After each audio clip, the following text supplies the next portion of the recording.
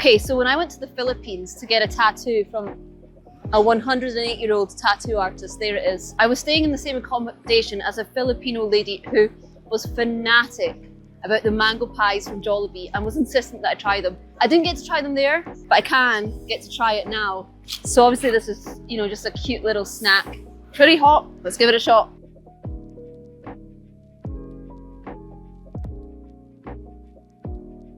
Whoa, good. So this inside mango is a little too hot, but this is very tasty. Oh, sorry, it's falling apart. The outside batter tastes like batter, but isn't overwhelmingly fatty, you know, oily, as batter can often be. It's got a nice crunch to it. And then you go inside and you've got a combination of mango sauce and little juicy mango pieces, which I guess is a flaw of it. It kind of falls apart. But that mango is so sweet that it coats your mouth and really sits there in a pleasant way. And then you bite through this, like, cooked through mango. It's so soft, it just falls apart in your mouth. I mean, as you can see, I've already finished it. This is delicious. And it was only 66 Hong Kong dollars. So, you know, it's nothing. It's a really cheap little snack. I'd buy it again. I'd give it an 8 out of 10. Okay, what I've got here is an Assam tea soft boiled egg. I like tea and I like soft boiled eggs. But do they go together? It's gonna take a little bit of work for me to get through this shell. Actually, no, it's not. It comes right off. Perfect. First impressions are, it doesn't look the colour you typically think you'd want your egg to look like. It smells good. It doesn't smell of tea or egg. It's almost like very subtle hints of cocoa. Shall we just get straight in there? It's a different definition of soft boiled than the one I'm used to. Almost doesn't taste like egg, actually. I mean, the yolk does, but because outside of it has been so flavoured all the way through, it almost tastes like you're eating a meat substitute, like flavoured firm tofu or something. I'm disappointed it's not soft boiled because I love soft boiled eggs. This is okay. It's obviously a very portable snack. It's got a distinct flavour. I'm not going to finish it and I wouldn't buy it again. So I'm going to give it a 4 out of 10. All right, so hot. Found a bit of shade and I've got my iced pineapple. Just a really cold pineapple, but it's exactly what I'm looking for. Let's give it a shot. It's like an ice lolly.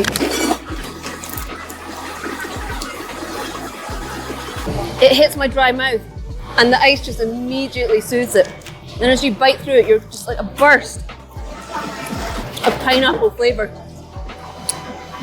You can also suck on it. So good. So simple, but so tasty. Pineapple never lets me down. This is exactly what I asked for. It's a 9 out of 10. Okay, $9 Hong Kong mystery juice. Let's give it a shot. That is insanely watered down milky tea. Fuck that, as if you'd ever served that in Britain.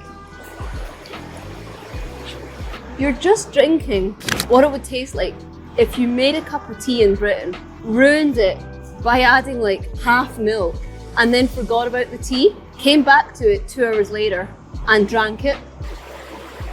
I mean, because Hong Kong's very hot, this is refreshing. It's inoffensive, but it's not tasty. I wouldn't have that as my drink in a restaurant. I'd stick to a Coke or an actual cup of tea, torn between a 2 and a 3. Because it's refreshing, I'll give it a 3 out of 10.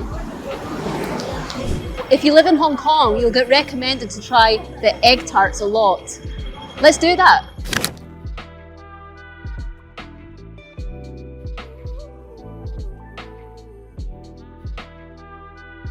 Okay, egg tart time. This has actually been recommended to me by you guys. Take a look at that. I can already feel little bits of the pastry flaking off onto my fingers. It smells eggy. Not really caramely. Let's give it a shot.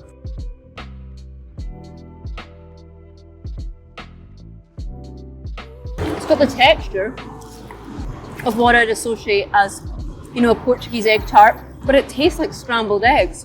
So it's not got the scrambled egg texture, but it's got the scrambled egg taste. On the outer crust, there's a slight caramelization from burnt sugar, but that's where all the sweetness is coming from. The actual pastry tastes savoury. Not what I was expecting, because in Europe, these are so sweet. I don't really like it. The aftertaste of scrambled eggs is not what I look for in a pastry. But I like the pastry itself, and I like the little caramelization around it. I also like the texture. I'll give it a 5 out of 10. This is a sweet potato bun, and it's huge. Let me show you. This smells more like the savoury bread you'd get back home. Still quite hot.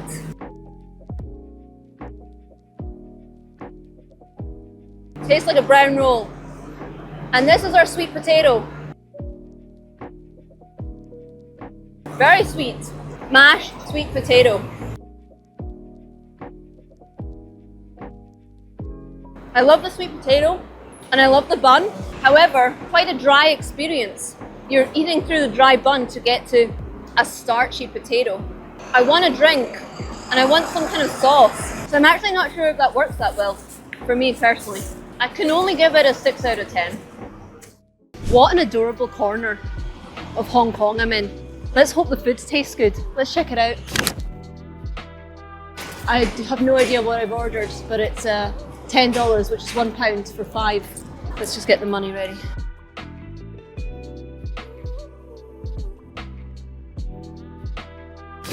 It's curried fish balls, I can see. Nice. Thank you, sir. These are big. Look how big these are. Smells like curry. Much less chewy and a much more prominent taste of fish, which I suppose is what you'd expect from a fish ball, right? I'm none the wiser as to what fish it is, and I don't love the texture of it. It's got a meaty texture, which isn't what you look for in fish. They're okay. They're a hearty snack, they fill you up, and it is exactly what you ordered. It's curried fish, but I think I'd rather like flaky fish in a proper curry than this. I just get the feeling, what with it being so cheap and what with the texture of the fish balls, that it's like a blend of a lot of cheap fish, and that makes it hard to clearly identify the taste. 4 out of 10. What do we have here? We have got mango and custard lava bun, only $10.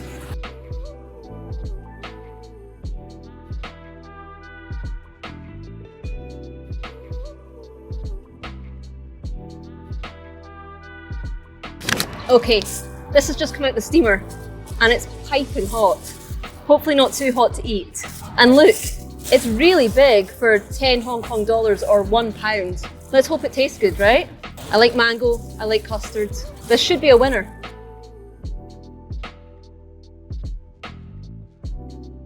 That first bite is just sweet bread, so let's give it another one. But what's inside is not what I was expecting. That second bite was a hit. The sweet bread by itself is all right, with a hit of really sweet custard that's silky smooth. And then this mango has like little bits in it. Can you see? What a treat. So sweet, of course. All the textures. And it's the right consistency. It's gluey, so it's all staying together. But then when it's in your mouth, it doesn't stick in your mouth, it just melts away. This is really good. The only thing is the bun, it's sticking in my teeth. I don't like that feeling. Other than that, it's a hit. I'm going to give this an 8.5 out of 10. Okay, here we go. Smells delicious. You can smell fish. You can smell a very small amount of like satay, but he just put a little bit of that on the side. This is probably Hong Kong's most famous dish. Let's give it a shot. Very hot. Not spicy, just hot.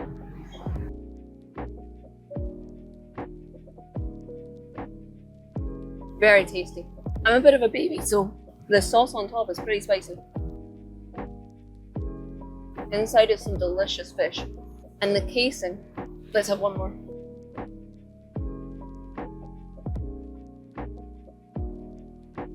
Really tasty. I'm always surprised when fish is chewy. At least it's not what I expect. But so good. That chew is so nice. It makes you really appreciate each bite of fish. It's not overly fishy in a good way. And then this spicy hit of sauce that I've been told is not hot, but for me is. Adds a great dimension to it. This is technically a snack, But because each one is actually very filling, it could be a meal, all for under £1.50. It's so good. I can't give it any less than a 9 out of 10. Okay, let's first acknowledge that this is absolutely huge for the amount you pay. Let's hope it tastes as good as well.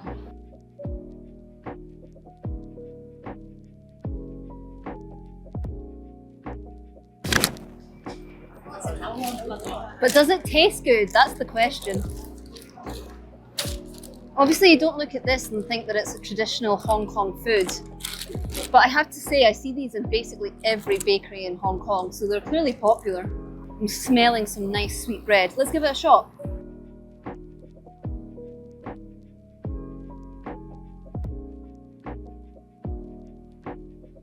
You're not really getting much cheese, but that hot dog actually tastes nice, because obviously the hot dogs can taste so shit and cheap. And then this is tomato ketchup, but it's actually got a bit of dimension to it. It's got an actual rich tomato flavour and a bit of spice. If I bought this for lunch, I would be full. It's a really good deal. And this bread is nice and sweet. I can't fault it for what it is. I'm gonna give it a 9 out of 10. All right, curried fishball time. I like curry, I like fish. Let's give this a shot. Still very hot.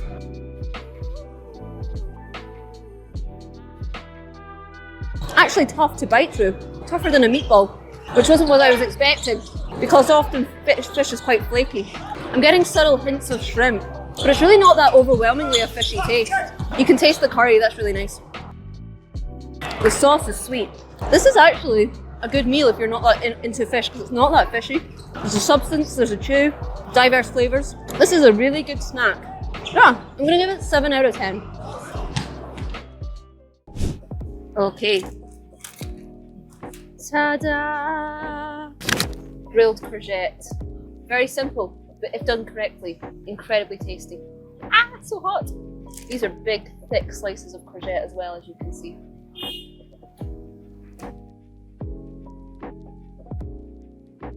There's still a nice crunch. It's not gone completely soft. Super fresh vegetable. I'm not getting much of a grilled sensation, but I am tasting some delicious honey and soy sauce glaze. Sweet and savoury all mixed together. It's missing the grilled taste, which I was looking forward to, but it's still absolutely delicious. It maintains the courgette flavour, whilst also really enjoying like a honey and soy sauce flavour, a little bit of salt, and a nice crunch. This is super healthy, easy to eat and cheap. I'm giving it a 9 out of 10. I see these ice cream trucks all around Hong Kong Island, and the line is always really big, which means you'd think it's tasty, right? Especially considering it's not even a sunny day. Let's give it a shot. Okay, here it is. I don't know if I'm missing context on this Mr. Softy ice cream, but so many people were taking photos in the line. They seemed really psyched about it, so let's see what all the fuss is about.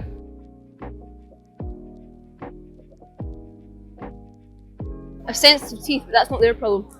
Really good. Yeah, I'm impressed. You can taste real cream in it. Genuinely really creamy.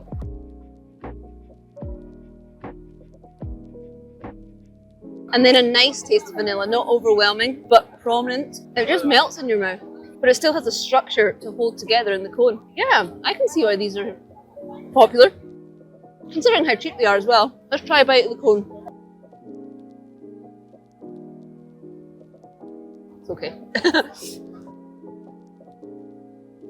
I would buy one of these again on a hot day for sure. And it's cheap and it's portable, so it's a great snack. I'll give it a 9 out of 10.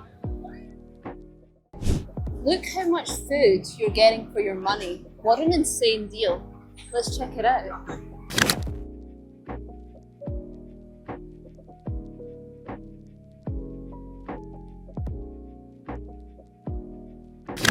All right, let's check this bad boy out.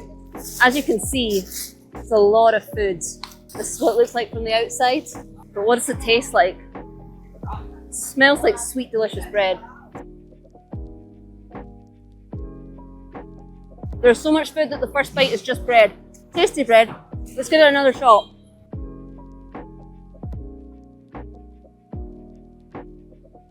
This is what's inside. Sweeter than what I was expecting. Really sweet. And of course you expect pulled pork to melt in your mouth. This delivers. Not chewy at all. It doesn't look appealing, but it tastes extraordinary.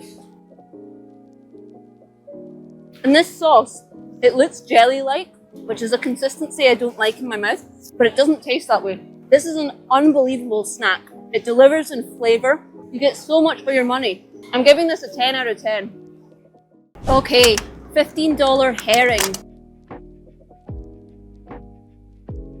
Take a look at those bad boys.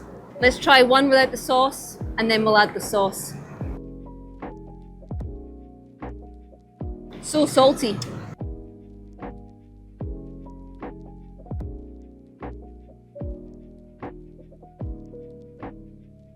This brings me back so much. A few years ago I sailed from Panama to French Polynesia, and obviously the main thing we ate was fish, and we used to dry it out in the sun. So salty but delicious. It's very chewy. I'm just being careful with the bones. Delicious. Very salty, so you could only have it as a snack. You couldn't have a lot of it. The salt is the initial taste. The aftertaste is the herring. So delightful. Let's try it with a chili sauce.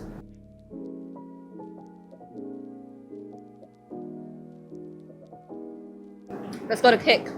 The chili sauce is nice, but actually I prefer it without, because what you get with the chili sauce is a hit of chili and then an aftertaste of salt. Whereas when you eat the herring by itself, you get a hit of salt and then an aftertaste of delicious herring. So I'm going to discard this sauce and think this is a snack all on its own. I'm going to give it an 8 out of 10. Okay, Pocari Sweat. I watch an influencer called Abroad in Japan who makes fun of this drink a lot, and obviously I see it a lot in 7-Elevens and Kmart's, but I've never tried it myself. It smells like lemonade, but does it taste like sweat?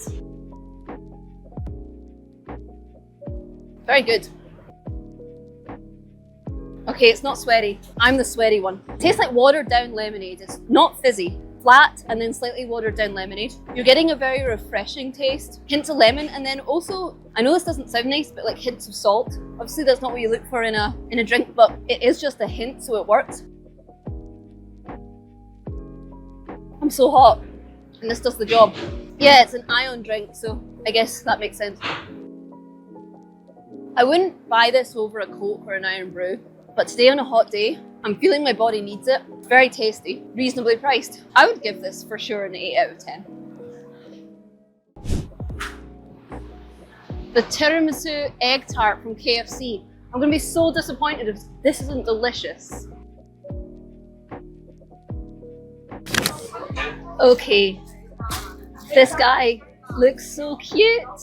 I actually don't even want to eat him. It's very hot, but the marshmallow hasn't actually melted. All right, let's give it a shot.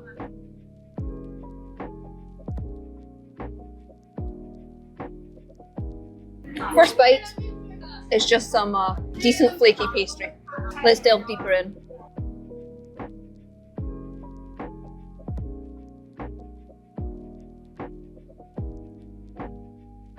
The inside is actually a little too hot. It burns your mouth a bit.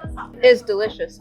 So you're not getting a huge portion, but what you are getting is a sweet egg tart with coffee chocolate at the bottom. That's the bit that burns you when it hits your tongue. And then you've got this marshmallow on top. Do the flavors complement each other? Not hugely, but it still works because every element individually is very tasty. I think this is a great cheeky little snack to have here in Hong Kong. I'm going to give it a 7 out of 10. There's a sign I walk past a couple of days a week and it looks so good. It's a bit random, but I really, really want to try it. Let's give this double cream puff a shot. And guess what? It's reduced. Amazing.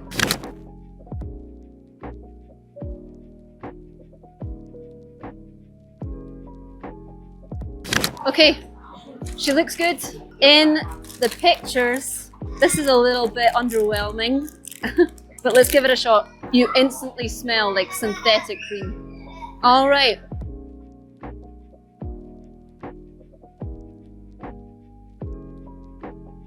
It's like cold custard cream inside. It's refreshing, but it's a little too cold for me. Subtle custard, which is really good. And there's lots of it. It's thick, it coats your mouth in a really pleasant way. Okay. And now I've entered the second layer. The second layer is just plain cream. So it's tasty enough, but it actually just dilutes the flavour of the custard cream. This is all right. I mean, it's certainly worth the money, but it does go to show that pictures look a lot different from the food itself. And this wouldn't become a regular snack for me. I'll give it a 7 out of 10. Okay, we've got beef rolls wrapped in tofu. Ah! Still very hot. Smells really good. Okay, let's give them a shot. Do they taste as good as they smell?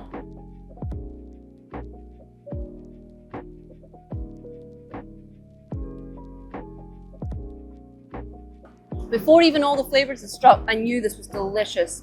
The tofu roll on the outside is so thin it doesn't taste like tofu. All it's really doing is absorbing all of the flavor from the sauce. So moist. And then you get inside and you get this thoroughly cooked through beef.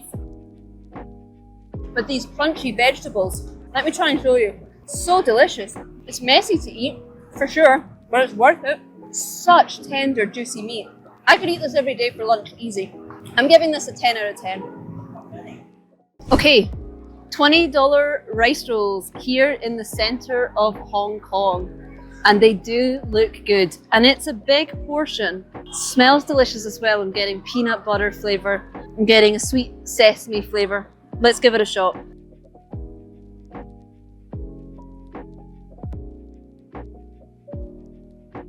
There's a real depth of flavor there going on. And the contrasts of textures in your mouth are really nice. For example, the very first thing I bit was like through those little baby sesame seeds, which are really crunchy. And then your mouth is coated with that silky sauce. And then finally you have these rice rolls,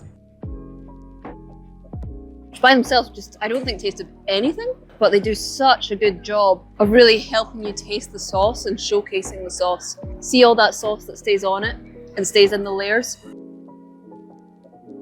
And every mouthful tastes a little different. Like my first one was very peanut buttery. That one's very sweet and almost like an aftertaste of soy sauce. And then that was like barbecue. So all these sauces that have been added on, you get them at different moments, exploding in your mouth. Such a complement of flavors and textures. Every bite is different. I really find this delicious. And it's a big portion, but these rice rolls aren't filling. It's like a perfect snack if you're particularly hungry, but still want to be ready for your meal later on. I think I have to give this, when you consider cost, how quick it is from ordering to receive, how tasty it is, how authentic to Hong Kong it is. I'm giving this a 10 out of 10. Okay, here it is. Pork neck.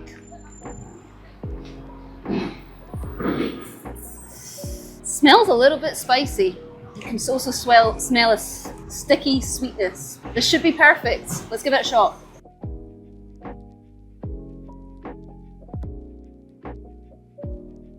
Delicious pork, not fatty.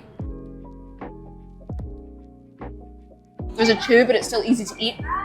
And then it's dripping in sweet chili sauce. So tasty. There is an aftertaste in the mouth, a hot aftertaste, but it's actually quite refreshing because mixed in with the heat is the sweetness. You don't get much for 22 Hong Kong dollars, but it is an absolutely delicious piece of meat. I'm gonna have to give this a 9 out of 10. Okay, I've got some kind of chicken and cheese pocket. I can smell pork, but I've been told it's chicken. Let's give it a shot.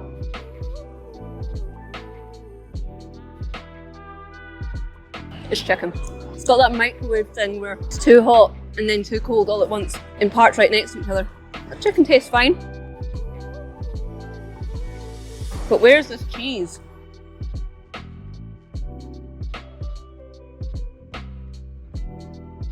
I can tell you straight away from the colour of that cheese, I'm not going to like that.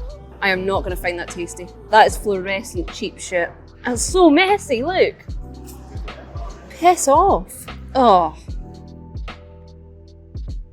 Alright, just for you. Tastes like chemicals. I really don't like that.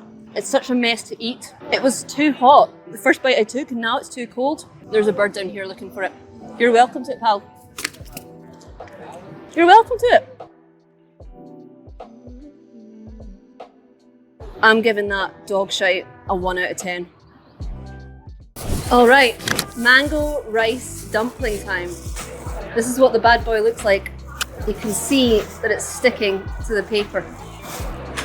And my hands are already covered in what I assume is powdered sugar. Let's give it a shot.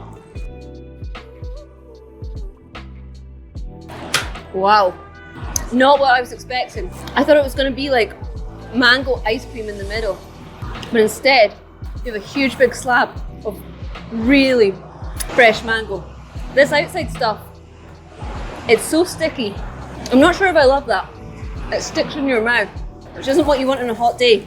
But then you eat through that and you're rewarded with a burst of fresh mango.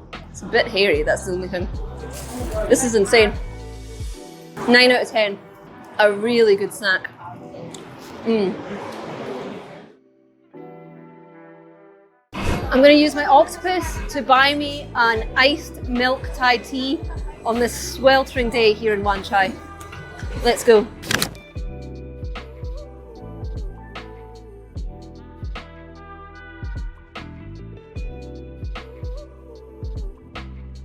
Okay, this is only a regular, but I'm impressed with the size. God, I hope this is good. Not getting any smells from it. I ordered it sweet and they delivered. Very sweet. A nice blend of milk and water. As in, what I mean by that is it's not overly creamy. There's not that aftertaste of milk in your mouth. It's refreshing milk because of the ice. I'm not really picking up on hugely predominant flavors though. I'm just getting like a soothing, cold, sweet milk taste. I'm really not tasting tea or anything that tastes Thai. I'm so happy with this though. Although having said that, I've now got a bit of a sore head because of all the ice. For what you pay, you get a good portion. I wanted something sweet and cold on this hot day, and it's very tasty. I'm gonna give this an 8 out of 10. Look where I am right now in Hong Kong. It's giving me major European vibes. Let's go get some street food.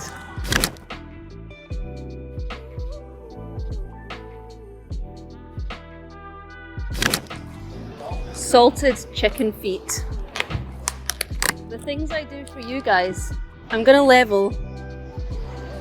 Doesn't smell great. And this is not the kind of food I'm used to in Scotland. Just do it, Kate. Just give it a shot. I'm really not sure if you're...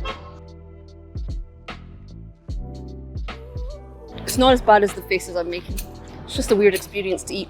It's like tasting, you know when you have fried chicken and then there's that layer of like gloop before you get to the meat of the chicken. That's what it's like biting into. There is technically a flavour of chicken, but it's not tasty, it's not offensive either. It's the texture that's bothersome. And also, it's very hard to actually eat because you're just biting into little crevices around bones. I'd eat it if there was nothing else, but that's really the only circumstance. 2 out of 10. I've just paid 25 Hong Kong dollars, or £2.50, for this pretty small orange juice. Can it possibly be worth it? Okay, what I will say is, that is real fresh orange juice.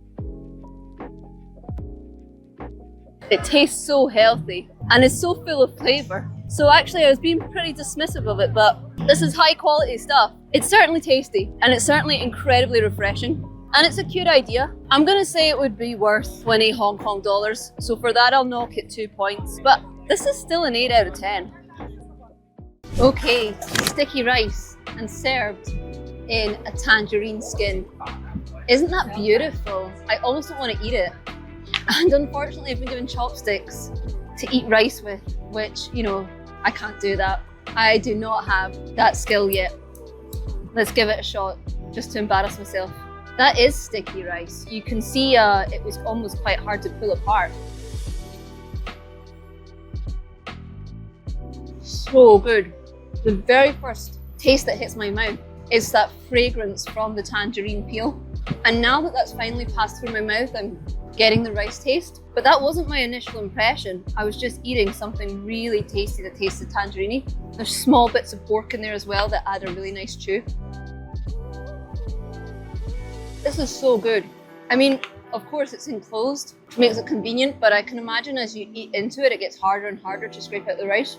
This is such a beautiful concept, both in terms of how it looks, but also just in terms of how the casing itself, how the bowl of the dish elevates the dish to another level. Very sticky rice, very filling as well, and tasty little bites of high quality pork. This is my first 10 out of 10. I'm so happy with it. Okay, this massive slice of pizza cost 35 Hong Kong dollars. And sorry Italians, but it's a Hawaiian. Let's give it a shot. It came immediately. So major props there.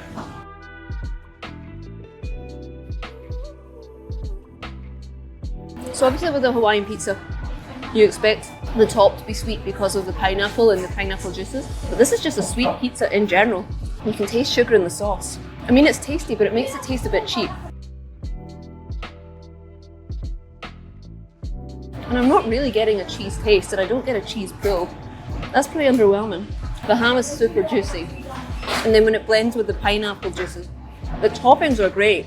The pizza itself is very mid. I'd buy another slice if I was in the area, but I wouldn't come to the area for it. So I'm gonna give it a 6 out of 10.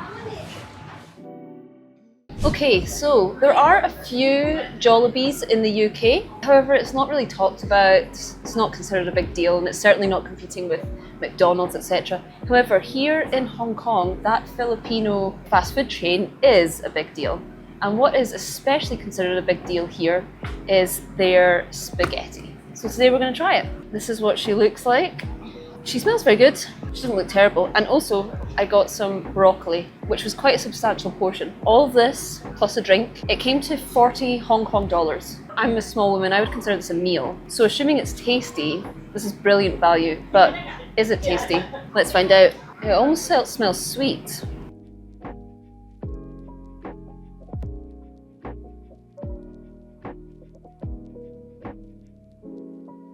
So first of all, they've added cheese on top, but I'm tasting no cheese. That's fine. I wasn't really that interested in that. This is so weird to say, but the pasta's practically like melt in your mouth. You don't feel you're biting through it in any way. It's cooked to be so soft. And then the sauce, I do like it. I like the sauce a lot. I just had to try it a few times because it's just so different from what we're used to. It's quite sweet. I was smelling like spiciness before I tried it, but there's no kick to it. However, there is an aftertaste of sweetness, and it's actually very tasty. It's just a strange experience because there's cheese, there's meat, there's pasta, there's spaghetti sauce. Those are all separate elements that you kind of associate with a certain taste, and I'm getting none of those tastes. I'm experiencing something completely different. It's not overwhelmingly sweet. There's just a sweet after note. So I actually think it works really well. It does maybe make it taste a little cheap because to have a lot of sugar in your main meal is a little strange. It's nice to have a genuinely healthy item from a fast food, but I'm enjoying this experience and I would buy it again for sure. And I think it's very good value for money. So I'm gonna give it a 7 out of 10. Okay, this is an expensive drink. Nearly £4.50. You do get a big portion. This is a creamy corn drink, a completely new experience for me. Let's give it a shot. That is beautiful. It's almost like melted corn ice cream would be like, if such a thing existed. Sweet corn is quite sweet, right? So it's actually a very complimentary flavour, even though I would never have thought of it myself. Let me show you. It's like a frothy, milky milkshake. Really nice and sweet, followed by the sweet corn taste. And you can taste the juices of the sweet corn in this. This is a new favourite drink of mine. I never would have put these together. Okay, so it's expensive. For a treat, I'm giving it an 8.5 out of 10. I'm here in central of Hong Kong. Let's go try the street food. He's a bit distracted. That's his street food.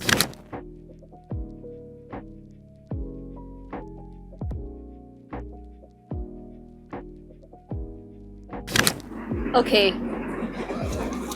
I'm so hoping this is good because aesthetically it's beautiful. Take a look at her. And she smells really nice as well.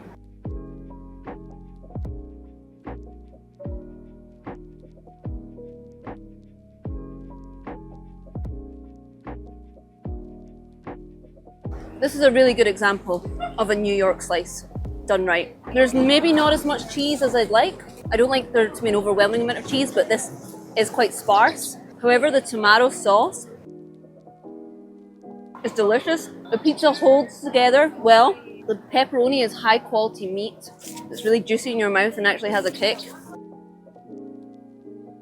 I really like this. Maybe a bit too much crust for my liking.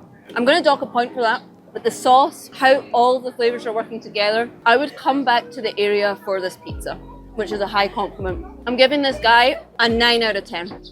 Okay, so as a Scot who's lived in Hong Kong now for 6 months, I'm desperate for an Iron Brew, and I've heard this place serves it. Let's find out for ourselves if Iron Brew tastes any different in Hong Kong than it does to Bonnie, Scotland.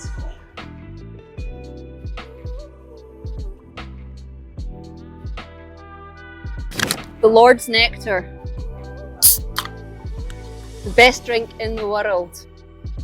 Oh, smells so good. Does it taste any different in Hong Kong?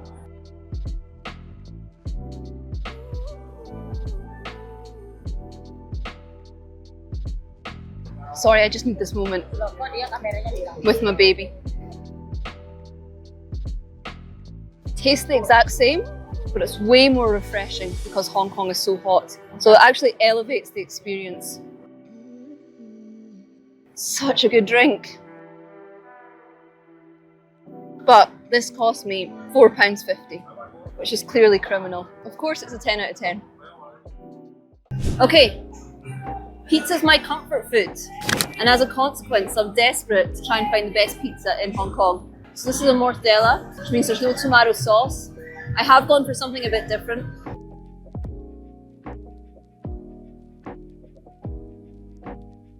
The first bite is just nice cheesy bread. Let's try and get a bit of everything.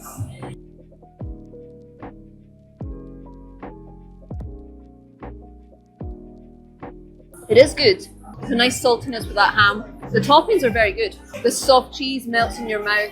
It adds a silky texture. This is missing a sauce because there's no tomato sauce. But this almost compensates in terms of how it feels in your mouth.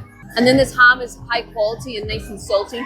Really tasty. And it's been slightly cooked in the oven, so it's got those extra flavours brought out by that. Got the crunch from these little nuts on top. All of that's good. It's just sitting on some boring cheese bread. It's not bad cheese bread, it just doesn't taste amazing. Considering that's the base and what's holding it all together, it means when you add everything together, it's just all right, when it could be really amazing. These pizzas look really cool, and they're creative, but they're also expensive for a slice and not quite worth the taste. I can only review it a 5 out of 10. The search for the perfect pizza continues. Okay, takoyaki. I've never had this before. It smells very shrimpy, but it's octopus inside. There's so much stuff. Let's give it a shot.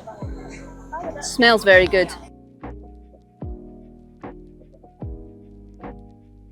Once you're inside, you can taste that it's octopus. You can taste the tentacles, and there's big chunks of it. This sauce on the outside, there's mayonnaise, and then there's like a glazed sauce. It's good. I think there's a bit too much mayonnaise. It's hot, but I really like it. The casing on the outside is super soft and it absorbs all of the juices from the mayonnaise and the sauce. And then inside there's that contrast, or suddenly you're hit with very chewy pieces of octopus that are delicious. This is a great snack. It's very filling. I'm gonna give it a 9 out of 10. Let's give this a shot. Creme brulee jelly in a coconut bowl. So presumably there's gonna be tastes of coconut as well. Very unique concept. Is it unique and not very popular because it's not very good? Or is this just a genius blend that people haven't thought of yet? Delicious caramelized burnt sugar. It smells coconutty. I guess that's pretty obvious.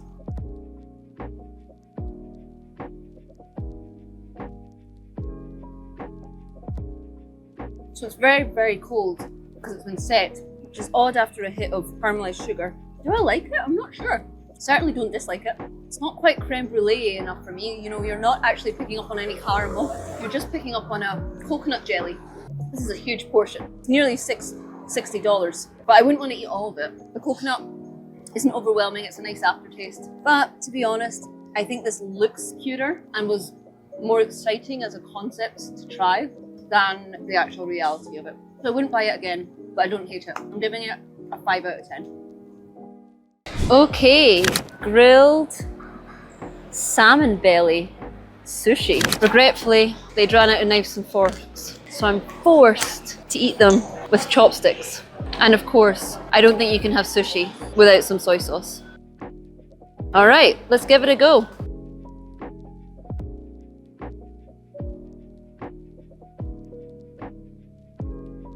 That's delicious. This is practically raw, as you can see, but I think having a grilled component in that small slice of fish, more flavors are being exposed. You're still getting the raw salmon, but you're also getting that beautiful bit of skin at the end that just adds a slight smokiness to the fish and a slight chew as well. I mean, of course this is just rice, but why is it that rice and soy sauce are such a beautiful combination? So salty, so sticky. And even this tiny little bit of sushi, you know, you can feel that it's filling you up a bit. It's such a good meal. I can taste the freshness. I can taste how good this is for me. And then as everything goes away and I've finished my last bite, your mouth is coated with a nice taste of salmon that really lingers in a pleasant way. I mean, sushi, how can you go wrong? I'm gonna give it a 10 out of 10. Okay, these are IKEA's Swedish meatballs. Now, I don't usually approach reviewing food with any expectation. I just hope it's tasty because that's obviously nicer for me. But I've heard really good things about these guys. And some people even say they go to IKEA specifically to eat the meatballs. Let's see what all the fuss is about.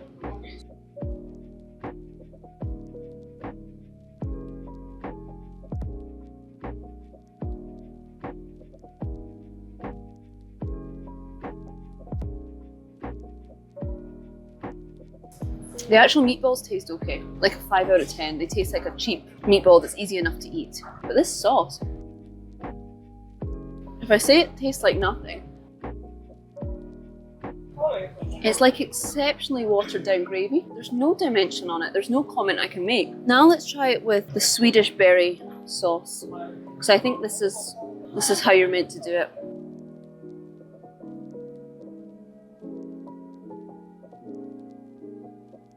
That is a lot nicer. The very first hit is sweet, and then you wouldn't really think sweetness goes with meat. But if you think of kind of like sweet chili sauce, the sweetness actually then brings out the flavors of the meat really well. So you still taste that it's a cheap meatball, but it's a much more pleasant experience. Every bite then tastes a bit different, and it all costs less than £1.50. So you can't really complain. I'm gonna give it a 7 out of 10. Okay, so what we've got here is a peanut sesame mochi, which has been highly recommended to me by you guys. I like mochi a lot. I like sesame a lot.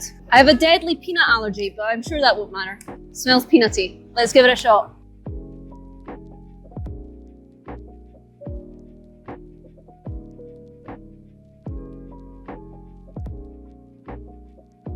Okay, we need to go further in. It gets a lot more exciting.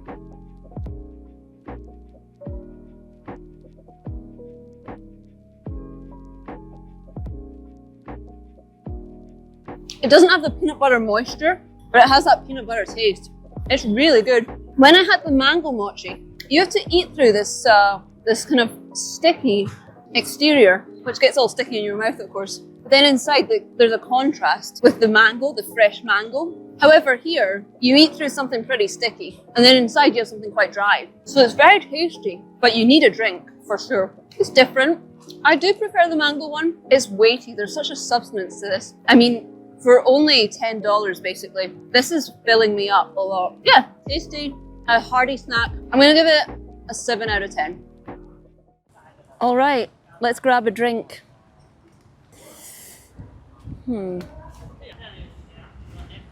What would you recommend? I don't know, you tell me. What's the best one? Lemon tea? Yeah. What's this one? Like peach. Peach? Yeah, is it good? Milk. I don't know. I never tried. Okay, thank you, sir.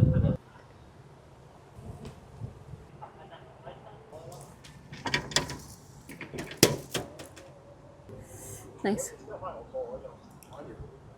Peach soy milk? I believe that's what it is. But soon I'll be able to tell you for certain.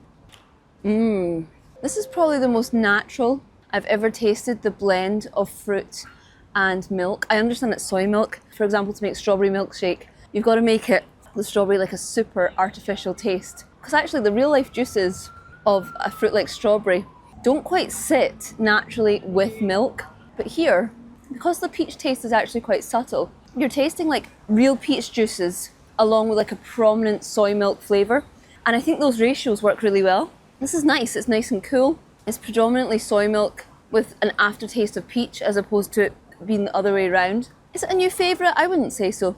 I wouldn't be in a rush to buy it again, but it's not because it's not nice. I just think it's it's quite subtle, you know what I mean? It doesn't scream like, come and have more of me. I like it though a lot. I'm glad I bought it.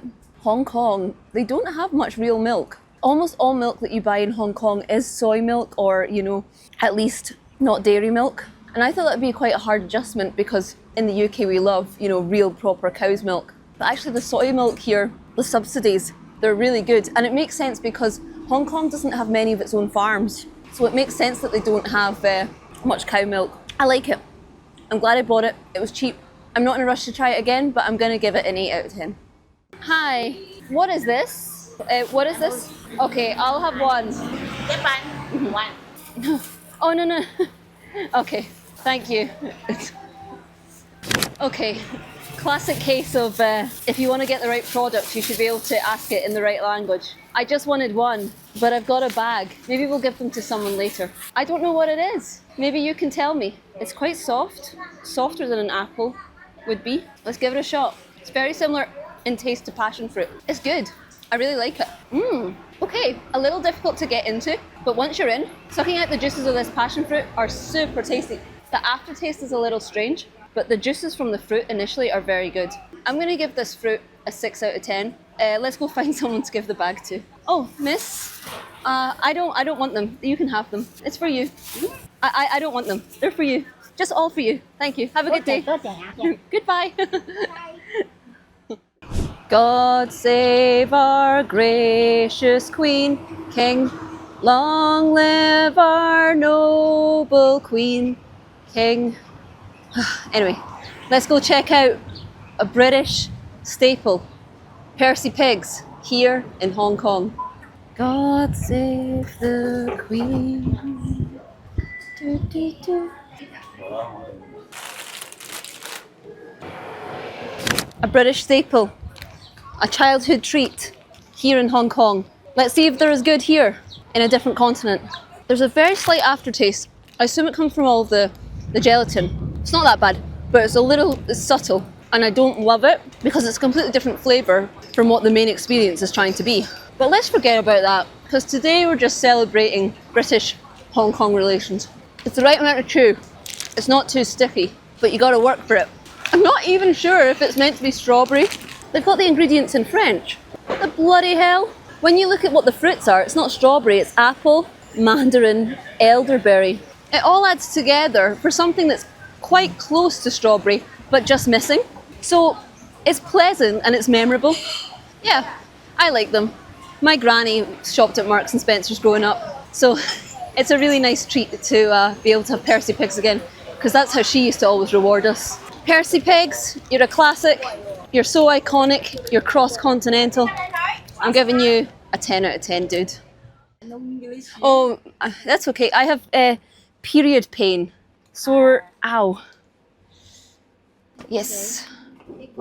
For period pain.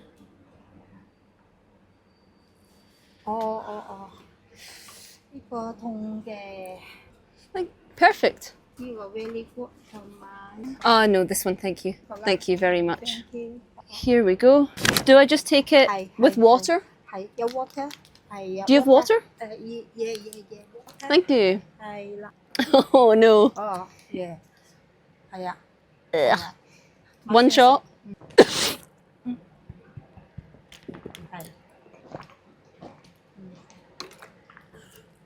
Oh. About 10 minutes. Thank you so much. Oh, Thank you so much. Oh, that's Thank you. Thank you so much. Hi friends. Here they sell shark fin soup. Should I try that? I'm not sure if it's ethical or not. So you tell me in the comments. Because obviously you always want to try different cultures' cuisines, but shark fin soup does sound a bit cruel. Anyway, let's order something different today. This is pig ear. They're pretty big, aren't they? This is never something I've tried. Let's give it a shot. If you look really closely, I don't know if you'll be able to see, but you can see tiny hair follicles coming out of the skin. It basically just tastes like the part of a pork chop that you wouldn't eat, you know, that you'd cut off, the fatty cartilage part. You can detect that it's pork in your mouth, but it's so fatty. It's just a mouth of fat. I don't like it, really. It's very cheap. It was nice to try something new. If you're gonna eat pig, have some bacon or a pork chop. We don't eat the ears in Britain for a reason.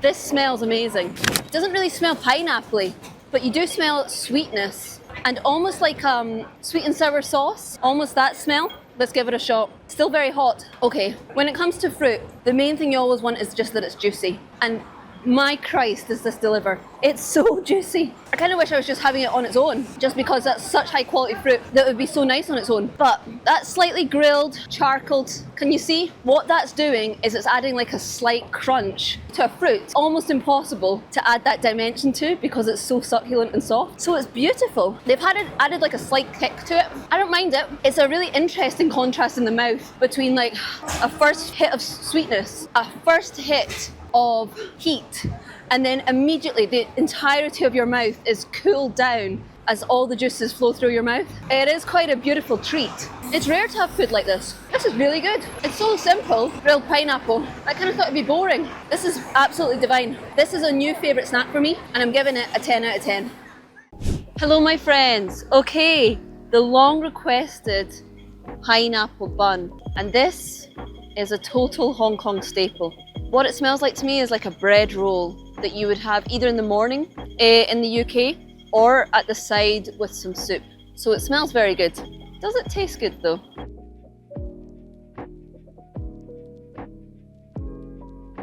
I can confirm it tastes good. We have these like iced fingers in the UK, which is like a soft roll with icing sugar on top. This is like a variation of that. You've got your soft roll at the bottom, and then you've got your sweet topping, which is like sort of hard sugar. I'm not really picking up on much of a pineapple taste. Let me try a little more. It's there, but it's subtle. Considering it's called a pineapple bun, it's really not that pineapple-y. What it is that it's really fresh, tasty, soft bread with a sweet dimension. I like it. It's very common to have this with butter, like a huge big slab of butter that they freeze in the middle. Then that's making it more savoury. And what I like about this is that it is quite sweet. I'll buy this again. It's very filling as well, and they're cheap. So I'm gonna give Hong Kong's pineapple bun a 10 out of 10. Hi Chu. I'm seeing pineapple, I'm seeing kiwi, I'm seeing mango. All flavours I really like. So surely I'm gonna love this Japanese candy.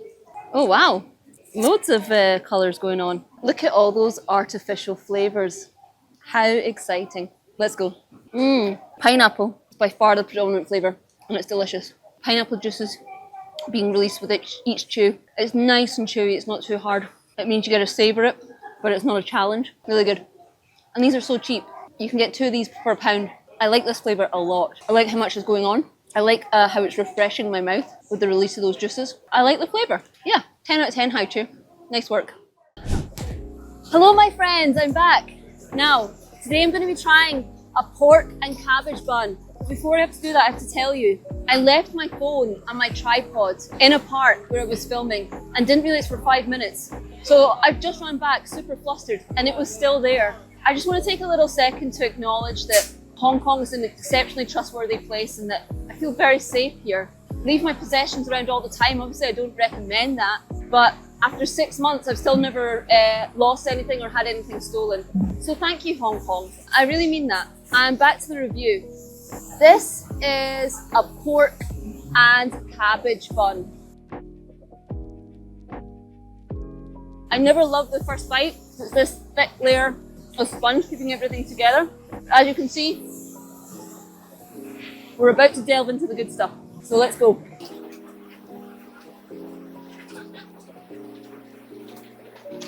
I love this.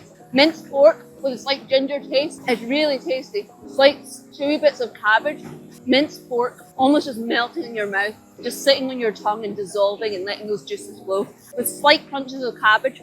The outside is dry, as it has to be to keep everything together, but inside you're rewarded with this juicy meat. I'm picking up on like slight hints of ginger, which is really nice. This is really good. It's insanely portable. You can have it all day in your bag and the inside and outside will still taste the exact same by the time you get around to eating it. So cheap, only £1, 10 Hong Kong dollars, and it's super tasty and filling. So I have to give this a 10 out of 10. And Hong Kong, I have to give you a 10 out of 10. Okay, this massive gyoza, check it out. I absolutely love gyozas. In the UK, Wagamama's was one of my favourite places to go when I was in the city. I'm sure Asians don't approve of Wagamama's that much. It's not as good as Asian food can be, but it was my first exposure to it, so I have an appreciation for Wagamama's. Anyway, I always used to get the gyozas, but I think it's safe to say Asia probably does them better. Let's see what this tastes like. It smells really good.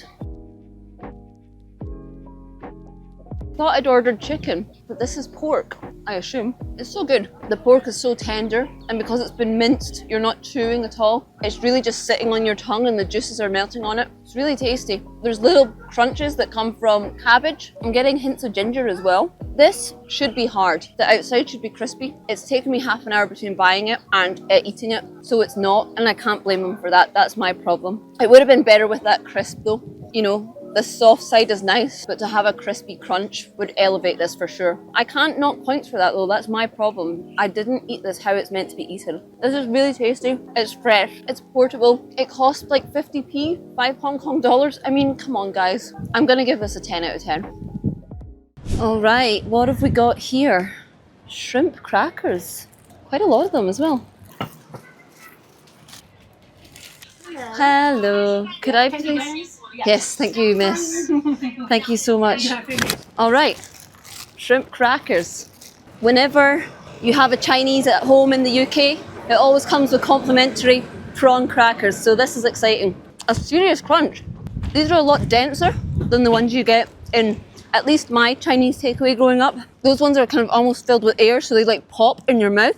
This is a substantial snack, actually. It's so dense. It's like a piece of toast almost. A lot crunchier. It's very good. It still maintains the prawn cracker flavour that I'm used to, you know, that of like subtle shrimp without it like blowing you away, because it is a flavouring, I suppose. And then this crunch is really satisfying. It's nice to work for your food by having to chew, because it means that you actually are forced to really enjoy and contemplate the flavours more. This is good. For dipping into a dish, I would probably choose the ones back home just because they're lighter and so they wouldn't fill you up. They would just let you enjoy the meal. But as a snack on its own, 100% these ones. They've got way more going on. They actually fill you up. They're genuinely really tasty. I'm going to give these guys a 9 out of 10. Okay, pudding flavoured jelly drink. Sounds pretty mental to me. Let's give it a shot. Wow, I'm smelling rich caramel. It smells delicious. I have to say it doesn't look appealing, but it smells delicious. Let's give it a shot. It's jelly, so it's not really coming out. Oh, I don't know if I like it. If I was served this in pudding form, I'd love it because I love the flavours. Also, what is hitting my mouth that's coming out the can is nice and cool and refreshing. But what is this? It doesn't function as a drink, it doesn't function as a dessert. It's struggling to come out of the can because it's a big block of jelly. The little lumps that don't feel right because you're drinking it from a can. It's meant to be a drink. It's not satisfying your thirst. It's not satisfying your hunger. And it's confusing your brain because it's all wrong. If this was purified and it was just a drink, I'd give it like a 10 out of 10. The taste is good, but it's not functional and it's not a drink. I'm really disappointed because it's a cute idea. It's a cute product, but I have to give it a 3 out of 10. A cheese and sausage bun. You see them in every bakery. This one's a little bit different from the one I tried before. The last one was more like a hot dog almost. Let's give this a shot. Very, very sweet bread. Dessert bread almost. So it's like a Frankfurt sausage inside. Not quite, but you know, that quality. Not quite hot doggy. It's a blend of sweet and savoury. Hong Kong's funny because a lot of their desserts aren't that sweet. All of their savoury pastries are. This cheese is pointless. It doesn't make it taste cheesy. It just adds a certain chew. But this is good. I mean, these are super cheap. This was like 80p. It really fills you up. It's high quality sausage that's just genuinely really tasty. And it's encased in this nice sweet bread, so it's a fun breakfast. It's worth the money. I understand why they're so popular. I like how you think it's so predictable, but it has got its own identity, its own dimensions to it because of the sweetness. I'm giving this a 9.5 out of 10. Hello my friends, welcome back to the series where I wish I could be filming outside, but it's typhoon season in Hong Kong. Today I'm trying seaweed fries, and they are from McDonald's. I like McDonald's fries just as they are, so that's a good starting point. I anticipate that I will like seaweed seasoning on it as well, because surely the predominant flavour of seaweed is saltiness. You're meant to season them yourself. My bad. That was a very bland first taste. Oh wow, you can see little bits of seaweed. A seaweed fry, let's go. Interesting. I thought it was just going to be essentially salt, but you actually do taste seaweed. You're obviously not getting any of the textures because it's in powdered form, but on the palate does sit a plant taste. And actually I'm not getting salt from this at all. More interesting than what I was expecting. Would I choose it over salt? Probably not, sorry to be boring, but I do like it. It definitely makes you feel like you're eating a lot more than just what is a fried potato. I would have this seasoning again. I'm glad I tried it. I'm going to give it an 8.5 out of 10. Hello! So, the last time I had a dish with seaweed, I didn't know you were meant to eat the seaweed because I'm a bit of an idiot. I thought that the rice was encased with the seaweed just as a wrapper. And the last time I had sushi, I got told off because apparently you're meant to eat it all at once. That's how sushi's meant to be enjoyed. That's how you're meant to get all of the flavours at once. So today I'm gonna eat the seaweed and I'm gonna eat it in a sushi form all at once. I really hope this makes you happy. Please like me. Okay, this is steamed seaweed sushi. And it cost less than 30p. It cost 3 Hong Kong dollars. Let's give it a shot.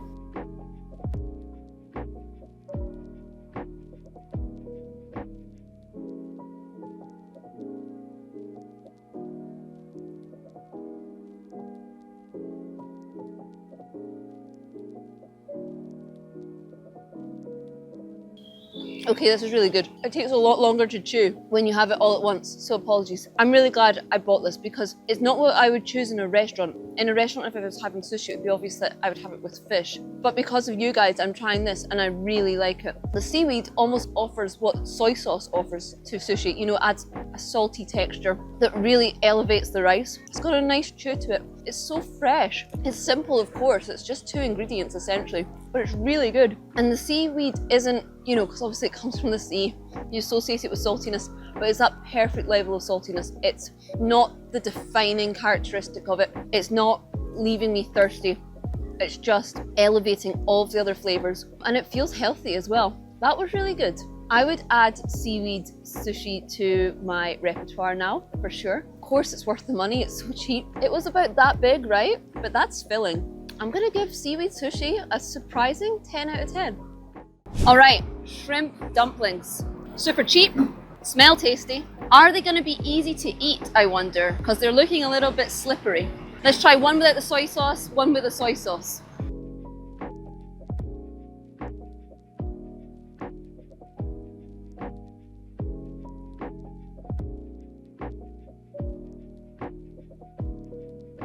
It's a very generous portion of shrimp per dumpling. So even though you can see it's amalgamated into like one, when you bite into it, you still taste like the little individual shrimps.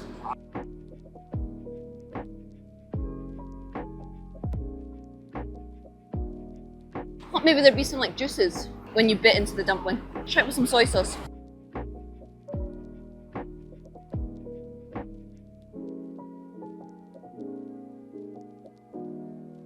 These are okay. I was expecting more. I know it's a disappointing answer. Shrimp can feel so fresh in your mouth, and dumplings are always so tasty. I like shrimp dumplings the best when you bite through it, there's a little bit of soup inside. a little bit of juice. I think that just adds a dimension that's really interesting. So these are a little bit dry. They're definitely filling. They're, you know, they do taste like shrimp, but I wouldn't buy them from this establishment again. But it's a fine enough meal. So I'm gonna give it a 6.5 out of 10. Hello, may I have one of these, please? Would like to have the siomai? Just one, please. Yes, please. 佢要一串10蚊，$10。Easy. Thank you so much. Thank you, sir. Where are you from? I'm Scottish. Scottish. Yourself? I'm from local. Oh yeah, lucky you. Nice place to live.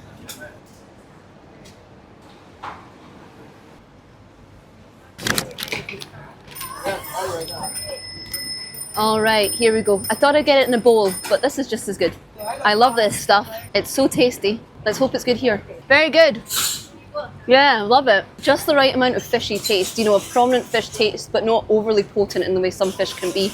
Usually associate fish with flakiness, but this is almost pasted together. It's good though. It makes a nice change. It's really tasty. It bounces in your mouth. Actually, quite a unique texture for all the right reasons. And then as you're bouncing about inside, you're getting that fish taste, but you're also getting the soy sauce and that slight ginger taste. It's really good. I've now had this quite a lot here in Hong Kong, and even bad ones are always pretty good. But I'm going to say this is one of the better ones I've had. Sometimes it's served to you far too hot. This came at a nice temperature. You can actually taste the fish in this. Sometimes you barely can. It's got a nice spring to it and a nice glazing of sauce. I'm giving this a 10 out of 10. What would you recommend for me? One small thing of clothes, something cute. Nah, I'm all right. This one? You think it would look good on me? Ooh, I think I prefer this one. This one, Yeah. How much?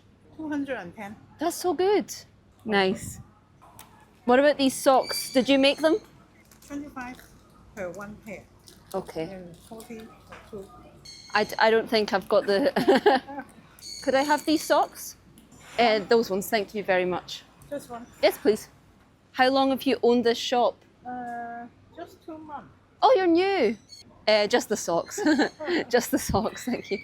I make travel content. Oh, Yeah. where? Scotland. Scotland? Yeah. You've been to Scotland? No, No. just England. Oh, yeah, England's very nice as well. You've been to London? You liked it? Oh. 麻麻地. Okay. Not very good. Oh, okay. Hong Kong's better. Perfect. Hi. Thank you very much. Keep the tip. Thank you. Have a good day. All right.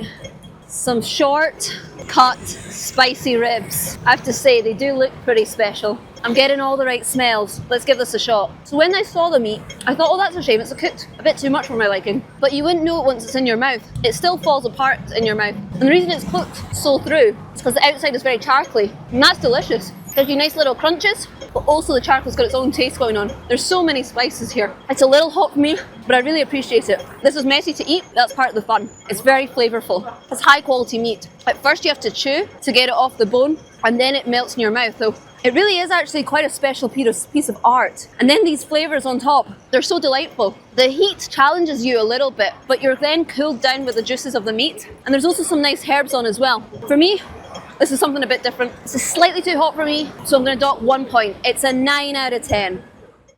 Good afternoon. Welcome to a very rainy Hong Kong. Today I'm trying a strawberry bauble. Never tried one. Very excited to though. Doesn't smell of anything. Wow, I just sucked up. I just thought it would be juice, but I sucked up a massive strawberry. This is nice. I know it's raining, but the humidity is incredibly hot, so this is very refreshing. It's initially a strawberry taste. The lingering aftertaste is orange. And you can see that there's orange in there. It tastes quite artificial. Like, I know I just got a mouthful of real strawberry, but it does taste very strawberry syrupy. I don't know if I love it, to be honest. I always hate to say that, but the drink itself is cool.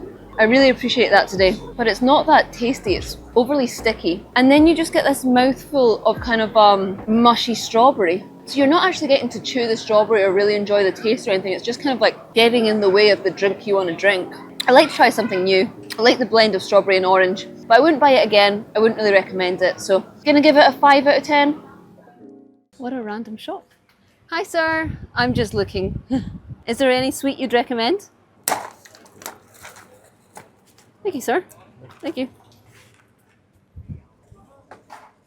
Pay yourself, sir? Thank you.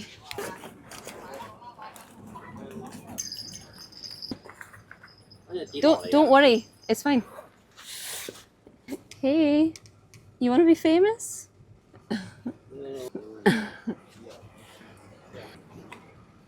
I hope you're having a good day. Yes, we're having a lovely day. This is the most lovely dog on all of Llama No Worries. Hi, sweetheart. This is George. Oh, Yeah. my ex-boyfriend's name. Yeah, I hope he didn't look the same. Oh, he was just as kind though. Does George need water? Yeah. I can get him water. Oh, that's cool. Yeah, I'll go grab him some water. I can get George a beer and water. Tours the island. I think those are all bad. Here you go, Georgie. Oh. You want some more, George? So you're out here, you're Scottish, but where do you live? I live in Wan Chai. But not for that much longer. I'm going home. I'm walking home. Are you really? I'm walking from Hong Kong to Scotland. Yeah. I'll try my best. Well, it's cool if I make it. You will. Yeah, I will. I think I will. You will. Thanks. How long do you expect? 30 months. Yeah, I'm going to leave in February, be home for Christmas 2028. She's going to walk all the way from Hong Kong to Scotland. Yeah, that's the plan. Vlad is from Ukraine, and that's Nick. He's Hi, from Nick. Poland. Everyone knows each other then? Everyone does. You good? See you. Safe. Have a lovely day. Goodbye, George. All right, let's give these a shot. It's strawberry with like sweet breadsticks with strawberry sauce. I used to have these or their equivalents a lot as a kid. Straight off the bat, undisputably not enough sauce. I've already used like a third of it. This is nice. I mean, obviously you can't take it too seriously. It's a kid's little snack. The sauce is a little overly sweet for me. You know, artificial tasting. But what can you expect? These little sweet sticks are nice. Got a nice crunch to them that contrast well with the sauce. I mean, what can I say? I'm going to give these a 5 out of 10. I'm going to say that meeting Georgie made it a 10 out of 10. What's up, guys? How we doing? One of my lovely students has given me this to try. I can guess from the packaging it's a strawberry. It's obviously some kind of sweet. But that aside, I don't know what it is. Chocolate strawberry smell immediately hits me. All right, let's give them a shot. Very cute, I have to say. Very cute. You know, even though there's no pieces of strawberry and no actual juice element, this is a prominent, sincere strawberry taste. It's nice. Nice milky chocolate. The very first thing that hits your palate is the strawberry. The lasting impression in your mouth is that melted chocolate. These are cute. I'm really thankful. Thank you, my lovely student. It's such a nice little portion as well for a little kid. Thank you for giving me these. These are really cute. As an adult, I would want to buy a bigger portion, but I think for kids they're perfect. I'm giving these sweets a 10 out of 10, and I'm giving my little superstar a 10 out of 10. Love my job. Thank you, sweetheart. I'm an English teacher here in Hong Kong, and one of my lovely students gave me this. A mango apple flavour stitch. Very appreciative as always for everything my students do for me. It smells lovely. Let's give it a shot. Oh, is it a yogurt? I think it's a yogurt drink. You can taste the mango, you can taste the apple. The apple has that sharp aftertaste that blends with the yogurt in a bit of a confusing way. This is refreshing. It's very easy to drink. As you can see, I'm absolutely roasting. I really appreciate it, my friend. Thank you for the drink. 10 out of 10. Hi, my lovely friends. I'm here on the MTR here in Hong Kong, and today something special is going to happen. It's very common for teachers to be given like little snacks by their kids. Today, I've been specifically given a snack to review for you guys for the first time from one of my kids. I've been given sugar, butter, sand, tree. Yeah, let's give it a shot. It smells very similar to a custard cream, but way creamier. It smells delicious, actually. Okay, let's give it a shot. Do you know what I have to say? When he handed me this little package and said, "Oh, my mummy wants you to review this," I thought, looks a bit rubbish. This has some complex and pretty wonderful flavours going on. The cracker itself is quite lovely. It's got a salty element to it, without that being what it's all about. That kind of like challenges your senses a little bit. It's really nice. And then the cream is actually quite a biscuit, really decadent, you know, really rich, really milky. They complement each other so well. This is good. This is a really high quality snack. I would definitely buy these again. They fill you up nicely. They're so tasty. I'm giving this snack a 10 out of 10, and I'm giving my sweethearts at the school a 10 out of 10. Nice work, guys. Hi, I'm your IG fan. Hi, it's nice to meet you. I'm just doing one now. What are you gonna try? I'm gonna try something. What would you recommend? Oh, well, I've never tried this, but Please tell me. And then if I don't like it, I'll just tell the whole world what an awful decision you made. sugar cane juice. Yes, okay, fab. Thank you so much. What's your name? Meichi. It's really nice to meet you. Nice to meet you. Thank you for following me. It means a lot. Yeah, sure. So if I don't like it, it's your fault, right? Okay, I will check it out. Yeah. Thank you, my friend. Thank you. Hi, sir. Could I have a fresh sugar cane? A small one. Yeah, that's fine. It's just to try. Yeah, go on then. Oh, wow.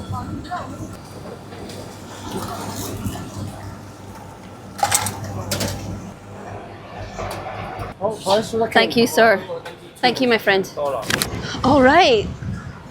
Fresh sugar cane. It's a little later in the evening here in Hong Kong, so it's a little bit cooler now. But as ever, it's still very hot by my standards. So a nice, refreshing drink is just what I'm after.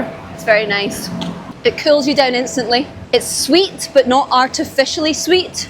And then there's this aftertaste of almost like the juices of a vegetable. Just when you bite into a carrot, before you get the carrot flavour, you're getting that sweet juice that comes from biting into a carrot or something like that. That's what you're getting, the sensation from this sugar cane. It's really nice. I can see why it's so popular, and it was fun to see it being made. I really like this. It wasn't super cheap, but I would say it's worth it. I'm gonna give it a 9 out of 10. Hello. Hi. Could I have a sugar egg puff? Wow, so big. Amazing. Thank you so much. Oh, cute. Have a good day. This is massive. So big. I've smelt this bread somewhere before. I always say this, and I always mean it. I'm surprised how savoury it is. There's something called a sugar puff. Of course, it's got the lovely sugar on the outside, but it's not screaming sweetness. It's really good though. It's got that really nice crunch on the outside, and then obviously there's those tiny granules of sugar on it that clearly add a sweet taste, but also add to that crunch dimension, you know? And then inside, it's incredibly soft. And I would basically say not sweet at all. You really are reliant on getting a bite of the full picture if sweetness is what you're after. I think by itself, it would probably get a little bland. I think you could do with a filling. Some kind of like sweet cream would be really good. Because I think it would get a bit boring, I'm going to dock it a few points for that. But in terms of taste alone, for what I'm getting right now, it is very good, and of course it's so cheap. I'm going to give this an 8 out of 10. It's not a new favourite snack for me. I wouldn't rush to buy it again, but it's perfectly enjoyable, and I think it has a lot of potential. Hi, can I have one of these? Yeah. It's just to try.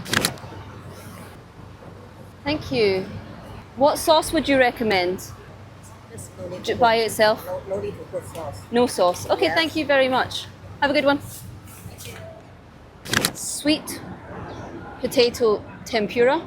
I asked what sauce should I have. She recommended none. Let's give it a shot. I think it needs sauce. The good thing about not having sauce, it means that the batter's left in a state of very crispiness. That's nice, that's a nice crunch. But the batter and the sweet potato, they kind of blend into one taste. So it's very one-dimensional, and it's a little boring. It's also very starchy in your mouth. It sits there in a heavy way. It'd be nice to have some sauce that, you know, eases that a little bit. The sweet potato is super soft and fluffy. I rate that a lot. You're getting hints of sweetness.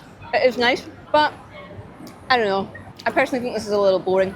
Also, the batter is very oily, and I don't think that complements this. I think the batter should preferably just be super crispy.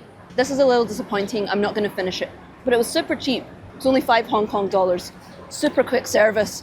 And I could have added sauce if I wanted to. So I'm going to be very fair considering that. And I'll give it a 7 out of 10. Baked sweet potato. They're sold everywhere here. I asked, do you just eat it on its own? And she said yes. I'm not sure if that was an English translation or not. Seems a bit boring to me. Let's see what all the fuss is about. It's very good. So nice and fluffy inside. Really good skin. And then there's that slight sweetness that comes from it being a sweet potato. It's a little boring. All it needs is butter and salt inside. And I am wondering, is that what people do? Do they buy it and take it home? However, if I was hungry and I was just given this to eat, I could easily eat it. It is tasty. There's a lot of flavour going on. The slight sweetness, the milkiness, the creaminess that comes from the potato being really smooth. That little bite from the outside. It is good. Actually, it's growing on me. Every bite I kind of like more and more. Do you know what? I'm surprised to say it, but I'm gonna give this a 9 out of 10. Hello my friends, I am here in Hong Kong with some sweet shrimp sushi. Is it tasty? Let's find out. Okay, you're not meant to eat those bits. It's a stretch to say it's sweet. It's not sweet like chocolate cake, obviously. There is a sweetness that kind of detracts from the fishy taste that, you know, obviously you usually taste with fish. And that's very pleasant because I don't really like that super fishy aftertaste. It's very simple. Very one-dimensional, I have to say. The sweet shrimp doesn't taste that different from the sushi rice. You know, like there's not like a popping contrast of flavours. So it's a bit boring. It probably would have been better with soy sauce. The reason I didn't have soy sauce is because I was kind of not wanting to counteract any potential sweetness with saltiness. I wouldn't choose that sushi again. I mean, it's perfectly pleasant. It's just not one of my favourites. But it wasn't bad. I'm going to give it a 7 out of 10. Taro milk from South Korea. I really like this brand's strawberry milk. That's quite a safe choice. Will I like their taro flavoured milk? Let's give it a shot. Do you know what? I really like it. For me, this is better than in like a pie or a bun, which is very common here, because it's so starchy that in that form, it just sits in my mouth. I don't really like it. However, in milk form, obviously you're not getting any of that. You're just experiencing the smooth taste of it. So the very first hit you get is milk. And then there's like a second of confusion where it's like, this tastes nice, but what does it taste of? And then you realise it's almost like a kind of afternote of caramel pie. Subtle, but really tasty. I would 100% buy this again. 100%. And actually, I think it even surpasses the strawberry milk. 10 out of 10. Hello, my friends. So I'm not entirely sure what this is, but I got it from 7-Eleven. It's certainly something wrapped in rice and what I assume is cabbage. And it only cost me 15 Hong Kong dollars. It's very hot, smells quite cabbagey, but what else is in there? It's been steamed and it's just come out the steamer. So it's still a little too hot, to be honest. Do you think that looks appealing? I'm not enamored by how it looks.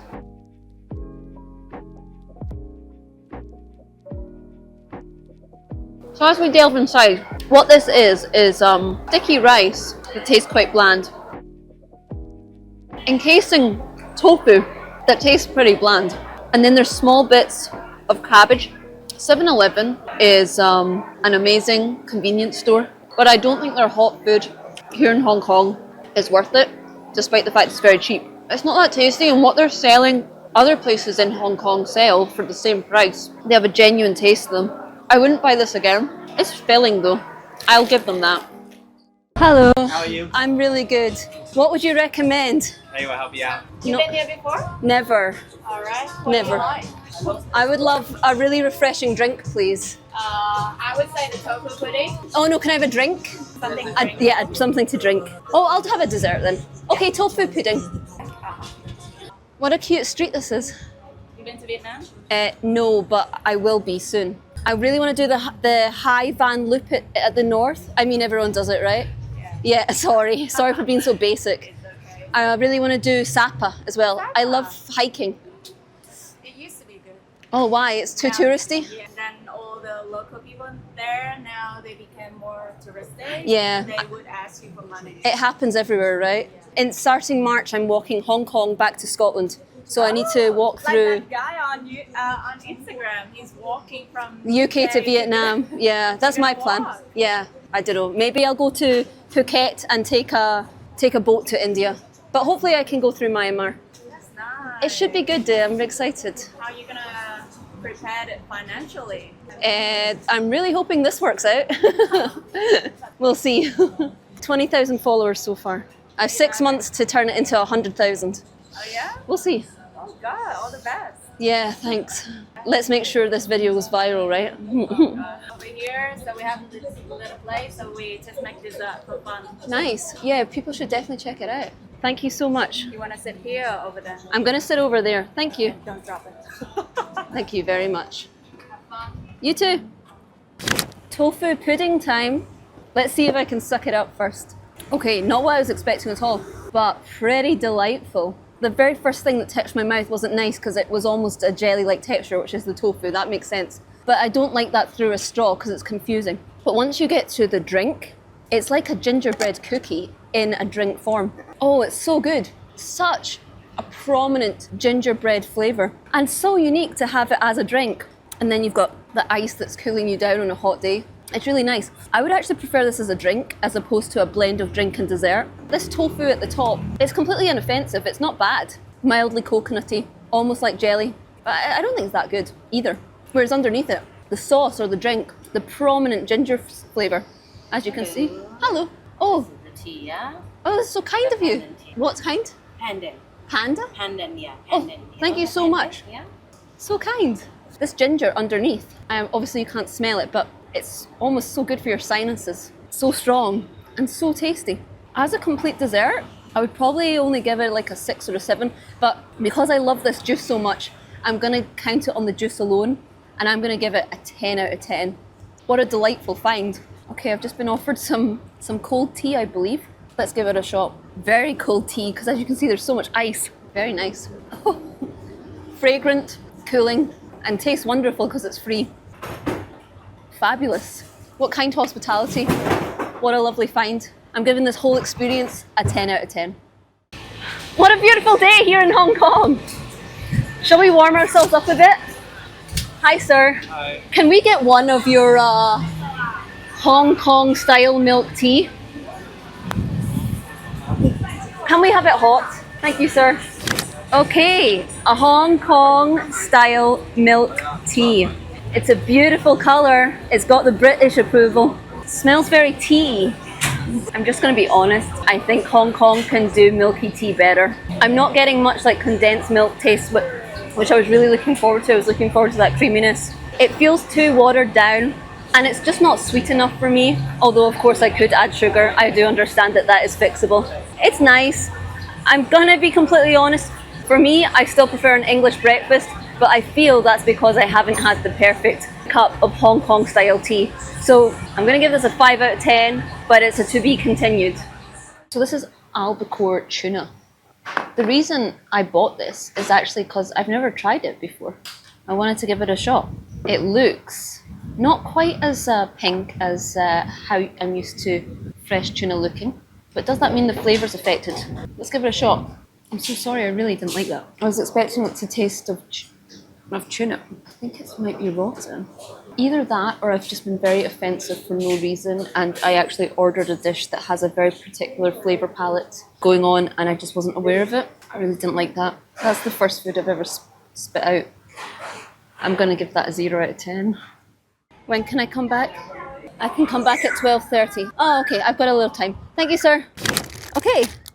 Oop. Cheesecake mochi. I like mochi. Sometimes the flavours are a bit out there though. I like it when they keep it simple, really. Smells like cheesecake. Very good. I'm pleasantly surprised.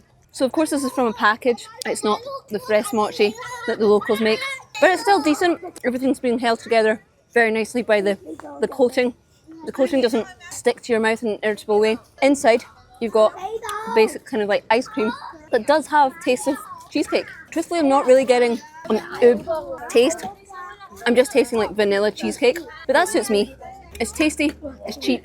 What I really, really love about mochi is how portable it is. It's such a novel idea. I'm gonna give this little snack an 8 out of 10. In the UK, our sandwiches are savoury, and that just seems obvious. But in the Hong Kong, they sell savoury and sweet sandwiches. This is an example of a sweet sandwich. They're in every bakery. There's always multiple choices. The strawberry ones look really good as well, but today we're trying vanilla custard cream. Let's give it a shot. So you can smell that it is just the white bread that you would have with a sandwich. This is really good. There's no conflict of interest. This white bread holds sweet things so well because it's fluffy, and I guess it's quite sweet in itself, right? It also looks the part. This cream is lovely. Even when you push it, it still holds together. It's got a firmness, but then when it's in your mouth, it just melts away. The vanilla custard doesn't shine till the last moment and then becomes a predominant flavour and just sits in your palate. This is really good. And also it's so portable. I'm not making a mess. I really like this. The UK needs to learn some lessons. A 10 out of 10. So this is vinegared mackerel sushi. Mackerel's very big in Scotland, that's why I was tempted to get it. You can taste smell the vinegar. So I'm guessing that's going to be a very predominant flavour. Let's give it a shot. I forgot how tasty mackerel can be. So good. You actually didn't taste the vinegar until right at the end, when suddenly, after all of the juices had left, you were hit with that very sharp hit. It's quite nice, actually, in that it contrasts how soft the rice is and how juicy the fish is, to then at the end just get like something completely different hitting your palate. I do like it. Mackerel has a harsh taste in your mouth compared to a smoother fish like salmon or something. So chewing through that was a little strange in contrast with the rice. That was very good. I don't think that needed soy sauce. I don't think the saltiness is necessary because it's really nice to let the vinegar play centre stage. And because of that, it's quite a nice contrast to the usual sushi that you have. It's also nice to eat some really fresh mackerel. So I'm going to give that a 9 out of 10. I'm in Hong Kong. Granted, it's not the Hong Kong I'm used to. I'm used to Wan Chai. But isn't this sick? This is less than half an hour out of the city if you take a taxi. It's absolutely beautiful. But it somewhat reminds me of the giant's footsteps in Northern Ireland. The weather's a bit better though, granted. Isn't it sick? This is Hong Kong. It's a little different from Wan Chai where I live, in case you haven't noticed. I'm currently sitting on some rocks molded by lava made over 140 million years ago. And it's less than an hour from the city centre where I live, which is the 4th most populated city in the world. It's pretty crazy to get to experience two such extremes in such a short period of time. And this is the side of Hong Kong I want to explore more of now. I think I have experienced the city life pretty well. I'm doing this with a tour called Splitty Boats. And maybe one day I'll be adventurous enough to do it without a tour. Whoa! Don't worry, this is my limit. Oh, mate, it's so cool. Sometimes on my days off, I just vegetate. I just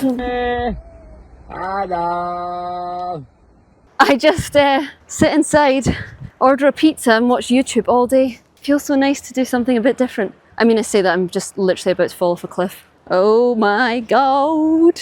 Farewell, mummy. Farewell, daddy. Farewell, English students. If you'd like to do something like this, I would definitely recommend Splitty Boats. It's been so fun. But there's loads of these tours you can do from the Northern Territories in Hong Kong, and some of them are really cheap. Good day. It's very hot here on the streets of Tokyo, but thankfully I'm prepared. I've got a watermelon lolly.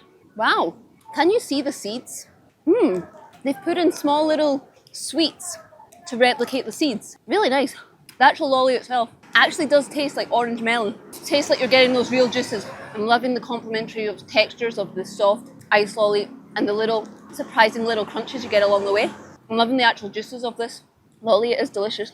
And I'm loving how refreshing it is for me on this really, really hot day. Oh my goodness, look at it dripping already. I'm giving this a 10 out of 10. Okay, so this is a watermelon juice. I saw a whole bunch of watermelon go in, plus some syrup, ice and water. It's really hot here. I know I say that every day, and I know it's only going to get worse, but it's a big shot for me. Anyway, let's give it a shot.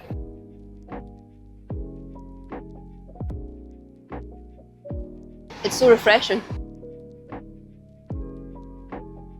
You just gulp it down and forget you're meant to be reviewing it. So obviously the watermelon has been a little bit diluted because of the ice and the water, but that doesn't take away from its taste. It essentially just makes it easier to drink. The syrup complements the natural sweetness of the watermelon. It's not become like artificially sweet. This feels healthy, but more importantly, it just feels like important. My body really needs it. It's a delight to have, and it was cheap. It was $18. So what can I say? This is exactly what I wanted, and it was served me in under a minute. I'm gonna give this a 10 out of 10. Okay, so at 7-Eleven, you can buy sushi. This is 10 Hong Kong dollars or £1 for quite a sizable weight of sushi. And I'm guessing from the picture, this is pork, but we will soon find out. Sushi fills you up. That's quite a lot of food, but does it taste good?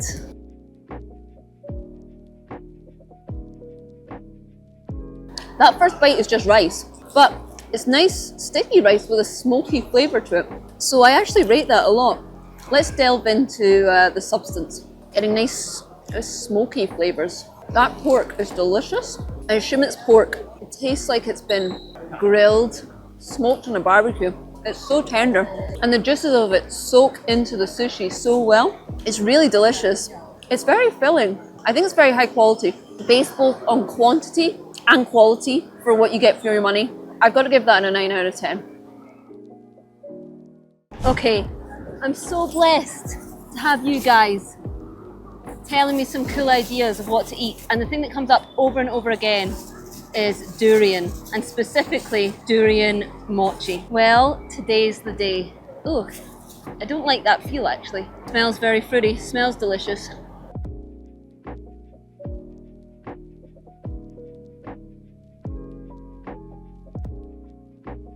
How strange.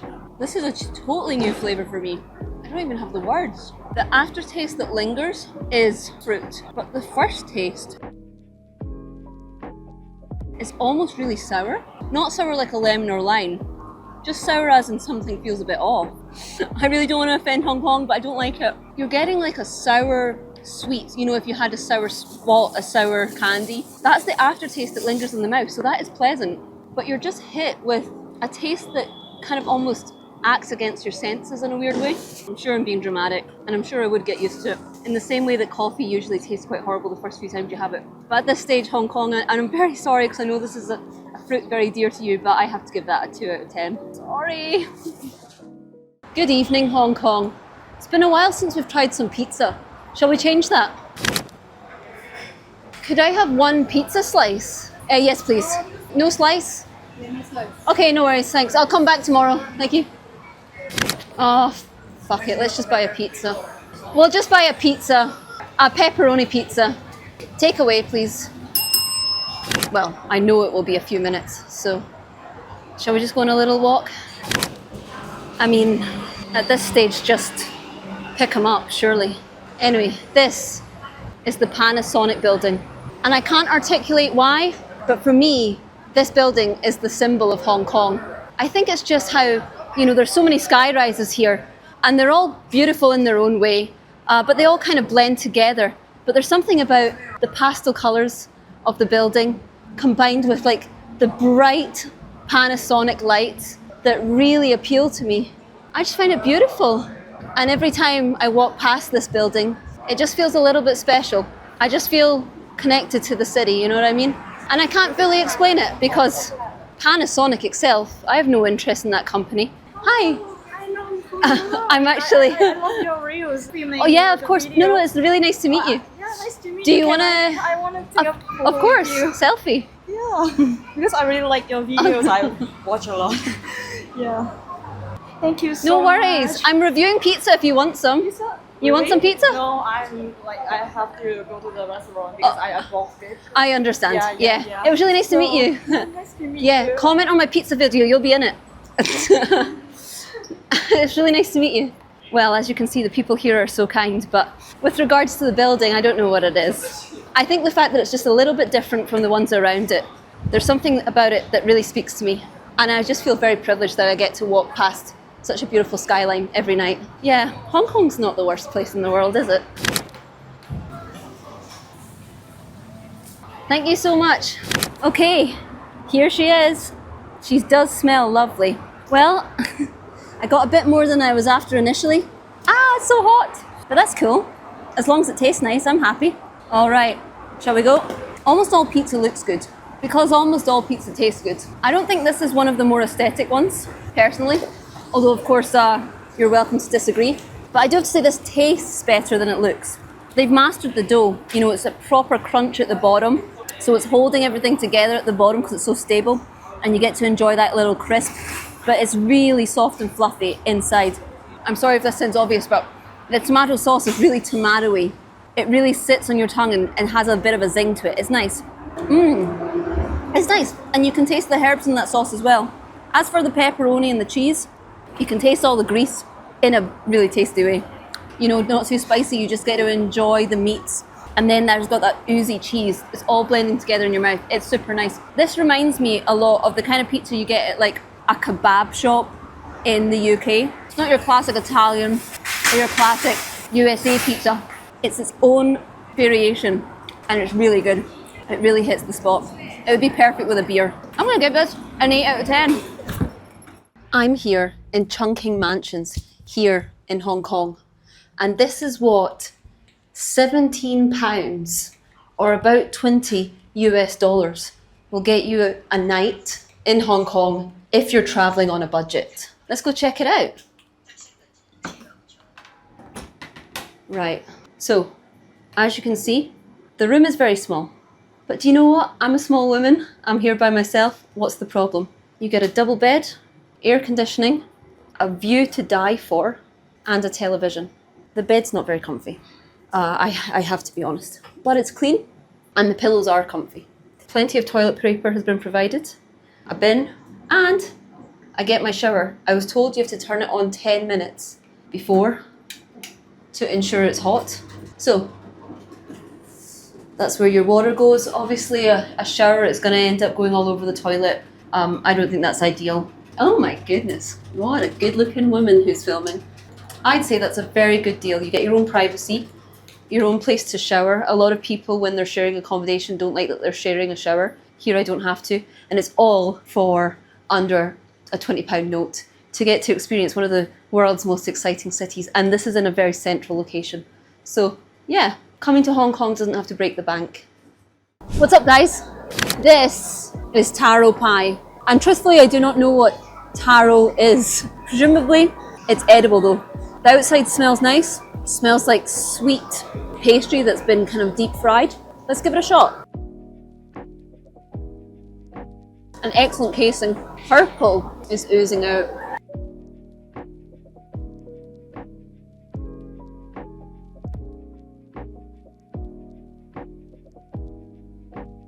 That's astonishingly sweet. But that aside, what flavour am I picking up on? I'm not really sure. The predominant flavour is just sort of sweet syrup. The texture of this taro is that you bite through it and don't even notice you're biting it. There's no punch to it at all. I'm a little underwhelmed just because it's a nice casing, but what's inside is just sort of mildly sweet syrup.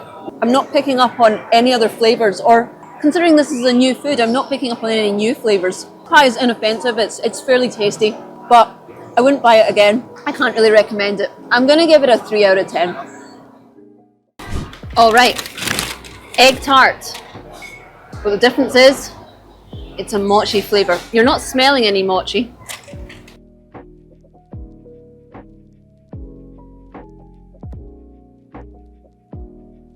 A softer pastry on the outside than you're used to. I'm used to more of a crunch, but this works really well. It keeps everything together, flaky, inside. That's really nice. It melts in your mouth, the egg, and just leaves on it that slight eggy aftertaste, but also sort of like custardy in the middle.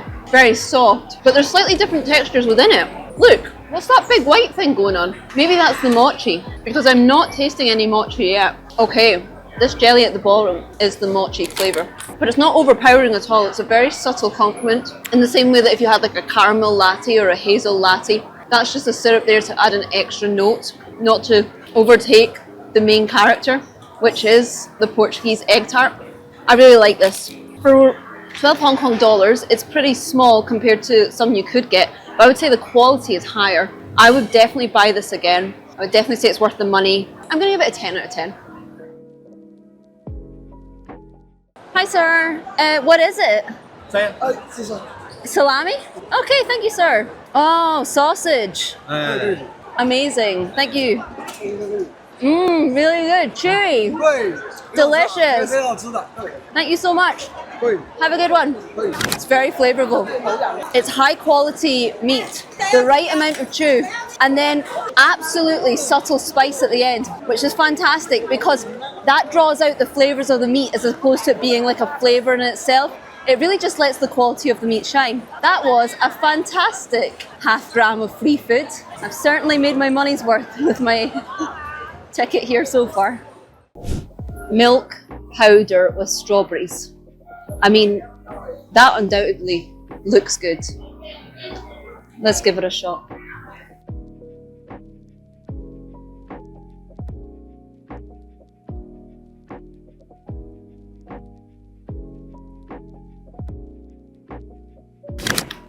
All right, I got way more than I wanted, but That's my fault for not speaking Canto.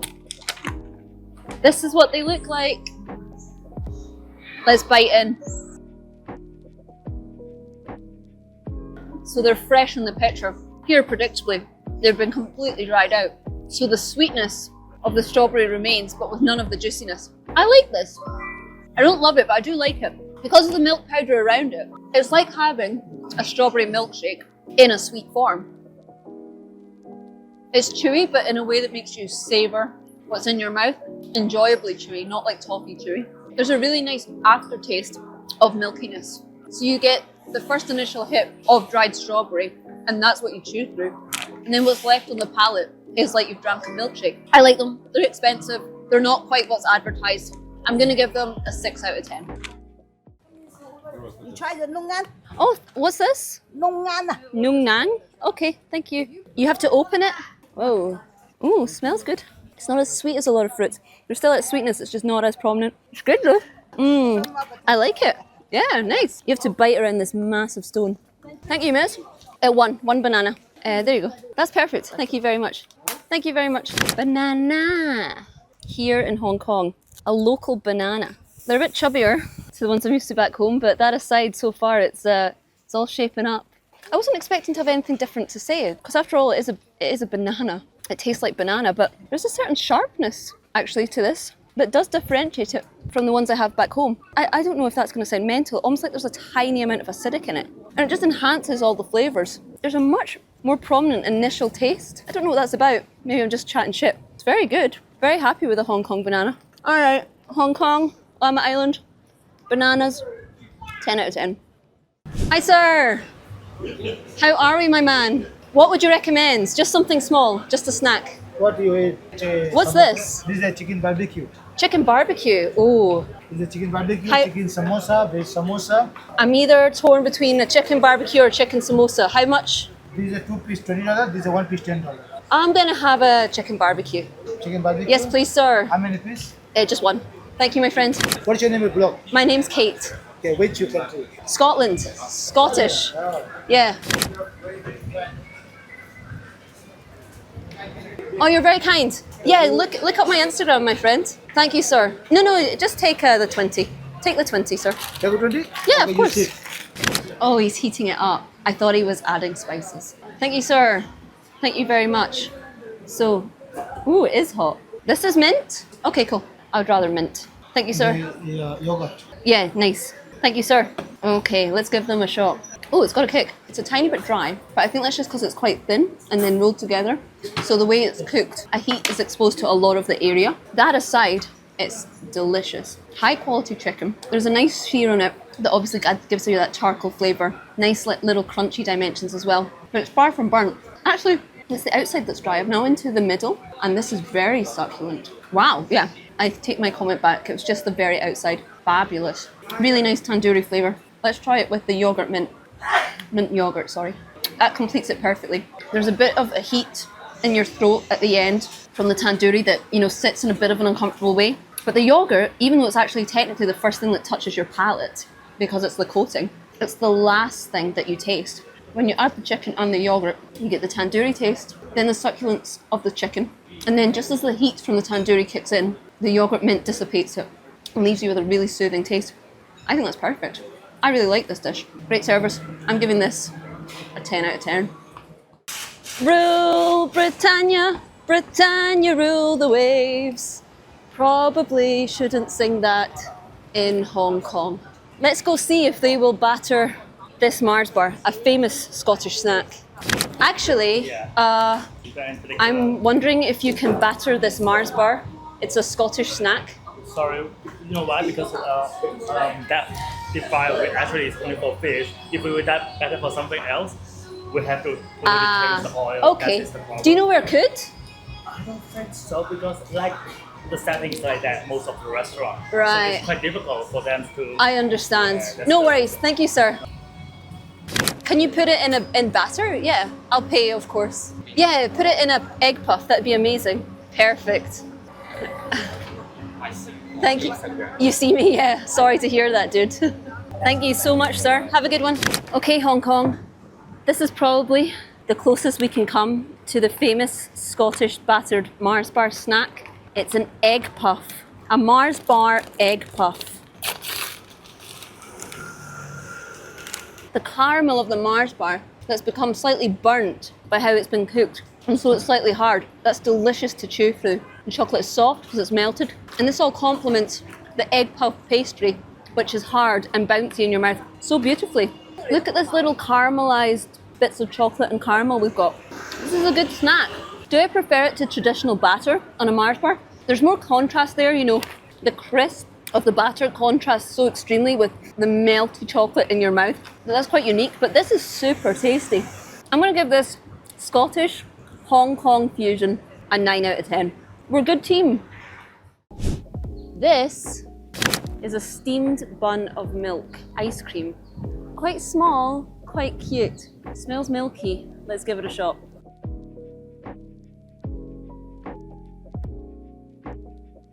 Yeah, so the outside is just really delicious, really creamy vanilla ice cream. Let's delve deeper in. Let's see what all the fuss is about. I'm beginning to see something interesting, but is it tasty? I'm not sure. It's not sweet in any way, so it is quite strange with a sweet ice cream. I was going to say it tastes subtly of coffee, but I think it's more just that it's got like kind of a bitter taste. It's not smooth like the ice cream. You're actually like biting through it slightly. You can taste like the shell of the beans. I don't think it's a particularly strong taste. And I think that's why it's hard for me to identify what's really going on here. I don't think it either complements or takes away from the vanilla ice cream. I just think it's quite a particular flavour that either is going to work for you or isn't. For me, it's inoffensive, but I would have actually just preferred the whole ice cream to be like vanilla because that was delicious. I wouldn't choose this again. I'm going to give it a 7 out of 10. You speak English? Yeah. I'm looking to like order like 3 small little tasting dishes to taste. Do you like that traditional Japanese food? Yeah, do you want to choose? Yeah. Yeah, you choose for me. Thanks, sir. This is the Japanese traditional food, you know, the cow. Okay, cow meat. beef. Cow meat. Yeah. Nice. You eat with chopsticks? Yes. Not my specialty. Pasta? Yeah. So what you do, right, is you just stab, right? to yeah. Separate. Yeah. And yeah. Nice. Nice. So tofu and beef. Mmm. Good. The broth, it's like broth in Scotland. It's really good. Thank you, sir. Yeah. You're welcome. First time in Japan? Yeah, it's so Wow. nice. There is a stereotype that the Japanese are shy, but actually everyone's been so friendly to me. Wow. Mm. Scotland. Whoa. You know it? Yeah, Very I cold, know. right? You should I visit. went to the UK in the bus. You've been to the UK? Bus, yeah. You took a bus? Before the job, I shoot the camera of the bicycle. You like the I'm English is not good. Your English is better than my Japanese. You like the UK? Yeah. It's so good, right? UK is great. The weather is terrible, but everything else is good. You like London? Yeah. London's great, guys. So I'm finding this beef almost like bacon in its texture. I'm not sure if I love that. I prefer, you know, like proper chewy beef. But the broth and the tofu, I'm absolutely loving. Amazing recommendation, my friend. 10 out of 10. You're welcome. Hi, miss. What's this? Curried fish ball. Could I have the curried beef balls? 5 pieces, 25. Okay, 20. Let me get your 5. Thank you so much, miss. Have a lovely day. Curried beef balls. They were cooked with the fish balls. So what I'm smelling, even though this is beef, is actually fish. Presumably that's not what it tastes like though. Let's give it a shot. Quite spicy. It's very similar in texture to a meatball. It's just a little bit firmer. It is very beefy. You know, there's a strong beef aftertaste as if you've had it. You're not just eating beef, but you've also got like beef gravy in your mouth. They're good. I prefer the fish balls actually, but I think it's just because it's unusual to have beef in this texture. This is obviously not expensive beef, which, you know, I'm not criticising from the perspective that it's cheap food, it's cheap street food, but I think beef is probably a meat that it's hard to make it super cheap and still tasty. This is heavily subsidised with spices and the sauce to kind of make up for the quality of the meat. I do like it. It's a nice change from the fish balls. I think it is tasty. I think it's worth the money. It's substantial. You're getting a lot of chew with each bite. It's not a new favourite of mine though. I'd stick with the fish balls. I'm gonna give them a 7.5 out of 10. Oh my goodness, chaos! Hello! Hi! This is for free? Yeah. Anything? Why? You don't need it? You don't want to make money? No, it's fine. Thank you so much.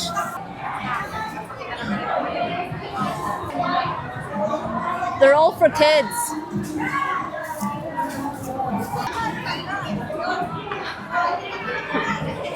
That's so cute.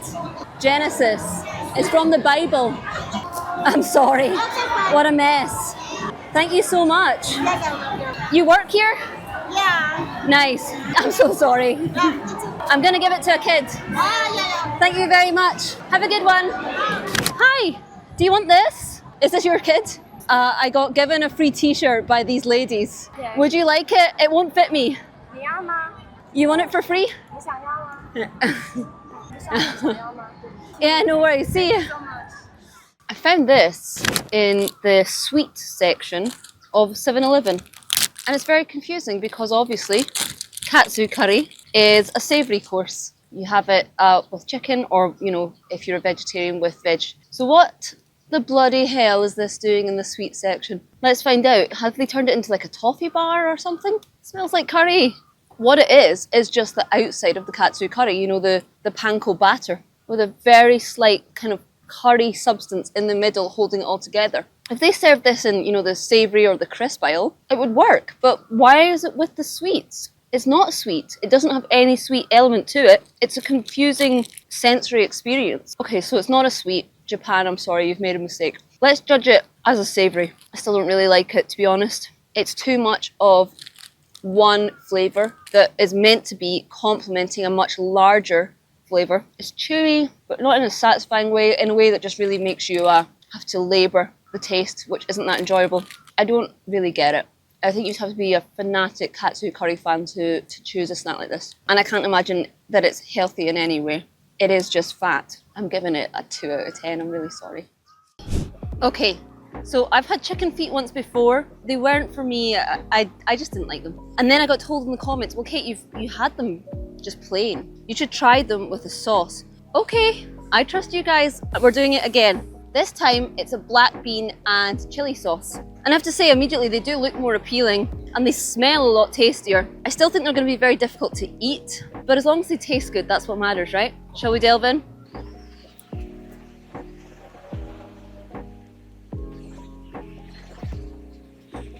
I'm biting through like tiny bits of cartilage, or what if you might be like knuckles or something. I don't like that, but the actual meat in my mouth, I do like that a lot. This sauce is delightful. And you were so right. It's tenderized this so much for a start, which makes the actual meat itself a more enjoyable experience. But just the sauce is so good, and there's so many little crevices in the chicken that it soaks it all up. So this makes a lot more sense to me. I still suspect I'm eating it wrong because it's so difficult to eat around, but this is a good meal. There's an abundance of sauce in here that's all kept together by the fact that there's all these little crevices it can hide in. The meat itself is so tender that it's just melting in your mouth. It's a really tasty experience. This makes so much more sense to me. I'm gonna give it a 8.5 out of 10. Here on Llama Island, there's these trust boxes all over the island where if you like something you fancy, there's no one to buy it from. You just leave the money there. Hi, apologies miss. So I think we're gonna find a book. Let's have a look. When I was growing up, I used to love the Railway Children. I can't even remember what that's about anymore, except that it's probably about railways and children. Look! Scottish folk and fairy tales here on Llama Island. Okay, I'm definitely getting that. That's so funny. Even though we're such a small country, wherever you go, there's always some part of home. That's one of the things I'm so proud of as a Scot. Okay, let's keep that. The Three Musketeers, an absolute classic that I've never read, but always, you know, I guess assumed that I would. And again, I know nothing about it. I just know that, you know, if you see three people getting along, you might call them the Three Musketeers. Okay, let's add that to the list. I was obsessed with Harry Potter growing up. Harry Potter Lego. I even got a Harry Potter tattoo. And then later in life, I met J.K. Rowling and she signed it. And thankfully, there's absolutely nothing controversial about that. Okay, I've got my 3 books. Scottish Folk, Railway Children, 3 Musketeers for $10 each or £3. I think that's a brilliant deal. Hi, sir, are you selling these? Nothing to do with you? Okay, thank you. It's like a trust box, maybe? Okay, just pop it in.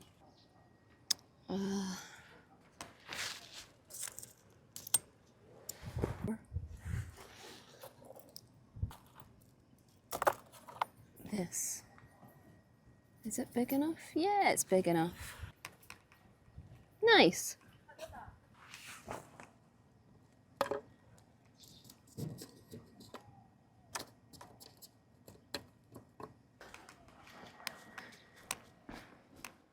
Hello, my friends. Just in front of me, what you can see is a street vendor. Every day, he's here selling hats, scarves, etc. I've never bought anything from him. Let's change that.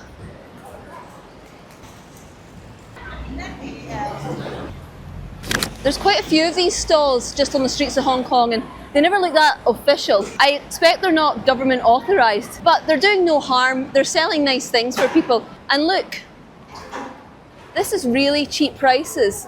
£2 for a hat, £1 for a scarf. Hi sir, can I buy something? I don't like that one actually. I'll get this one, Sunday. Thank you, sir. A $20 new cap. If we go down this unassuming street in Shengwan, we see something really cool. It's full of stone carvings. Let's go do one for ourselves. Hi, sir. So, you want to make some stamps for yourself? I would like one of these, please. Yeah, sure. Okay, what would you recommend? This is the sign for the year. Yes, please. You can choose your sign. What is your sign? Oh, I don't know. You can check. My birthday is January. No, it should be the dog. What does dog mean? The mean loyalty. Loyalty? Okay, Yeah. perfect. Yeah, I've never You can cheated. use the dog to make your name on it. Yes, please. Yeah, I can Should it be my name or should it be a gift? This should be your name. Okay, your, my your- name, please. Your own name. And this is the sign for the dog.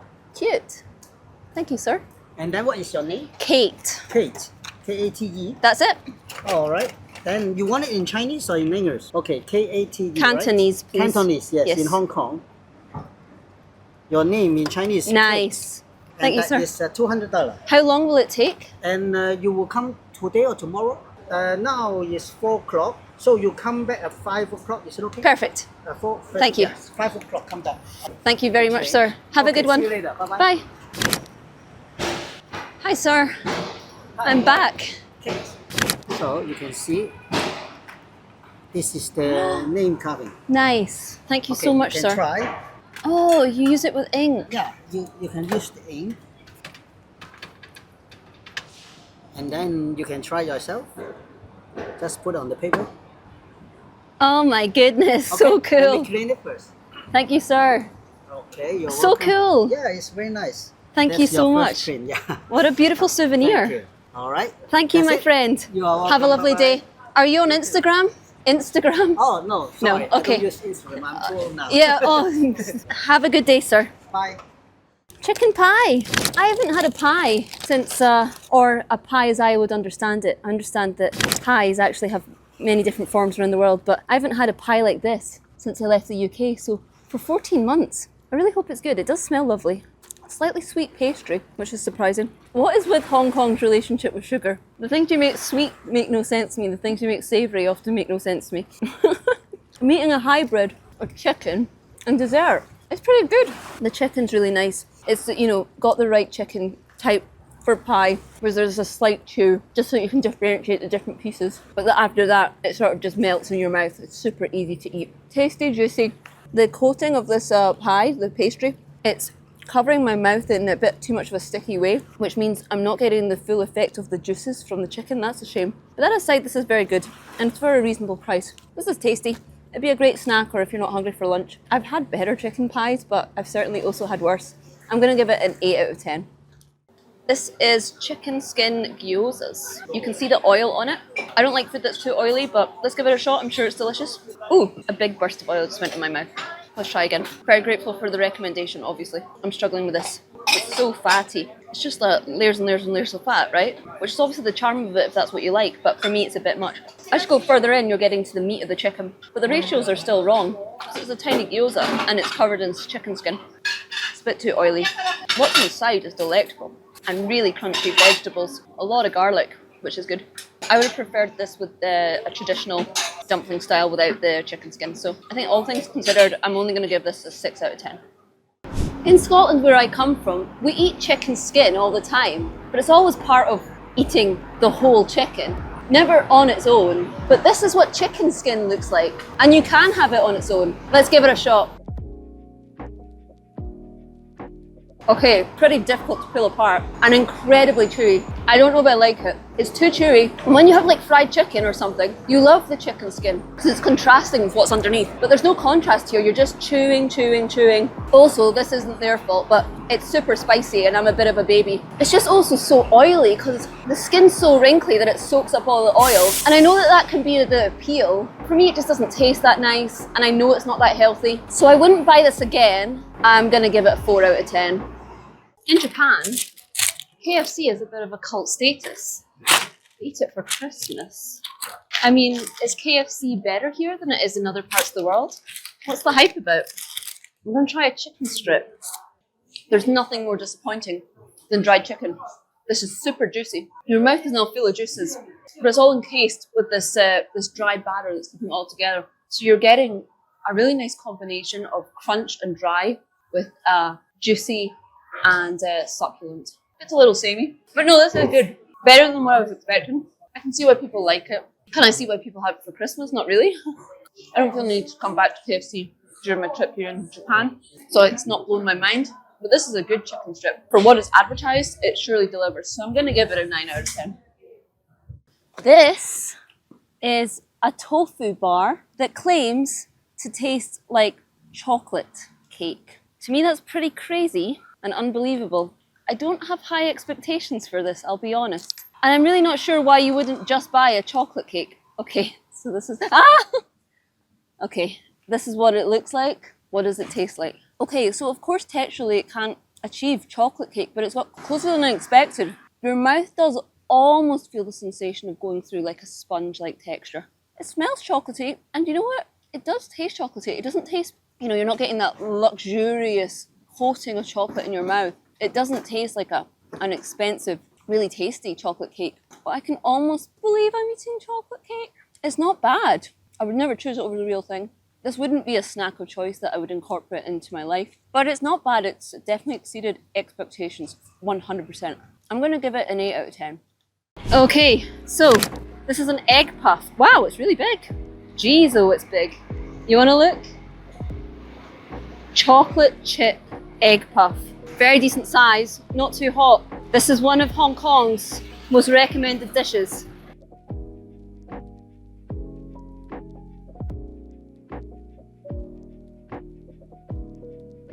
It's light. You've got these air pockets inside that are really nice. Adds contrast to when you eat. And then in my case, you've got little chocolate chips that obviously add a hint of chocolate. There's a small aftertaste of that kind of egg-like taste you get with pancakes. But that aside, these are completely different. This is going to sound strange because there's no banana, but it's almost like the very, very slightest aftertaste of banana. I like this. I like the crunch on the outside. I like how it's almost teetering on undercooked on the inside, as you can see. There is banana in this. 100% there's banana in this. That's not what I ordered. I just ordered chocolate chip, but this is chocolate chip and banana. What I don't like is that it's making my mouth feel quite dry. What I would recommend when you buy these is that you upgrade so that you're having ice cream inside, because then it would be perfect. So this is a big portion for what you get. It's tasty. It gets a little bit samey, but I'm really enjoying it and it's filling me up. I'm going to give it an 8 out of 10. Oh, hello sir. Could I have a chocolate mochi? One. Just one, thank you. Chocolate mochi. This should surely be a winner. I love mochi, unless it's durian. Don't love that too much. And I love chocolate. Let's give it a shot. It's everything you hope for. The outside of the mochi It's keeping everything together nicely, and it's got that nice chew, but it's not sticking in your mouth, you know, in the little crevices in a unpleasant way. And then the star of the show, the filling, it's like chocolate mousse. Not as cold as ice cream, not quite as creamy, thicker, but it's got a nice cooling effect in your mouth, and it's coating your mouth with rich smoothie chocolate. Oh mate, it's so good. It's like those chocolate dessert cups you got as a kid if you were really good. This is portable, it's a slight novelty, it's really tasty, it's really cheap. What can I say? Except 10 out of 10. Amazing news, guys. A new flavour of Coca-Cola has dropped here exclusively in Hong Kong. Let's give it a shot. Last week, here in Hong Kong, a 63-year-old man got convicted for peeing in some Coca-Cola bottles at the Coca-Cola factory. And today, I'm gonna try it. I have to say, so far it smells the same as regular Coca-Cola, but let's give it a shot and see what it tastes like. Wow, that is potent. You wouldn't think the two would blend well together, but I have to say there's something intriguing about it that makes you want more. It's more salty. It's heavier on the stomach. God, I can't see very well. I mean, would I choose this over the regular Coke? I don't think so. I think there's something classic about the regular Coke that, you know, I'm always going to go for. But do I like this? Yeah, I like it a lot. Hopefully they will roll it out, not just from Hong Kong, but, you know, to the whole world. And then when I'm back in Europe, I can enjoy it there. Sorry, I think I was already a little bit under the...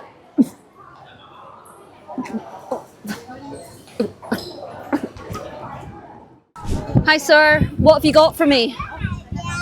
What's this? Okay, coconut. Yes, thank you. Chocolate? Coca-Cola, thanks. Thank you, sir. Okay. Keep the change. I'm in Sai Kung. I don't even have the words. I'm blown away. Take a look. I'm absolutely sweltering though. So it's time for a cool me down. Coca-Cola flavoured ice pop. I'm not sure if this is how you're meant to do it, but I'm like biting it out of the plastic and then sucking it out. Oh, so good. Just like childhood sports day. Okay, take two, I've ripped it open. That insane rush of sugar that comes from sucking out the Coca-Cola from the ice. And obviously in the process, really refreshing you. Oh, so good, mate. It's like when your mum wouldn't fork out for proper Coca-Cola, so she'd buy like the Tesco value one. That's the quality of the Coke, but it's just so nice and sweet. On another note, I think I might want to move here. Wan Chai's getting a bit tiring. There's a completely different way of life here in Hong Kong. This is great. It was less than $1 if I just hadn't given him the tip. It's great for a kid because it releases what they're after really slowly. And that makes it a bit more of a treat. Is that you don't get to have the full experience all at once. You kind of have to just wait for the lolly to decide when it's ready to be eaten. It's drip feeding you sugar and refreshment. It's really nice. This is exactly what I ordered, you know. Frozen cola. Sweet, refreshing, novelty. Perfect for a day like this. Very cheap. Let's give it a 9 out of 10. Hi sir. Could I get a white chocolate gingerbread cookie? Thank you. Keep the change. Thank you, sir. Okay, a white chocolate gingerbread cookie. Smells very gingerbready. Very good. Prominent gingerbread flavour, but without that aftertaste that sometimes comes with gingerbread that's a bit much. Gingerbread by itself obviously isn't sweet, it's kind of got that spiciness. But with the white chocolate sits in your tongue and slowly melts, meaning that the last note is a sweet note, and it also makes it a bit softer, because the cookie itself is quite crunchy. But obviously the white chocolate bites are nice and soft in your mouth. This is really tasty. Quite an original cookie for me. I'd usually go for classic chocolate or caramel. So I really like this switch up. It's innovative, all the flavours work. It's really tasty. It's a perfect snack. It's a little pricey, so I'll dock a point for that, but I'm giving this a 9 out of 10. This is something I've never heard of before. I don't know if Hong Kong sells them, but I've not seen them there. It's a really hot day here in Hong Kong. This is called Coolish. Surely it's going to keep me cool, right? Very good. Very, very good. It's the orange melon, and you can taste that. You can taste that precise flavour. It's obviously supplemented with a lot of sugar. It's sweeter than tasting actual melon would be, but you are getting the authentic taste, you know, the taste of the juices. And this form that it's in, you know, like crushed ice, it's not giving me brain freeze. It's not hurting my teeth. Very, very thin, so you're not biting through anything. It is basically just like having a thick drink like a milkshake, except that it's more refreshing. It's very good. I really like this. I'd really like to give it to kids on a hot day, like as a treat. I can see why it's popular here in Hong Kong, and I would buy it in the UK if it was there. I'm giving it a 10 out of 10. Hey, remember me? I'd love to try your pork dumplings. Coriander. Thank you. I might also have a Coca-Cola as well. Thank you, my friend. I'm just waiting on the food, but look at this. They just keep their drinks sitting out here. Unfortunately, in Britain, a lot of those would just be nabbed. Hong Kong's a very trusting and kind place. All right, pork with coriander dumplings. What I'm smelling is neither pork nor coriander. Let's give it a shot. I hope it's not still too hot. Oh wow, once you're inside, you immediately get the fragrance, even without it actually touching your mouth. Just the scent of the coriander is very prominent. These are big, massive amounts of coriander. Yeah, very coriander-y focused. Still very hot, but I really like it. I'm not used to coriander being like a primary flavour, but it worked. The pork is actually complementing coriander as opposed to the coriander complementing the pork. What you've got going on is you're biting through this, what almost feels like a vegetarian dumpling, really appreciating the leaves, the flavours, the sauce on top, and then it's afterwards that there's a slight juiciness of pork that adds variety to the dish and adds a different texture. This is really good. They're a bit slippy and sloppy, a bit hard for me to eat, but I find them really tasty. They were cheap. I'm giving this an 8.5 out of 10. Hey guys, a corn dog here in Japan. You don't associate it with Japanese culture, and yet they're in every 7-Eleven, so they're obviously popular. Let's give it a shot. The first thing I have to say is that quality of sausage is a lot higher than what I was expecting. It actually tastes like meat. The juices of this sausage are very nice. Actually, I like this. I don't love it. I think the corn dog batter is a bit too thick for my liking. I don't love the ratios, but I do like the contrast of flavours. I think they work well. I can see why people have this with some sauce because the batter is kind of drying my mouth out, and you know, a little bit of sauce there would really elevate it. As you can see, this side's really thick on the corn dog front and this side's thin. I prefer taking a bite from this one. Yep, corn dogs, you're a hit. If we added sauce, it'd be a 10 out of 10. Because there's no sauce, I'm going to give this a 7 out of 10. So, this tiny chocolate cost me 30 Hong Kong dollars. And I know what you're thinking. No one's paying for that. But they do. Godiva is a very popular chocolate store here in Hong Kong. Can it possibly be worth it? This is creme brulee flavoured. Let's give it a shot.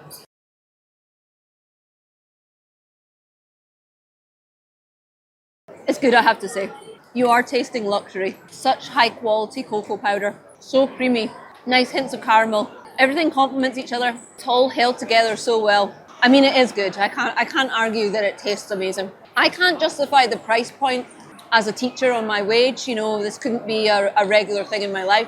But I understand why, if you've got a bit more money, or if this is like a big treat for you that you like to splurge on every now and again, it makes sense. I mean, because of the price, it's not worth it. But in terms of the quality and why I can see it's popular, I totally get it. So factoring in the price, no, I'm going to give it an 8.5 out of 10.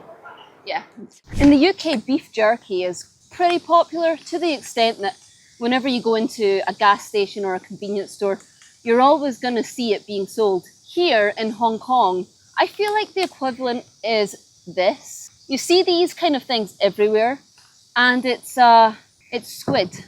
And I think it's been dehydrated, but we're about to find out. Okay, they're individuals. And it's wet. Looks like it's giving you the middle finger, doesn't it? It smells better when it's out the package. It does now. You can smell squid and you can smell spice. Let's give it a shot. It immediately tastes better than it looks and smells.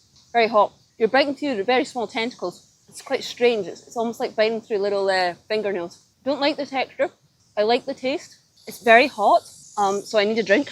But I like the heat. I think it suits it. There's so many crevices in the squid. I think that makes it perfect for this kind of sauce because it can soak it all up. There's so many places it's hiding. It's a pain to eat. The reward is that once you actually get there, it does taste good. So I wouldn't buy it again. I feel the same about it as I do beef jerky, actually. It's like, well, it's fine, but there are better snack choices. Yeah, I'm sorry, I'm only going to give it a 6 out of 10. All right, I've never heard of this before. It's called chrysanthemum tea. Let's give it a shot.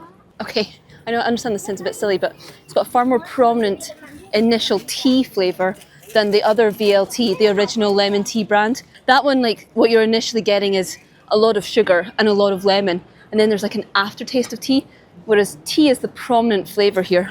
It's very nice and cooling. It's not as sweet. There's a sweet aftertaste, but it's definitely significantly less sweet. I like it. I really like it. I'm just struggling a little bit to identify the flavour. It's obviously a flower, but it doesn't taste like any kind of other flower I've had before. It really just tastes like sweet, weedy water with a caffeine hit at the end. I like it. I certainly prefer the original VLT. I now have that like almost every day. I wouldn't be buying this again, but it's very easy to drink. I'm glad I tried it. It's just more particular in taste, so I think it appeals to like a niche audience. I'm gonna give it a 7 out of 10. Durian ice cream. The last time I tried durian, I wasn't a fan. I was told that this is a more appropriate introduction to the fruit. Let's give it a shot.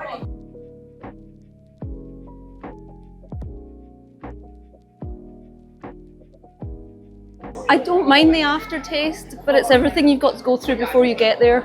Sounds crazy, but I think it's how creamy it is and how there's that like sharp taste in your mouth. But at the start, it feels like you're tasting something that's rotten. I prefer this so much more to the mochi, because the mochi you were just exposed to big chunks of durian, whereas here, this is actually growing on me a bit. It's just that very first hit, there's something off. Am I loving this?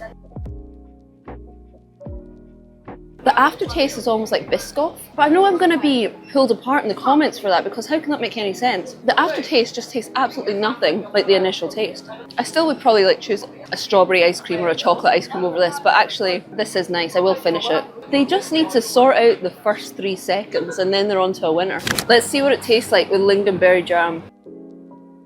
Lingonberry is a far more obvious ice cream flavour. Egg soft flour cake. I don't even know what this is. I just know you see them a lot in convenience stores, so they're obviously a popular snack. Doesn't smell eggy or floury. Okay, shall we give it a shot?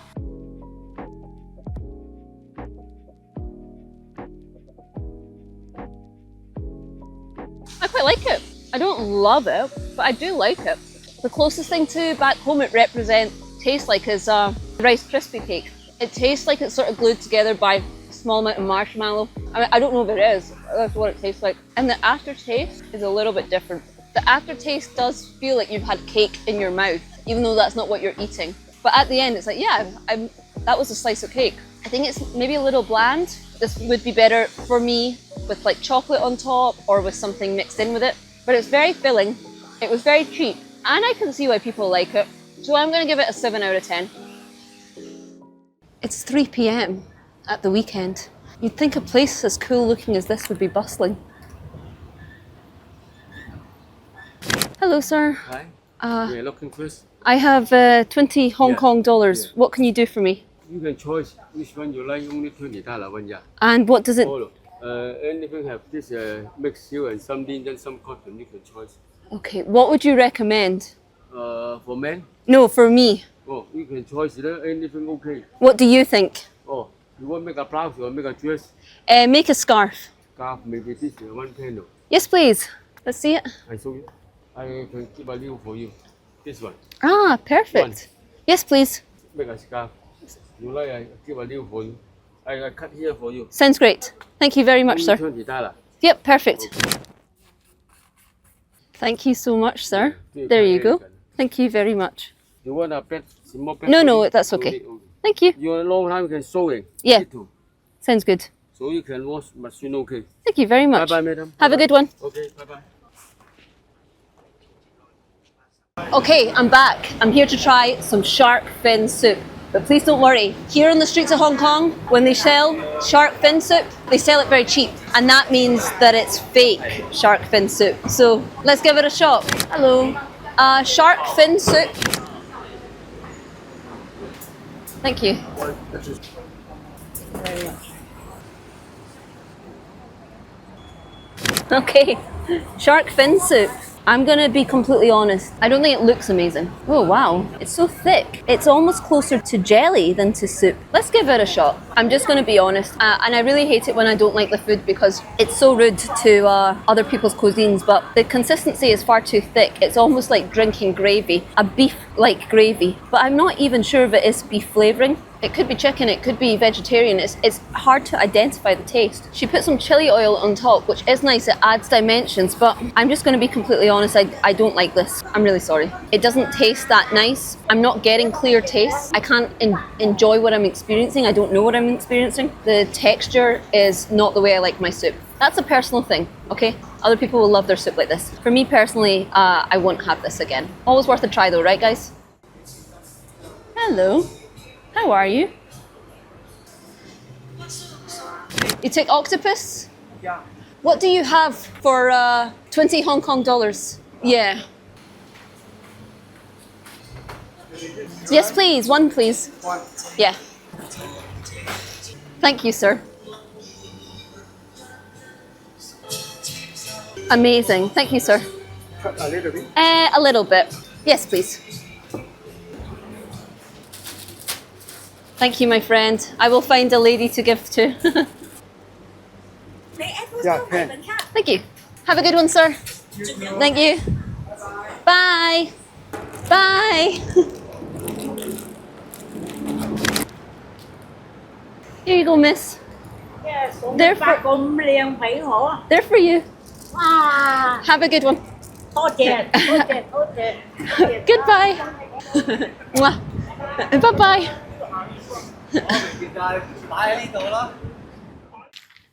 The fried chicken of Japan. Convenience stores. Something people go on and on and on and on about. Is it worth the hype? I'm certainly excited. Okay, this is what she looks like. Let's give her a shot. The hype makes a lot of sense. The inside is pretty perfect. Fried chicken goes wrong when it's either dry, there's too much cartilage, you know, that chew, or it's too fatty. This is none of those things. It's just a really nice, juicy piece of meat. And then it's surrounded by batter that's very thin. It's not taking away from the actual chicken breast at all. It's not coating your mouth in too much oil. It's just gently seasoning the whole thing, adding a crunch dimension, and really letting the quality shine. It's described as salty fried chicken.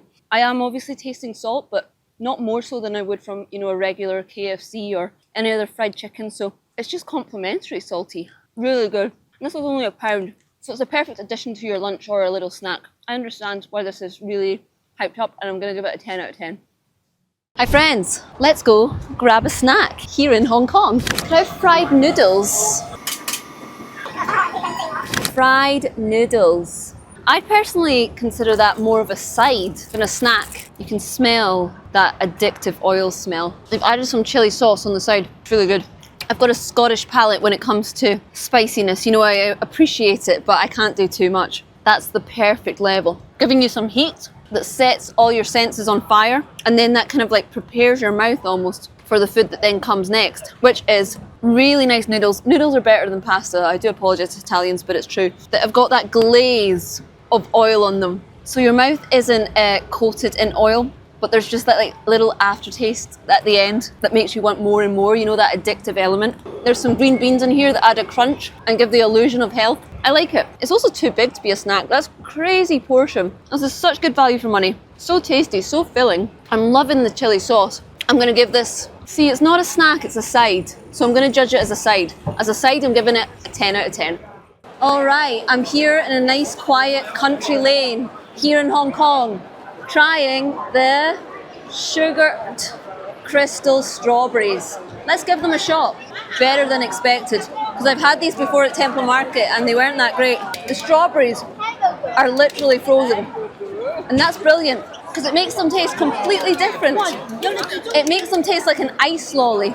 Really tasty, really refreshing. Your initial bite is the crystallized sugar with a hit of ice, and that's really cooling and sweet in your mouth. And then it's afterwards that the strawberry taste emerges, and that's delicious. It takes a while to eat because it's frozen.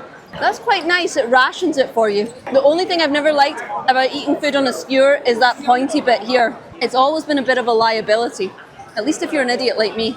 Right in the center is a bit too cold for me. It hurts my teeth. But that aside, it's a brilliant snack. And may I just say that it's accompanied with an absolutely brilliant view. Hong Kong, I'm giving the sugared strawberries an 8 out of 10, and I'm giving yourself a 10 out of 10. Hello, one fruit salad roll. Fruit salad. Oh, sorry. One fruit salad. Yes, please, just one. One pet, auntie. Yes, perfect. Thank you very much. In Britain, fruit salad is a dessert. I'm guessing it's pretty different here. Let's give it a shot. It is sweet. There's almost a sweet icing inside that comes from the juices of fruit, but it made me very sticky. I think this might be a tomato. Yeah, that's a tomato. I mean, technically a fruit, but not what you associate. So the outside, I know it doesn't look it, but it's got the texture of a donut. Sugary, crispy. Inside you've got like a sickly sweet icing that's holding all these little chunks of fruits and vegetables together. And then you've got the bite of these fruits and juices, which release the juices and melt away the stickiness. It's basically like a fruit donut. I think that's how I would describe it. Do I like it? Not really. I don't think it can quite commit to being a proper pudding. It's obviously not healthy either. I wouldn't buy it again, but they were cheap and they were a nice change. I'm gonna give them a 6 out of 10. You speak English? Oh, that's okay. I mean, I don't speak very good English either. Thank you very much. That's my name, your name and date of birth. Okay, there you go, miss. Yeah.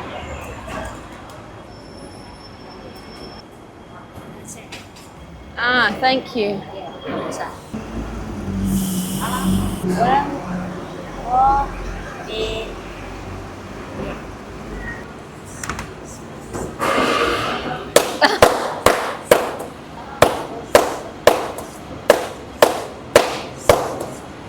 Whoa. Go. Go, go, go. Get out of here. 拉手来。Tiger. Okay, tiger. Tiger. Right. Go, go, go, go. Get out of here, tiger.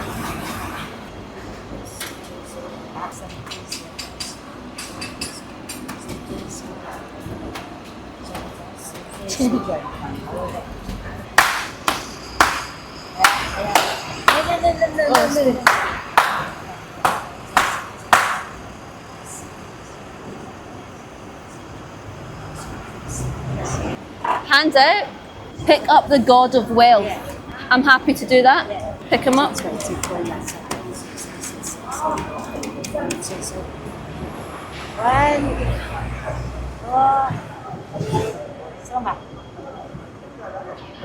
Oh, put it in my pocket. Nice, put the wealth in my pocket. Thank you, miss. Thank you. Bye-bye. Bye-bye, thank you, my friend. All right, so this is grilled asparagus. A lot of it's fallen off the stick. There's more than this. I really like asparagus and I really like the taste of grilled food. So I'm assuming this is going to be a winner. Beautiful crunch. We've absolutely nailed that grilled texture. It's charcoaly without being burnt. It's coated in garlic, salty butter. Not super easy to eat because I was expecting it to be long and fatter. Sorry, shorter but fatter. This is really good. I'm gonna give it an 8 out of 10, only because it's not the easiest to eat. Never something that I would associate with Japan, and yet they've been in every convenience store I've been to so far. So it makes sense to try one. Let's see what all the fuss is about. Does Japan do hash browns any different to how the UK does them or how America does them? There's probably a bit too much grease in my mouth for my liking, but I can see why these are popular.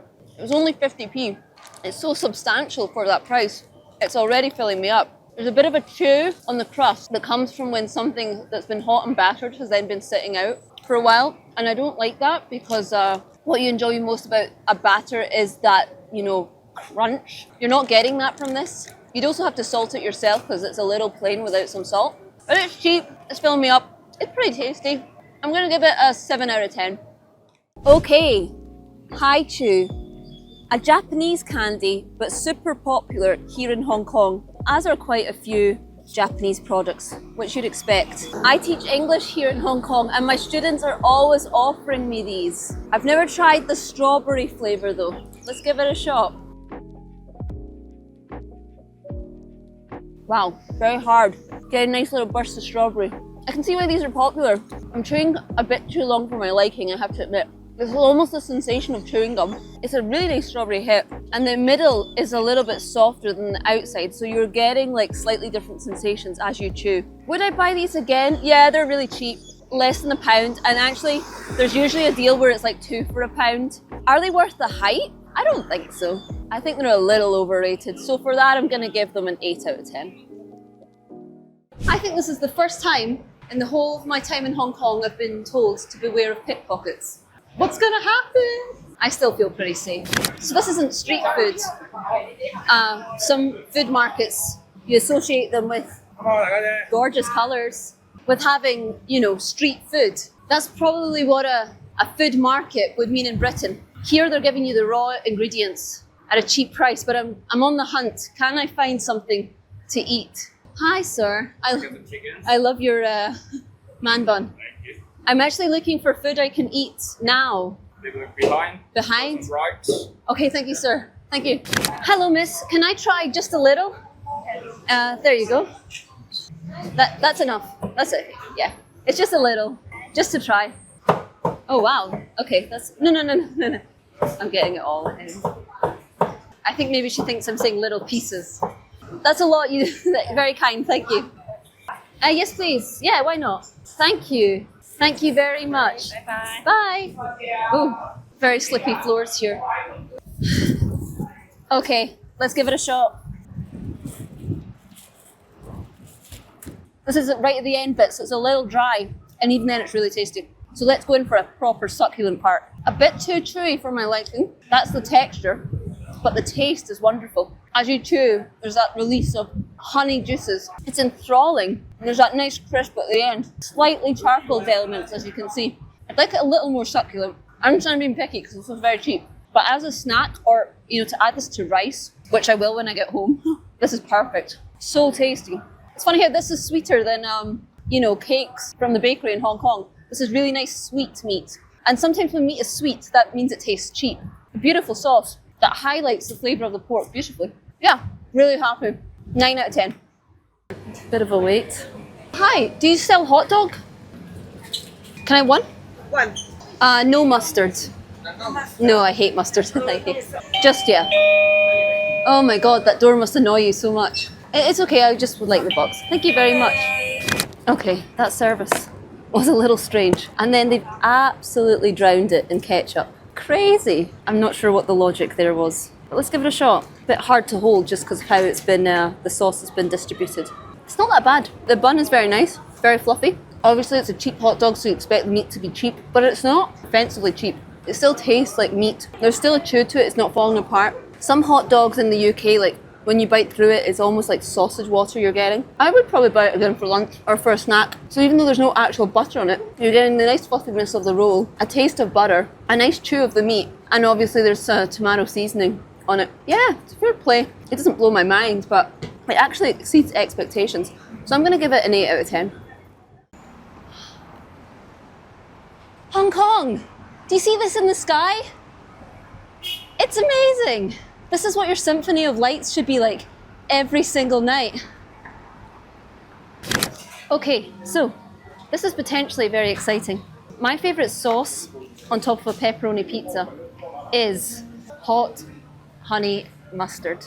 Let's see if McDonald's can do a good hot honey mustard and if it goes well with chicken nuggets. So it's immediately different in look to what I expect. Let's give it a shot. It's disappointing. By far the predominant flavour is mustard, whereas the joy of a honey mustard sauce is that the predominant flavour is honey. It's bringing sweetness to a savoury dish, and then the slight sharpness at the end of the mustard, curtails the sweetness of the honey in the end, and it's such a beautiful sauce when it's done correctly. It works so well on pizza. It's not bad, but it's not what I was excited about. I mean, it wouldn't even take the place of like ketchup or something in my mind. It's not a classic sauce. I didn't lose much money by trying this, but I was actually really excited. So I'm gonna give the sauce a 4 out of 10, but it's just not what I was wanting. And I like McDonald's chicken nuggets, so that will elevate this dish to a 6 out of 10. But yeah, what can you expect from McDonald's really? Hey friends, I'm here at Disneyland Hong Kong, and today I'm gonna try a passion fruit collagen drink jelly thing. I always thought collagen was a beauty product. Okay, we're going in. Oh, really acidic jelly. I'm almost worried there's like alcohol in it. Such a strong flavouring to it. First of all, it doesn't taste like passion fruit. It tastes like sour apple. And I don't like that jelly texture where it can't quite commit to being full jelly, so you're just slurping up little bits of jelly at a time. It's not a nice texture. I don't like this at all. It's not tasty. It's not a nice texture. It was difficult to open. It gives you vitamins, so we're going to give it a few points for that. I'm giving this a 4 out of 10. Hello! Okay, the long requested jumbo orange from the famous Mr. Softy, which coincidentally was my ex-boyfriend's nickname. Let's give it a shot. All right, fluorescent orange. You can tell it's all natural ingredients. Oh, it's like an ice pop. I thought it was going to be orange flavoured ice cream. This is Hong Kong's equivalent of a Calippo. And I love Calippos. A proper hit of sugary sweet orange.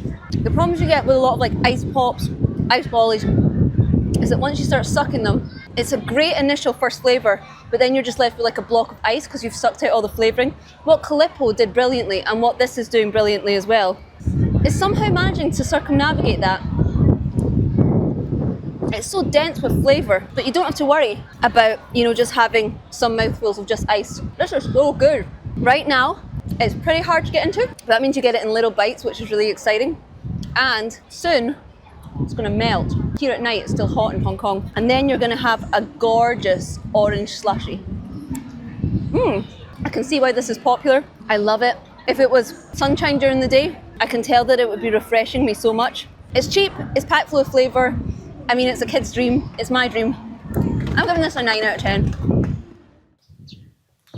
A cheese curry bun. There's a lot going on there. Smells like a donut as well, so is it actually a cheese curry donut? Let's give it a shot, Japan. Wow, okay. Do you see? There's curry in that donut. Let's go in a little further, because that first bite was just a bite of donut. So you've got really thick katsu curry inside. I like that. And you see there's a slight panko crust on the outside? I think it works really well, actually. It's all held together nicely, so it's portable. There's a contrast between the curry and a nice chew you're getting from the batter. I don't like the first bite, because the first bite is thick donut, which obviously has a sweet element, and I don't really like the mix of sweet and savoury. But once you're into the filling, and the ratios are completely different, I really like it. This was like £1.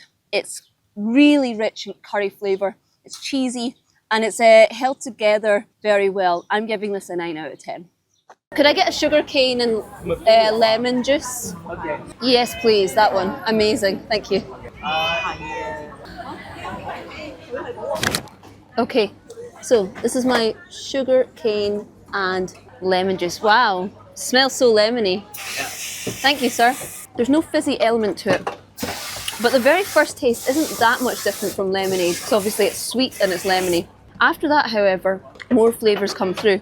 I say this in the nicest way possible. There's like a slight grassy aftertaste, what with it coming all from a plant, you know. The sugar cane from the tree. It's really nice. Called sugar cane, so I thought it was going to be like almost disgustingly sweet, but I mean, it's clearly sweet, but it's not giving me a headache. I'm not feeling like it's hurting my teeth. It's actually very pleasant. Predominant flavour in this is water, I presume, from the tree. So it's very refreshing. This is super tasty. It's significantly different from other drinks. Lemonade, it means you really enjoy it in its own right and that you are appreciating the special experience. I really like this. I'm going to give it an 8 out of 10. If you live in Hong Kong, then you will have been bombarded with advertisements for this. And it's only when I bought it that I actually looked to see what it was. It's a lemon tea drink. Let's see if it's worth the hype. Are people drinking it because it's wonderful, or simply because they're being told everywhere they look in Hong Kong that they should be buying it? Okay, don't get any initial smells. Let's give it a shot. It's certainly as advertised, lemony tea. Very nice and cool.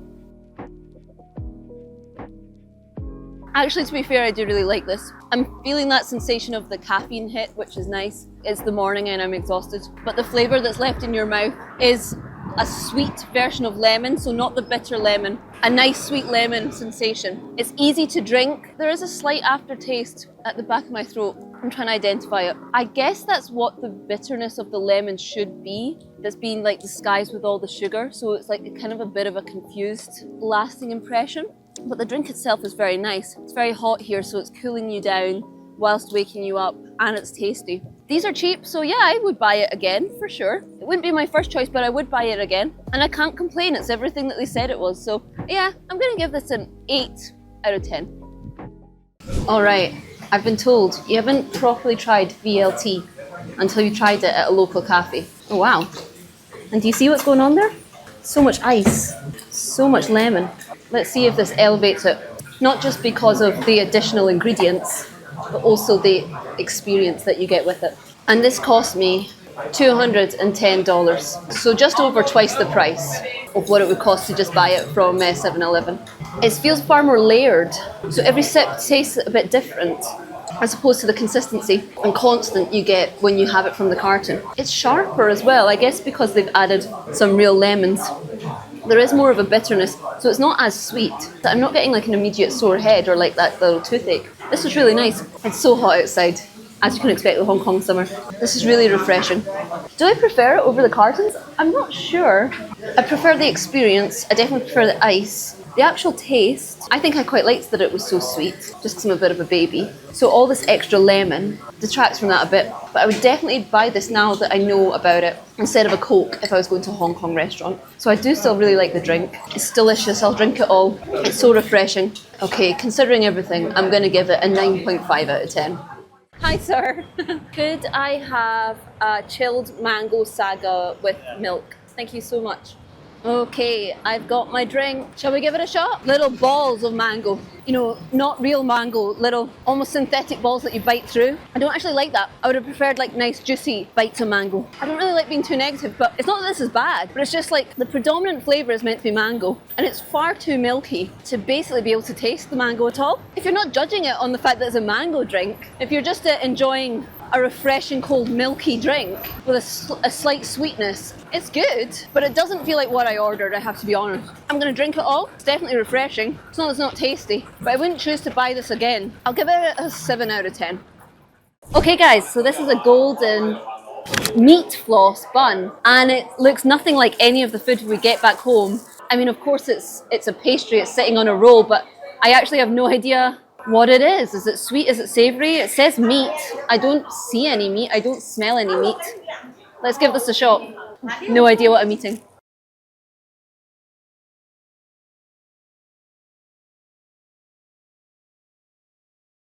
It's strange to have genuinely no idea what you're eating.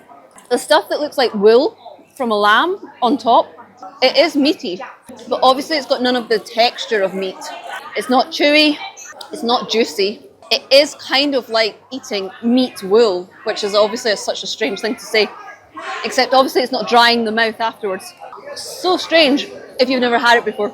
It's sitting on some kind of syrup that's nice and sticky, and that's keeping it down on the bun, which is in Hong Kong style a sweeter bun than what you're used to in the UK. Just slightly sweeter, and obviously very soft. This is taking a bit of getting used to, but every bite is better now that you know what to expect. I really like the look of this floss meat, but I don't actually like how it feels in my mouth. I like the taste and I like the look, but that first little bit where it sits on your lips before it starts melting away, that little second is a bit of a sensory issue for me. I don't like it. But from the perspective of taste and value for money, this is brilliant. I really do like it. So I have to knock 2 points for the feeling of the floss, but this is an 8 out of 10. I'm at the airport. This is a melon Fanta float. Let's give it a shot. You can tell that this kind of stuff was made in America. So many layers of sugar going on. That syrupy sugar from the artificial watermelon taste. Then you've got the fizzy juice itself, and then you've got the hit of ice cream. It works when you're having the ice cream as the primary flavour, and then the watermelon syrup just as like a sauce. But when you're sucking from the bottom and you're getting the primary flavour being like syrupy watermelon fizzy juice, and then afterwards there's a little bit of cream, that doesn't taste too good. So I actually think what's happened here is, it's not that it's a bad product, it's just that the ratios are wrong. If this was a McFlurry with some Fanta watermelon sauce, it would be a hit. I'm going to give this a 7 out of 10. Hello my friends and welcome to a busy Hong Kong. This is Malona. It's a South Korean ice lolly. It's always the cheapest one in stores when you're looking for something cool. I've never tried them before. Is it nice? Is it cheap because it's shit? Let's find out. So this is a melon flavour and it does smell very melony. Even though I only bought it less than a minute ago, you can see it's already melting a little bit. Let's give this a shot.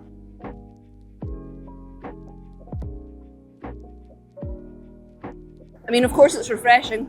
You're hit with a very prominent flavour of melon and it's not artificial tasting. It does taste like the juices of a real melon. It's already dripping all over me.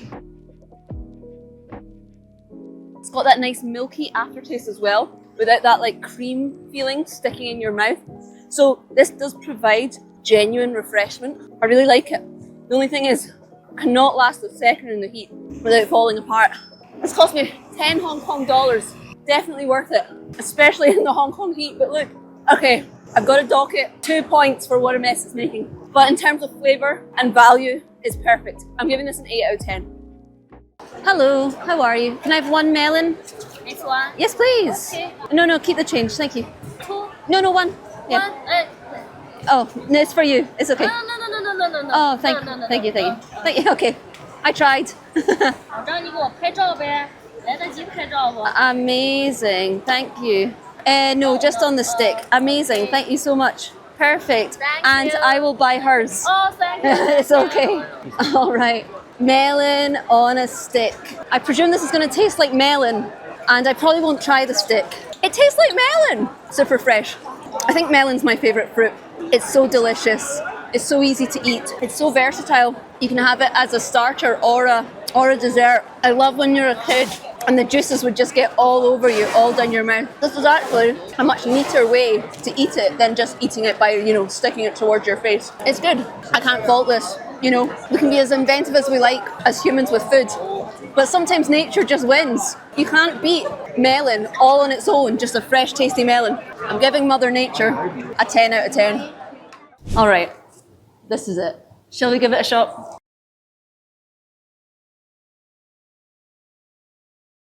Wow, the very, very first taste is a strong hit of tea, a very prominent flavour. This pancake is so soft, so fluffy, it's delectable. This is good. I'd like to try it in other flavours as well. It's like if you made a cup of really milky, sweet tea and then it went completely cold, you forgot about it. This is like turning it into cream. All of that flavour in fluffy. You've seen me on the win through it. I'm really sorry to hear that. Cheers, man. And then you turn it into like a really fluffy form. It's good, it's really nice. And then these pancakes are so fluffy. This feels really high quality. All the ingredients taste delicious. It's cute as well, right? It's a cute concept. By Hong Kong standards, this was $3.50, which is quite a lot for a snack. But it is really good. And it's a treat, right? I'm gonna give it a 9 out of 10. Yeah. Hello. Could I have a mocktail? Please make sure it's a mocktail. Could I have a sex on the beach? Okay. No alcohol, thank you. 30. Perfect. Thank you so much. Okay, a sex on the beach mocktail. A mocktail for myself because I'm over 14 months sober now. Cheers. Okay, incredibly syrupy. A mixture of like apricot and raspberry syrup. And that's the only flavour I'm getting. Just that overly sweet. Like where the very initial hit is pleasant because of the sugar rush, but after that your mouth is left sticky and it's too sweet, it's too artificial. It's nice and cool. I do like that. Certainly makes a change from a Coke if you were in a pub or something and you wanted a mocktail over if you wanted a non-alcoholic drink. But I can't rate this very highly. Much like what I think actual sex on a beach would be like, this has a lot of promise, but the result is underwhelming, overly indulgent, and short-lived. But I think I'd still choose this mocktail over the real experience, because at least it doesn't end with sand up my arse crack. 5 out of 10. Hi friends, shall we go and try the snack I have here in Hong Kong about 3 times a week? So, one of these, of course.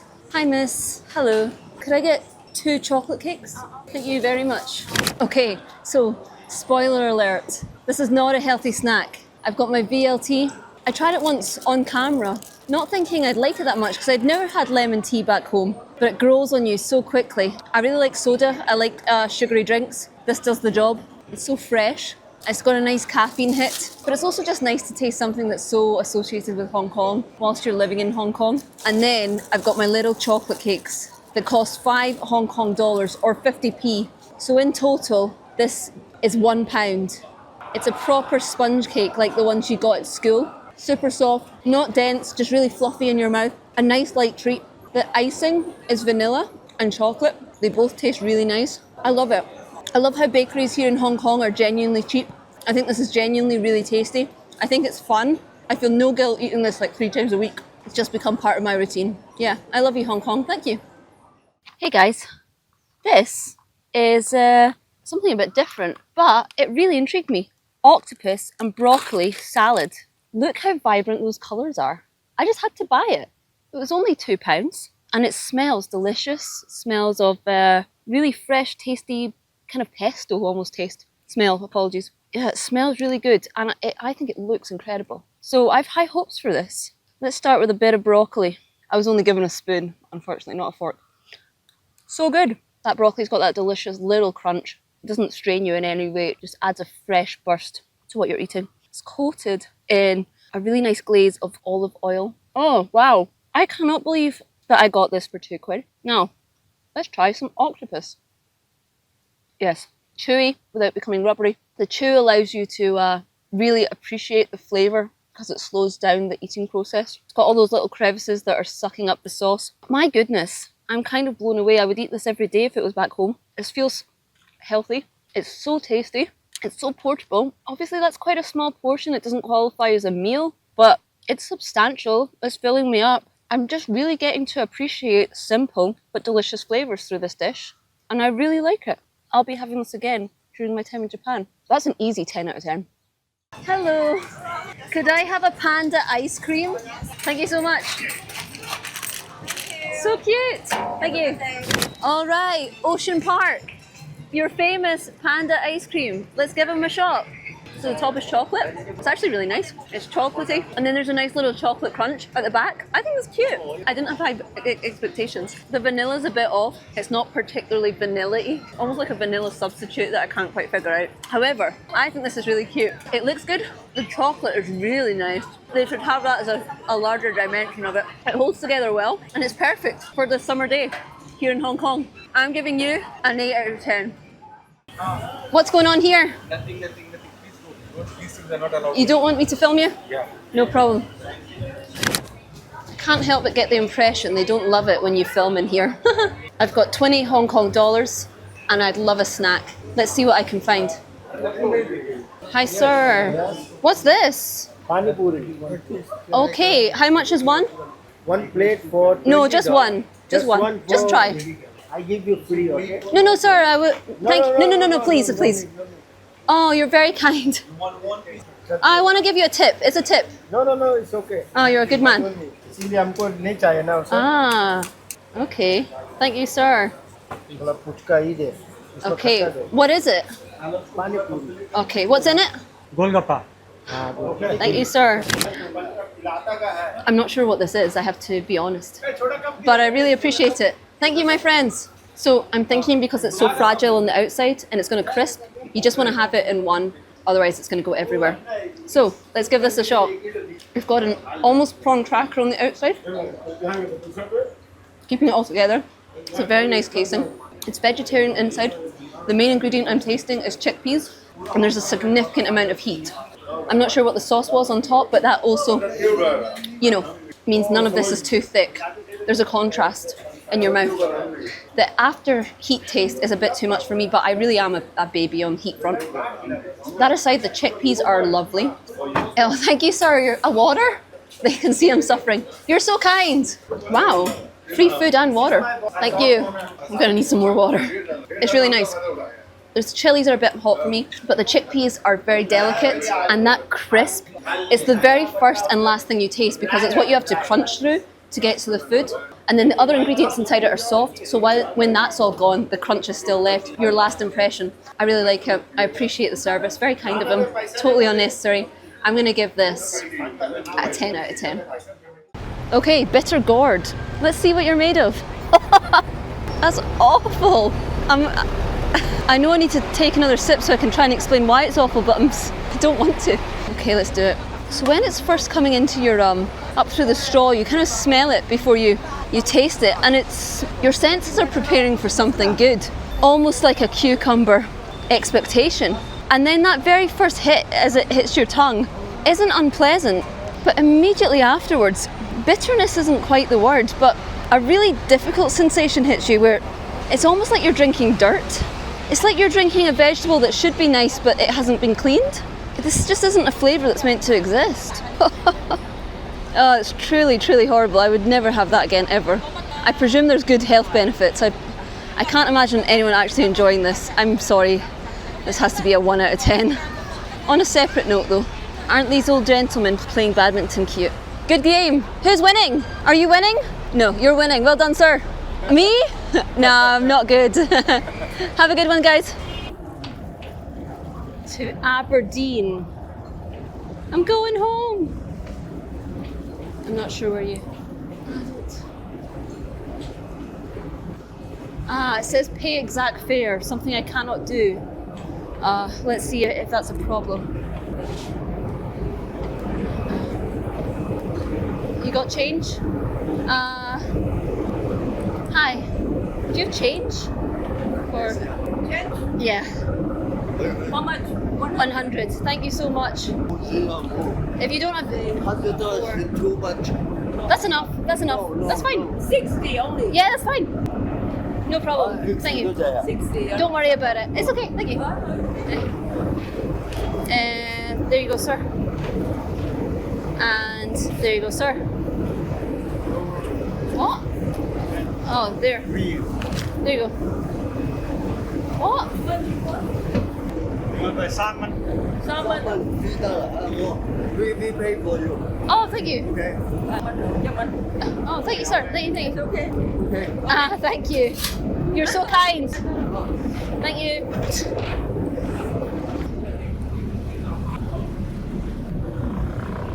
For years before I moved to Hong Kong, I wanted to, so I was always, looking up videos, pictures, etc. And it was this Hong Kong that I saw and most resonated with.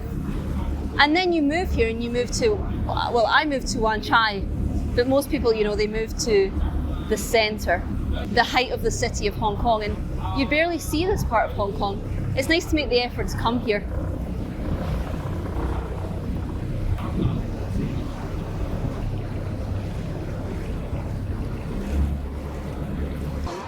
Gosh, this place is a bit of a sensory overload. It's so synthetically bright. Not an exit. This never ends. Okay, so we like mochi. That's been established. I just don't know what these flavours are that I'm to put on top, but I'm about to find out. Or maybe not. Maybe I'll never get into it. Right. So, mochi. This. I thought mochi... Am I being stupid? I thought mochi you could just eat in your hands. So I think you put a wee bit of this on here, and then a wee bit of this as well. Brown sugar syrup. Well, I know what that is at least. It's syrup, right, that's made from brown sugar. So this is my mochi. Okay, I've got a baby shark spoon I can use. Let's give this a shot. I was so prepared to like that.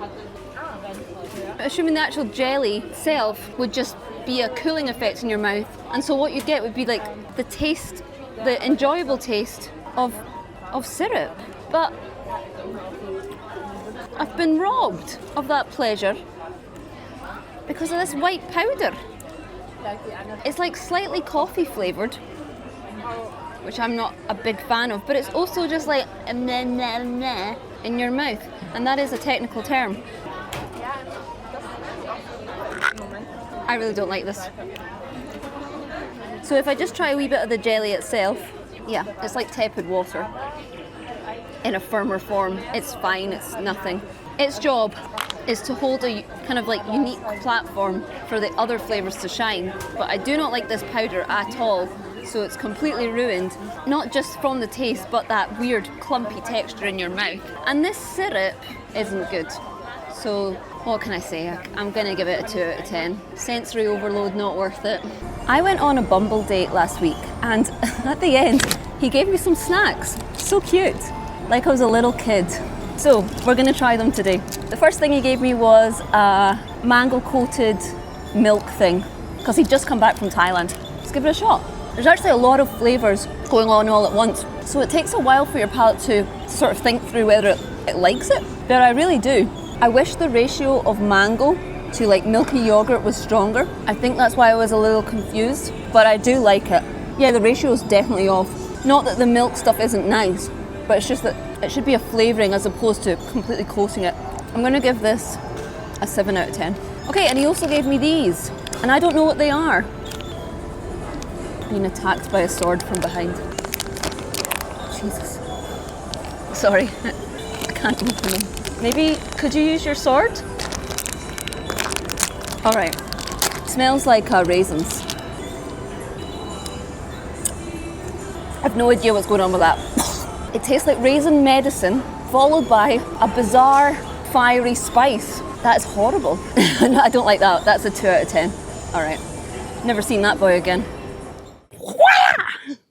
Oh my goodness, I'm already so full of energy. Imagine how I'm gonna feel after I've had some Calorie Mate. I climbed Mount Fuji yesterday, and these were up on the mountain being sold because it's a calorie dense product that gives you energy. If I can get in, we will try one. Okay, it looks exactly like Scottish shortbread. Obviously means we're off to a fantastic start. Doesn't smell like shortbread, smells a lot sweeter. Let's give it a shot. Oh, it's not really a biscuit. It's trying to be, but it's like an exceptionally dry cake. As soon as this is in your mouth, it turns to powder. Yeah, this is difficult without a drink. It's not bad. Considering its main function is to give you energy, and everything after that is just to disguise the taste, it is disguising the taste pretty well. I'm getting sweetness. It's just like what a really, really cheap biscuit would be, like if you had it in a hotel or something. There's no softness, there's no syrup or anything that's contrasting with the dry powder in your mouth, so you really need to have this with a drink, otherwise you're going to struggle. Yeah, because I'm not having it with a drink, I'm going to give it a 6 out of 10.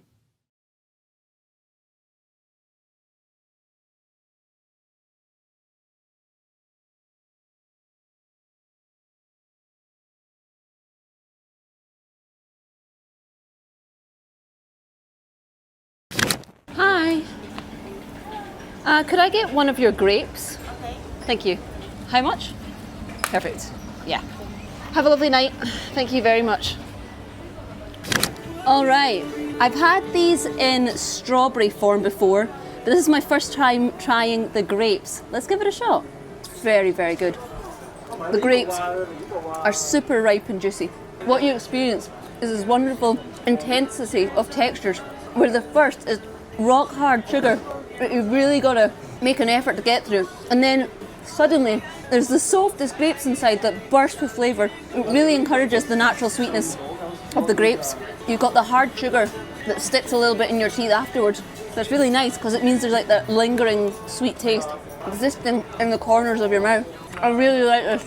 I think when sugared fruit's done well, it's when there's that very generous layer of sugar as opposed to a little glaze. And inside, when the fruit is really fresh. So simple.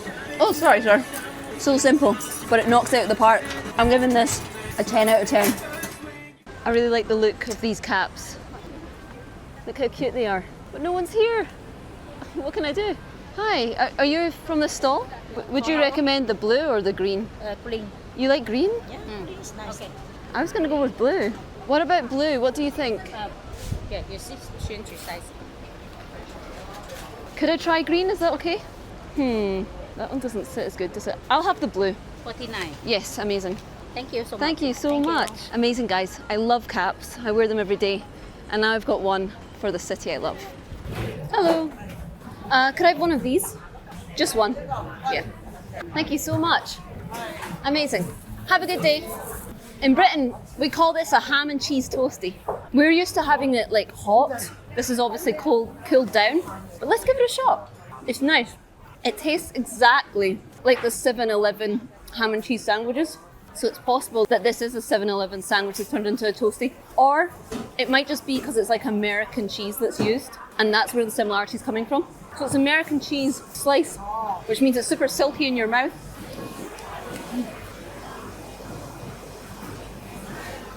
Oh, yikes. It's super silky in your mouth. Sorry. I just feel bad for the guys. It's super silky in your mouth, and because the bread is quite dry, because it's been toasted, that silkiness really complements that. Your mouth doesn't feel dry afterwards. The ham's tasty, it's juicy, it's flavorful. This is a good snack. I would definitely prefer it hot. I think that's when the melted cheese is in its best form. And I think that's when it feels more of a filling snack, even if that doesn't make sense. I like this. It was very cheap. The lady's very nice. It reminds me of home. I'm giving you an 8 out of 10. Almost as hairy as me.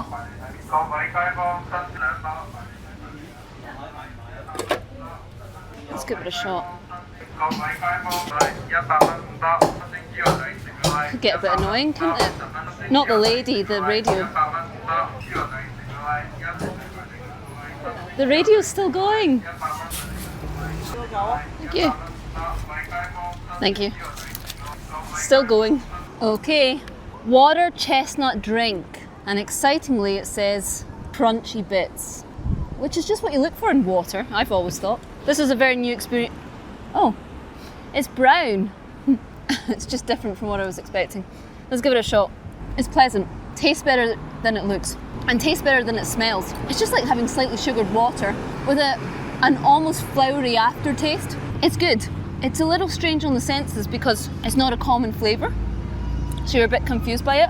And I hugely object to there being little crunchy bits because I really don't understand Asia's obsession with adding lumps to drinks. But it's not bad. I'm going to give it a 7 out of 10. It's slightly sweet, it's novel, it was very cheap. Would I have it again? Not in a hurry, but if my friend offered it to me, I would be happy to accept.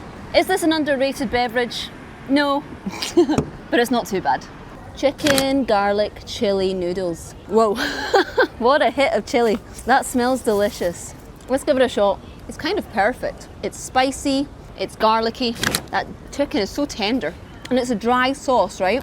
Every element of it, all the garlic and all the chili is sticking to the noodles. And so these noodles are so tasty because every bite is slightly different. There's such a nice crunch from the peppers. And this chicken right at the end cools everything in your mouth down because it's so juicy and tender. It's really nice. Hong Kong should make more pasta dishes. For me, it's a 9 out of 10. You smile. Let's go inside. Oh, no one's here.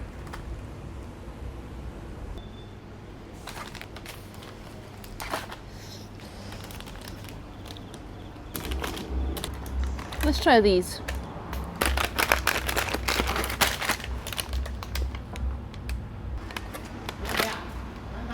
Okay. Just coming. Hi, sir. There you are, sir. Hi. Are you a YouTuber? I am. Oh, hi. Well, trying to be. Hey, my poster, camera. Please. You wanna, sir? You want one? Oh, no, thank you. Okay. You want one? Oh, thank you. You're okay. Thank you, sir. Your boss wants to be famous? Yeah, my boss don't let me eat here because he's working. Oh. It's okay. Of course. Have a good day, guys. Yeah. Thank you. Thanks, man. Okay. Okay. Fried rice, crackers, and this specifically is chicken flavour. I think it could be good. Doesn't smell chickeny or fried ricey, but it does smell nicely seasoned. Let's give it a shot. So it's like a rice cracker. But whilst rice crackers are usually I find them underwhelming usually. These are crispier. I guess that's the fried element, right? Which is more exciting in your mouth. And because they're smaller than these like big rice cakes you get in the UK, like there's more area size for the flavours and the little crevices to hide. And that makes this really nice. They're crispy, chickeny. To be honest, I'm not really picking up on chicken. If it doesn't say chicken on the bag, I wouldn't know this is meant to be chicken flavour. I'm trying to think of what the actual flavour is. You're getting the oil from the fried element that sits in your mouth nicely. They're salty, I want to say like oniony flavour, actually, in a nice way, but not chicken. However, no disappointment that it doesn't taste like chicken. These are a good snack. I'd recommend them. It's just like a fun change from crisps. I'm going to give them an 8 out of 10. Okay, chicken. How strange of them to cut it sideways and not around the bone. I mean, the reason I wanted it cut was so that it wasn't around the bone. I guess that's like a cultural difference. Let's give it a shot. Really tender and delicate. I got a big piece of skin there and it's super juicy and was locking in the flavour of the meat and the sauce in different ways. It was really nice. And now I'm into the heart. It's still tender. Really good. I never found out what the sauce was.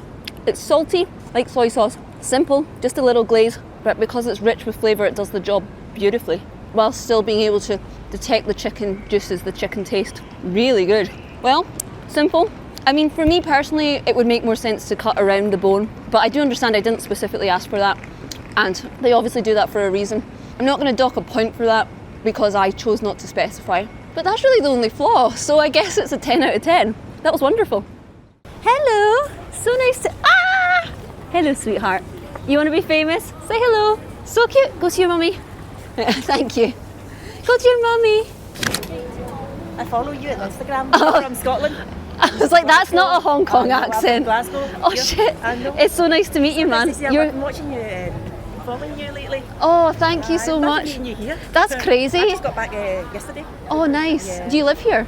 No, I live in Glasgow. Mate, your accent is so homely. Like a Glaswegian. Yeah. Well, do you prefer Hong Kong or Scotland? Definitely Hong Kong. Oh, definitely Hong Kong. Yeah. I love your accent so much. Okay. It's nice to see you. It's so nice to see you. I've got a satay chicken. Smells delicious. Smells of peanut butter and chili oil. Such tender chicken. That's delicious. The sweet peanut butter taste comes first, and then the hit of chili comes after. It's such a nice combo. This is absolutely coated in sauce. It's not just a flavouring. The actual sauce itself is what's filling your mouth up. And then right at the end, that tender chicken is the last bite, is what you're chewing on. The last taste in your mouth is like juicy, peanut buttery chili. It's such a nice blend. That is so tasty. Thank you, sir. 10 out of 10. I asked, can I have a tiny bit to try? So I've got all this chickpea curry and all of this rice. I'm definitely going to need to take this takeaway. It smells wonderful. It smells like it's going to clear my sinuses. Those chickpeas are so soft. You experience the curry almost like it's soaked all the way through because of how tender the chickpeas are. I think chickpeas are massively underrated. Really good. There's big clumps of coriander in here. That is wonderful because there's a bit of heat to the curry, as you'd expect. Nothing overwhelming. And then the absolute last moment is a crunch of coriander. And it just cools everything down. People really hate on coriander. It's not that bad. Because the chickpeas are so soft, you almost don't notice like you're chewing through them until you're right at the heart of it. And then it's all kind of like disintegrated in your mouth. And then you get the chickpea taste. Chickpeas are so versatile. And as a food, they do such a nice job of like never being the centre of the stage. Like, look at the percentage of that curry that is chickpea. And yet that's not like the powerful taste that you're getting. The chickpea's just the background noise, collecting all the other flavours and letting them shine. Chickpeas are very selfless like that. But there's little moments where they shine through in their own right. And they're very tasty. This is healthy, it's cheap. So for me this is easy, it's a 10 out of 10. Hi miss, could I get one of your turnip cakes? Is that what it's called? Yeah, would you recommend? I recommend this one and this one. What's this one? This is no bones, boneless chicken wing. Oh, yeah, okay, I'll have that. Boneless chicken leg. Yeah. Thank you. How much? $40. 40. Oh my goodness, breaking the bank. I'm a bit of a white girl. Not too spicy. Thank you very much. Have a good one. Cool setup. Okay. It's nice. Okay, boneless chicken legs is what she said. I'm assuming it's feet as well as legs. And they're cold. I've had mixed experience with chicken feet. Smells really good. Like sweet chili sauce. I just think they look horrible. Not the sauce, the actual feet themselves. But let's give it a shot. They're ice cold. There's little ice follicles on this, it's so cold. Let's give it a shot. How strange to have it so cold that the coldness almost becomes a flavour. Is that common for chicken feet? I think chicken feet look horrible. However, They don't taste horrible when the right sauce has been added. And in this case, the right sauce has been added. It's like a sweet chili sauce, but with more heat. So slightly less sweetness, slightly more heat, and it really suits the chicken feet. It's hot without overwhelming you, but that heat does contrast quite well with the initial like freeze that touches your lips because of how cold the feet are. I don't really like the feet cold, I have to say. I'd prefer them hot, or at least, you know, tepid. And I think from an aesthetic point of view, because they're so unattractive, it would be nice to have sauce that covers them. But from a taste perspective, it does taste good. If these were warmer and it was slightly more coated in the sauce, I could easily give it a 9 or a 10. Because of the temperature and because the sauce is in quite lumpy ways, I'm gonna give it a 6 out of 10. But chicken feet, you've won me over. Jeez, oh man. Not so happy.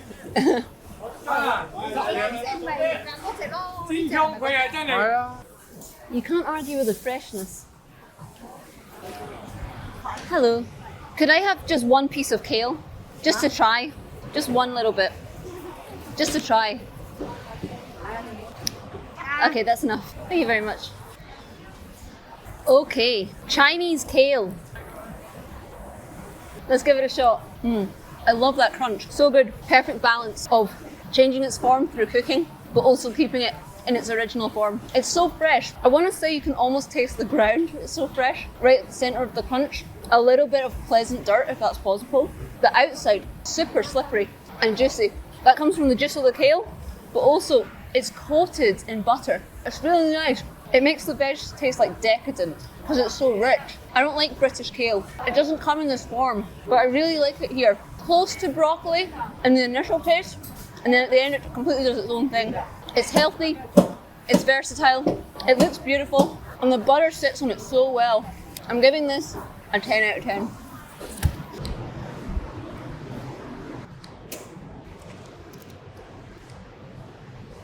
What?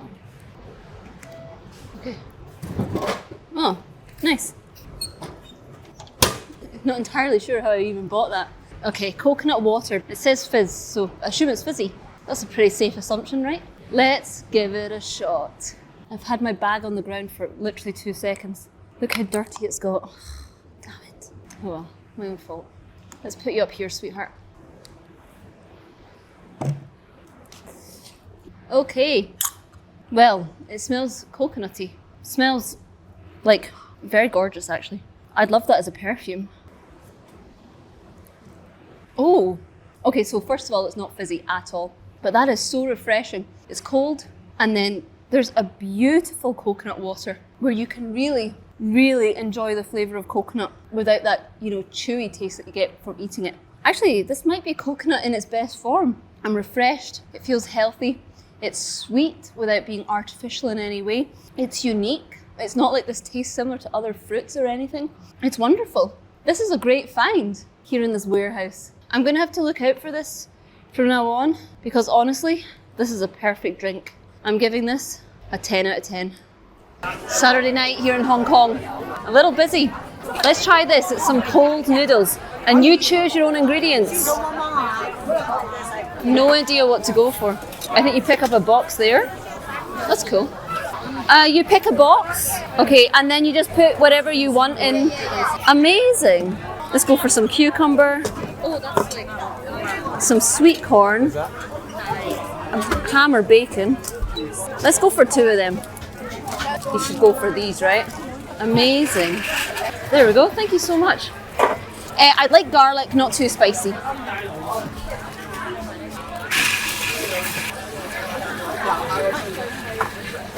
Thank you so much. Thank you. Cold noodles here in Hong Kong. I'm so used to noodles having like almost being like soup. So this is new for me. That first hit was garlic. It's so good. And that small hit of spice that comes after the garlic. Oh, thank you. They've just taken the chopsticks away from me. Sorry, are you Hi. a Scottish teacher? I am, yeah. I think I've seen your reels. Yeah, you probably have. I'm doing one now. It's nice to meet you. Yeah, Nice cheers. to meet you. I actually came here because of fragrant sausage. Oh, really? I saw his videos here and I was like, fuck it, I'm doing it as well. Yeah. Cheers, man. Keep up the good work. Thanks, man. I like your accent. Thanks. I just had the chopsticks torn away from me, mental. This is lovely. The noodles are delicious cold. Sometimes obviously cold food can make you feel a little sad because you're used to it heating you up and in the process, you know, making you feel like warm and happy. This lets you enjoy the flavours in a completely different way. I get a hit of garlic, but just before it becomes too empowering, that little hit of spice kicks in. And then I've got the cucumber right at the end that just cools it all down immediately. It's so tasty. I love the cucumber, just slightly coating the noodles and giving it a completely new flavour. I wish this was more common in Hong Kong. It's so cute. Let's try this ham. Really juicy, salty, delicious. It's an easy 10 out of 10 for me.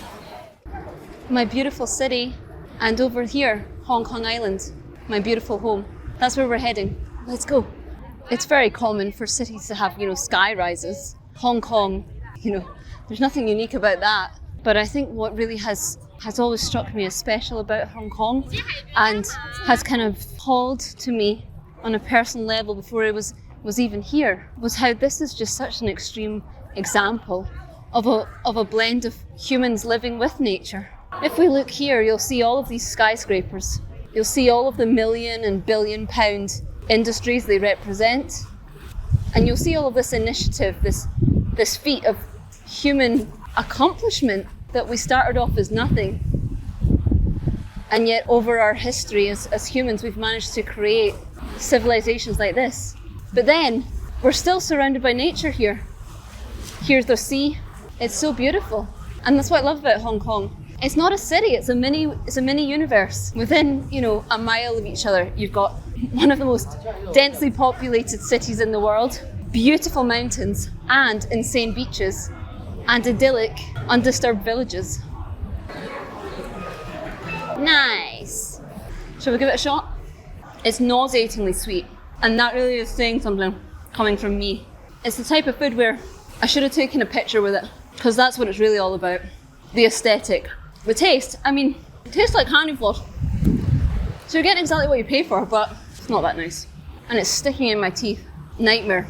I once came here at like 11:30 at night when I was just maybe me and one other person here, and I saw a rat scurrying and then scurrying along there. You'd think it's impossible, but he did it, and it was seriously gross. Almost as gross as this candy floss. Let's see what we've got here. Sausages. Ooh, could I have some octopus? Just one. Yes, please. Haven't had octopus in a while. You can see she's deep frying it. So the stick has been deep fried, which means it's a little bit hot. Okay, deep fried octopus. She didn't add any seasoning or anything to it, so I'm wondering if it'll be a bit bland. Let's see for ourselves. It tastes quite similar to calamari, which obviously makes sense. You know, octopus or squid that's been kind of almost coated in a batter. Oh, I'm gonna be honest, I don't love it. Octopus is already so chewy, and by deep frying it, you're making the outside even harder as well. So it's really chewy, but it also feels like some of the flavour has been compromised by deep frying it. So I guess you could say it's like the worst of both worlds. It's not awful. It's a little snack, as you can see I'm halfway through already. It still tastes nice, but this is too chewy for me. And some of the flavour has been lost, in my opinion, by the way it's been cooked. That could have been ramified by adding some seasoning afterwards, but that didn't happen. So this is pretty cheap, it's cheerful, but it's not for me. I'm only going to give this a 6 out of 10. I'll have one of these, please. Oh, no, I'll give you a... No, it's okay. Just to try. Thank you. It's a durian candy. Oh, it looks like durian as well. That's cute. I thought it was going to be a hard candy, but you chew it. Oh, this doesn't smell good. Okay, let's go for it. All of my confusion with durian comes from the fact that the aftertaste is pleasant, but you have to experience an act of terrorism against your taste buds to get there. I'm experiencing both the sensation of someone farting in my mouth with the nice aftertaste at once. And now that it's all gone, it's like childbirth. I'm slowly forgetting what the pain was because this aftertaste is nice. Durian, I don't know what the heck's going on with you, bro. I'm giving that sweet a 4 out of 10. Made in Hong Kong. Just like Jackie Chan. Thank you, very kind. This is durian nugget made in Hong Kong. just tastes like a mistake. I feel really sad inside. Just prior to me leaving the UK, I was in a long-term relationship and we were going to travel and move abroad together. 3 weeks before we were due to leave, this is a true story, he said he wasn't coming, and he started a new relationship with a 47-year-old housekeeper who 2 weeks after I left him for a 19-year-old. And I honestly thought that was the worst thing that had ever happened to me, and I was right until right now. That durian nugget I paid too much for. I just can't get on board with it. I feel a bit lost right now. I think me and durian are done. I've experimented with it enough. It's a 0 out of 10 for me. Here you go, sir. Okay. You tell me, what would you recommend? You tell me which one. You want me to have this one? La Bubu. Oh God, they're so evil. Should I have pineapple or panda? Okay, thank you, sir. Have a great one. Thank you. Okay, so I'm gonna fish for some goldfish. Look how tiny this is. Oh wow. God, they don't like that, do they? I don't want to hurt them. It's so hard. Ah! Should I go for a place where there's a huge clump of them? Oh, mate, I got one. There you go, sweetheart. Look at this wee bastard being all cocky. Let's get him. Hey, hey!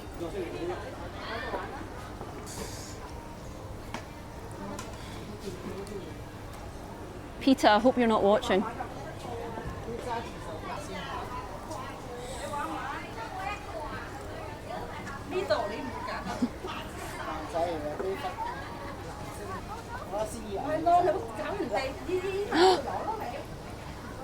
It's harder than it looks because the fish are smarter than they look. But also, there's a bit of a drag in the water that slows down your speed.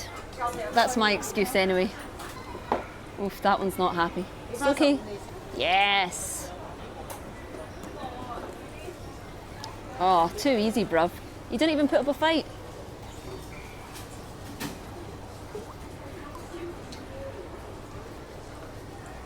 Thank you. Hey guys. I hope you're having a better day than these lads. Let's go find some food. Hi, could I have one sausage? Just one. Do you cook it? Yeah. Okay. Thank you. I don't know what that is. Yes, please. I'd ordered a sausage. I thought he could cook it in there, but it's my misunderstanding. I believe it's a dessert. I can't open it. As you might know, I struggle with this consistency, but let's give it a shot with an open mind. It smells like porridge. So when you taste this bit plain, there's just genuinely no flavour to it. It's just like having slightly warm water in your mouth. Very boring. But when you have it with this sugar, it's pretty good. There's that satisfying cute little crunches you get from the sugar. It's sweet, and suddenly that weird texture, it tastes a lot nicer. It sits nicer on the tongue. I mean, ultimately, I can't give this a very high score because it is very bland, and you know, essentially it's the sugar doing all the heavy lifting. But it's not the worst. I'm going to give this mystery dessert a 4 out of 10. Could I have a fried ice cream? Ah, thank you, sir. Just one. 10 minutes. 10 minutes, that's fine. Yes, okay. No problem. And thank you, sir. Very helpful. I'll be back in 10. Yes.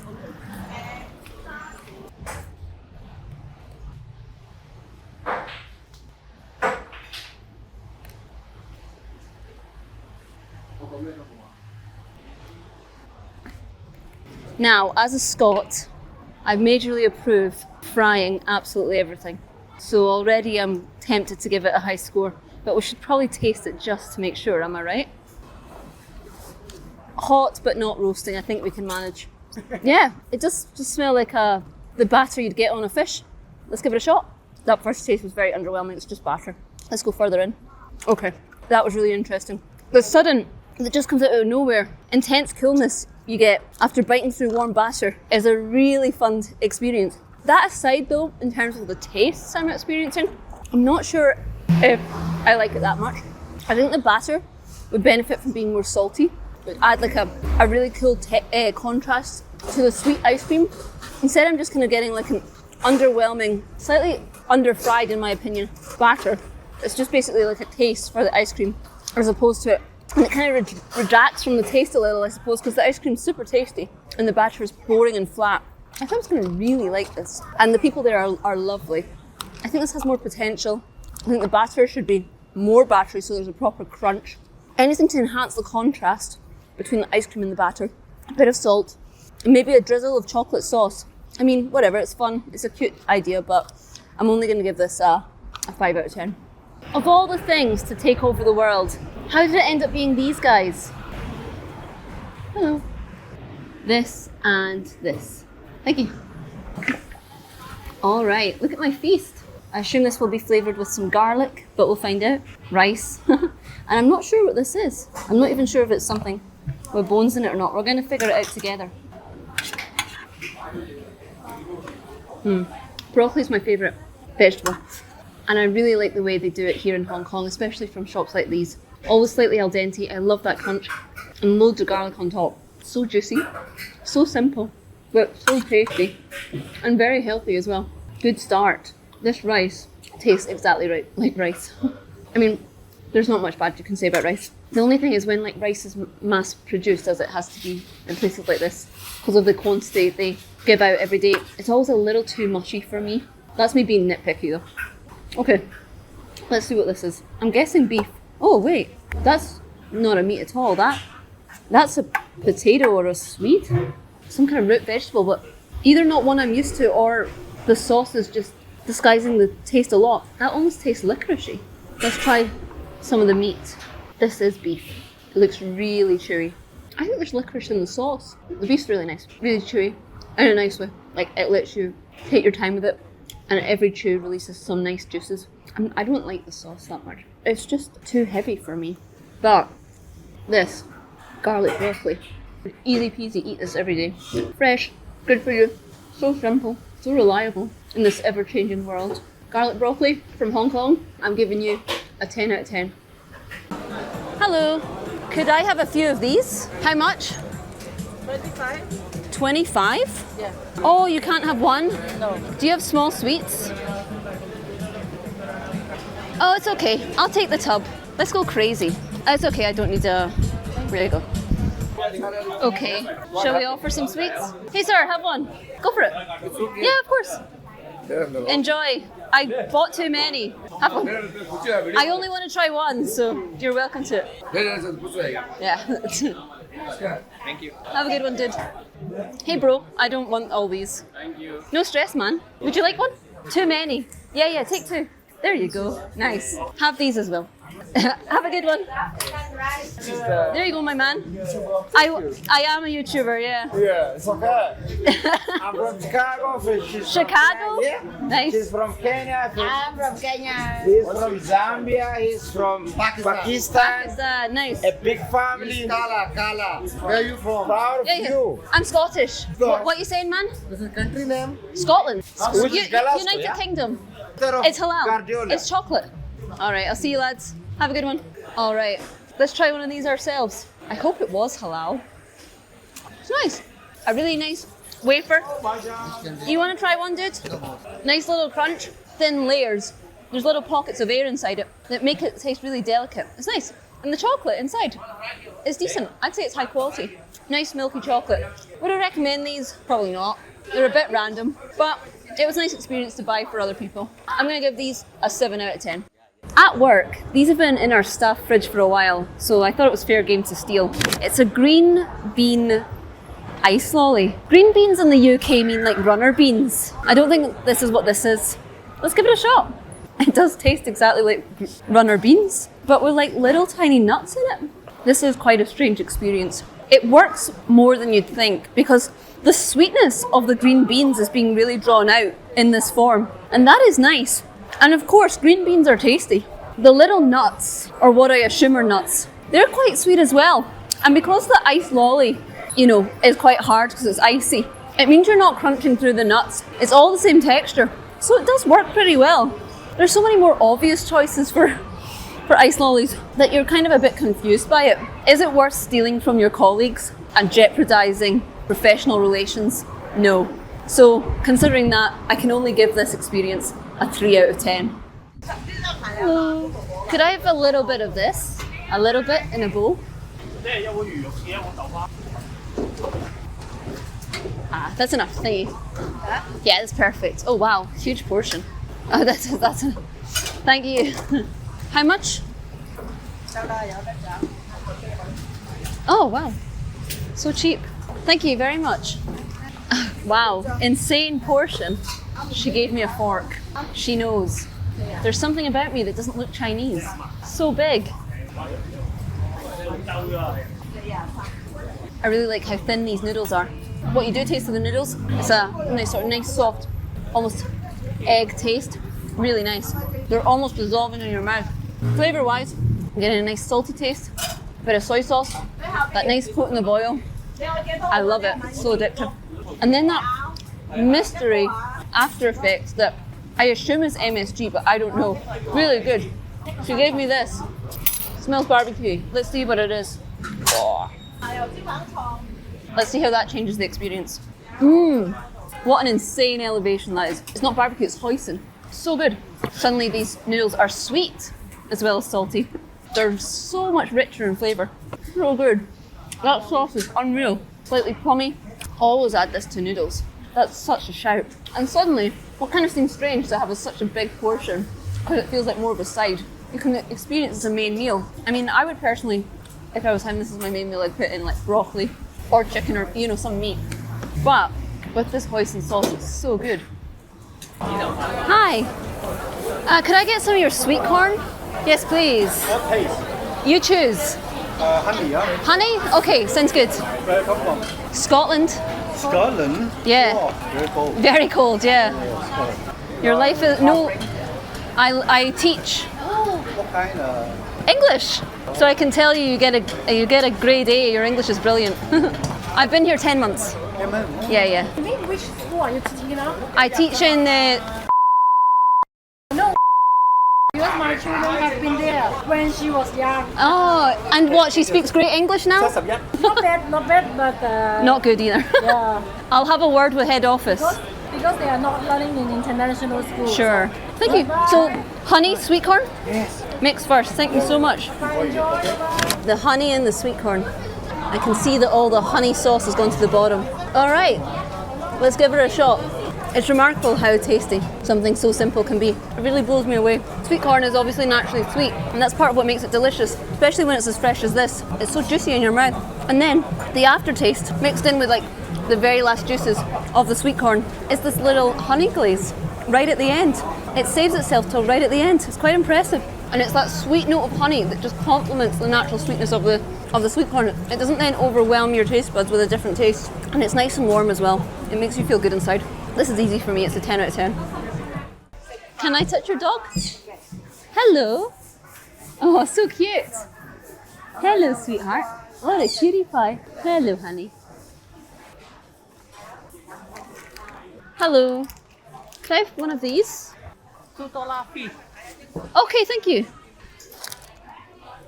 There you are. Keep the change. It's okay.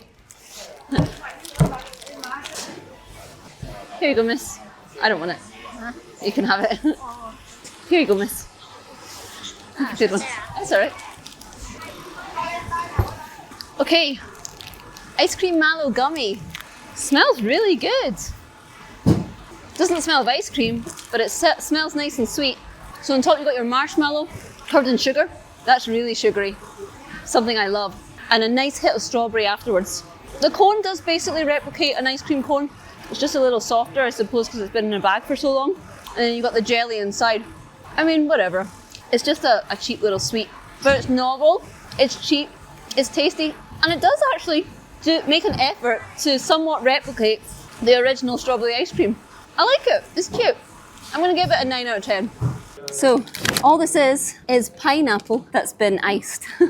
And yet changing the temperature of it makes it a completely different experience. You're still getting all of those wonderful pineapple juices. You're just getting it in much smaller quantities. It's a bit of a tease. It's really nice and cool. Obviously pineapple's usually soft in your mouth. This, I wouldn't go as far as like that it's crunchy or hard, but the texture's been changed completely. It's so nice and soothing. This should be what we give kids as a treat on hot days, because it's actually healthy, but it's still like an amazing ice lolly. I love this. It can't be beaten. So simple, and yet so effective in delivery. So cute looking, and so nice to enjoy in such a wonderful setting. Iced pineapple, you get a 10 out of 10. Hong Kong is absolutely obsessed with little arcade games, and this place is full of them. So I'm gonna try and win something. Right, yeah? Jesus. Bloody hell. I thought I was gonna get specialised coins for the La Baby.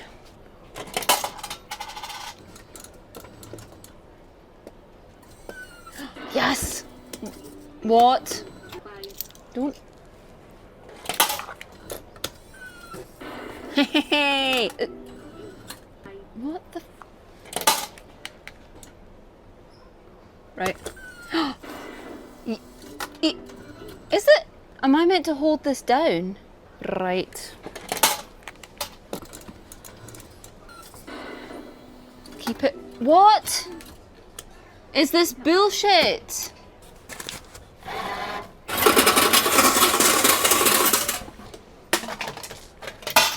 Easy. Easy. What? So what?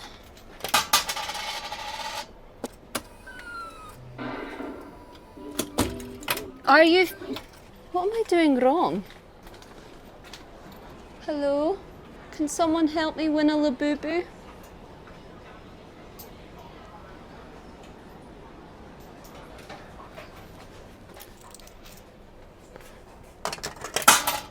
Am I doing something stupid? How is it allowed to just drop? God.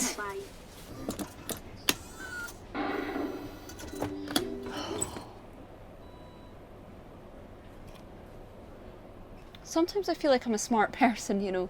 Not today. I don't get it. Hi. Do you know how these work? Have you ever tried these? Yeah, I've got the money. I just don't understand how it's like dropping. Do you guys do this yourself, ever? Look. Grab it up. No, but the grabbing's fine. Look, it grabs it. Then it drops it. What's going on? I think the owners set the machine like this. The owners are scammers? Right. Okay, thank you. Thanks, guys. No luck. Okay, I've been sober for over a year. I'm really hoping this is non-alcoholic. But it cost just under £1, and look how big it is, so I assume it is. And I'm not smelling any alcohol. Cheers, my friends. It's like lemonade, but without the sugar to balance it. That's like a sparkling water mixed with lemon. Very refreshing because it's so hot here. I love the way it's served. I'm a bit of a baby though when it comes to my fizzy juice. I drink a fizzy juice every day, and I do like it sweet. It grows on you though, I have to say, because you're getting the lemon taste, which is obviously quite bitter, but the aftertaste isn't too bitter because it's then diluted with all of the sparkle and all of the water. So it's quite a sharp hit followed by a refreshment. And it's just so cool as well. Do you know what? I do like this. I can't give it a 10 out of 10 because it's not perfect. But do you know what? It's not far off. I'm giving this a 9 out of 10.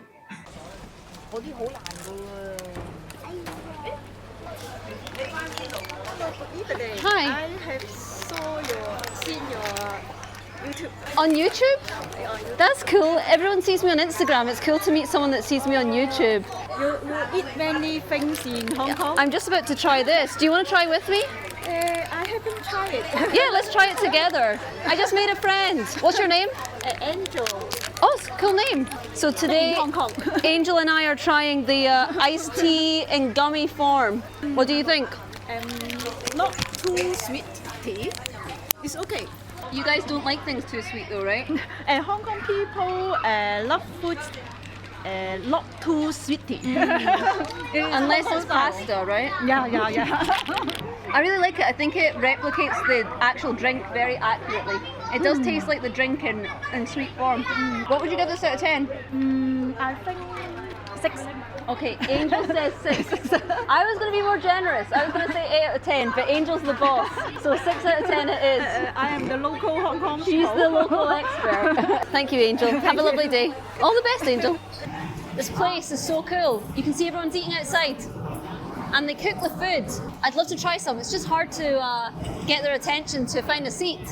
But isn't this nice? What a beautiful community spirit there's got going on here. Hi, table for one? Down here? Ah, waiting area? Ah, my bad.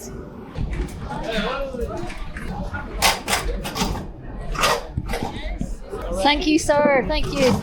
Oh, I have no friends, just me. Okay, that took maybe 10 minutes to get a table. And as you can see, they've put me way in the corner, far from everyone else. Feels like primary school all over again. I think back in the day in Hong Kong, this used to be a very typical style of how to eat cheap meals, but you know, I've been reading about how these places have been dying. It's really nice to find for myself. You just have to accept that everything takes a little longer, but that's okay. Ah, thank you, sir. Thank you. Did you wash the dishes already? You wash the dishes? Yeah, it's better because of the... Is this for drinking? Wash and drink. Wash and drink. Yeah. Just, okay. I can... Yes, I'd love you to show me. Thank you, sir. Yeah, you always in Hong Kong. You You always... wash your dishes? Yeah. I'm used to washing them after. When you eat outside, you always wash. Okay. Or what, death? Yeah, just this, then chopsticks, like this. Oh, sick, dude. And then you just pour it on the floor? Yeah. Cheers, man. Your glass also. Just do it. So, like this, it's clean. Nice. Thanks, dude. Yeah. You're not from Hong Kong though, right? No, I don't live in Hong Kong. Yeah. But I live in Hong Kong. You're from Hong Kong? Yeah. Sick. But I was born in Hong Kong. Oh, nice. You're from Hong Kong then? Yeah, my mother's from Hong Kong. I'm born in Hong Kong. You look like it. Really? You look like your mum's from Hong Kong. There used to be more of these, right? There used to be loads of places you could eat in the street, right? So, but this is the first one I found. Okay. Upstairs is still one street. Up one street. And you go here at the top. And there's a lot of these? Yes. Thank you, sir. Thank you. Oh, cheers, dude. I'd be lost without you. How much is the salted lobster? You go How much? in lobster and papa one 800. Hey, big one. 800? Yeah. Called the seafood. Oh. The big one. Oh, yeah, no, that's okay. Yeah, sorry. I was thinking British pounds. Thank you. You got 800. Okay. Yeah, perfect. Sounds great. Thank you. Thank you. So, 800 Hong Kong dollars. Cool. I fucked up here. Really silly mistake. So, 800 Hong Kong dollars. When he told me, I was shocked because I was thinking, that's so much money. And then because I do this a lot, like I automatically think in pounds. I thought, oh wait a minute, I was thinking like 800 pounds. 800 Hong Kong dollars is 80 pounds. So I was right to be shocked at the price. I just had a mind blank and didn't think it through. I thought, oh wait, it's only £8. So I've just ordered something that's very expensive and like way without my budget. But what can you do? I've ordered it now. My mistake. Fucking hell. Thank you so much. That's ridiculous. I messed up so bad. Okay. Well, this is a day's salary. Guys, please have some.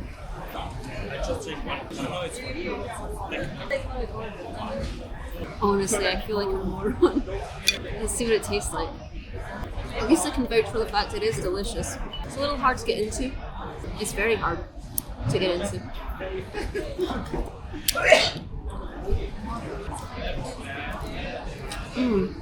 So juicy. And the juices are a really gentle blend of lobster meat juice and ginger. It is very good, as it should be. When you have it with this sauce, that's wonderful. Okay, well, is it worth the money? It's a huge portion. It's not meant for one. I think considering like this is an unexpected cost, I have to get rid of that from my mind because that's my problem. Probably is worth the money if you really like lobster because it's so beautiful and tender. The sauce does such a wonderful job of being delicious in its own right without, taking the centre stage. Just gently complimenting the lobster. I understand this is how lobster is served, but I suppose an anxiety I have is that, I've paid a lot of money and now I have to really work hard by actually opening everything up to make sure I get my money's worth. I'd say that's a flaw. I'd probably prefer that it was easy for you to eat. But what can I say? This is a really cool experience. Considering the price, you've got to hold it to a very high standard. Do you know what? I'm giving it a 10 out of 10. Hi, sir. How are you? Lychee? Could I have one? One? Yeah, one. There you go. Thank you, sir. Thank you. Have a good one. Okay. I believe, but we'll find out, this is a lychee candy. Not something you'd get in the UK. It's hard. I thought it was going to be a chewy one. Smells lovely. Slightly sour initial taste, but then the sweetness kicks in. So it's a nice relieving contrast. Really sweet without tasting too artificial. It does feel like you're kind of sucking on real fruit juices. And then right in the centre again, it goes back to sour. I really believe around the world, lychee is an undercapitalised fruit. It's so tasty. It makes lovely juice. This sweet refreshed my palate. It was cheap. It was novel. I'm giving it a 9 out of 10. I love you so much, Shanghai. Let's buy a souvenir. What's something for 30 that you'd recommend? 30. I don't mind, yeah. You tell me. Oh, sick. Yeah, that one because it's movable. It's like. Oh, I love it. Yeah. How much? That one's 30, but I make it 30. Perfect. That'd be great. Yeah, that's right. Oh, I like this one as well, actually. Yeah, you can have a look. You can pick the one you like. That's cute. Mr. Softy. Well, our man said go for this one, so we've got to respect our man. This is some traditional Hong Kong music. There we go. There you are, my friend. Yeah, can you change? And I've got my magnet. No, don't worry about it. Cheers, dude. Melon milk, I assume. I've had this once before in Mauritania. It's really big over there. And I remember enjoying it, despite the fact that they're not flavours you think would go well together. This is undisputably an underrated drink. So it's soy milk, which means it's not overly creamy. You're not getting like a overly creamy melon taste. Very first hit is the juices of the melon. Green melon, so it's fresh, fruity, refreshing. And then the aftertaste is something that sits in your mouth in a thicker way, and it's still melony in taste, but it's also milky. It doesn't feel like two separate flavours doing their own thing at different times. They do work well together. The only thing I'd say is it starts super refreshing because of the juice element, and it ends kind of like almost like you wanting another drink because the end is like a thick coating of milk. It's not as refreshing as it could be, but taste-wise it's wonderful. So I'm gonna give this an 8 out of 10. It's definitely worth giving a try. Hi, miss. Hi, miss. What would you recommend? What fruit you like? We have mango, melon, pineapple. Okay, I love melon. Shall we do melon? The green one? Okay, green one. If green one, we recommend we call melon dessert with the green juice. I would love that. Okay, I would cool. love that so much. Thank you. How much? Would you like to top up something? This is the mochi, and this is coconut jelly. You tell me. I Mochi trust is you. nice. Let's do it. I love your tattoo. It's Thank so you. pretty. I'm Scottish. Oh, I see. Have you been to the UK? No. No. One day. I really want to because most of my friends Are in the UK. Yeah. Where do your friends live? Manchester. You'll love Manchester. Thank you so much. Have a good one. Thank you. Bye. So, mango pudding with a green sauce. My goodness. So you've got like these blobs of jelly, and then obviously this is the green sauce. Let's give it a shot. It smells like yogurt.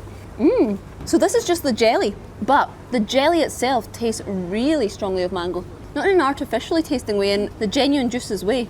It's really good. And then that's a little bite of actual mango. So fresh, so nice and juicy. Let's try it as a combo.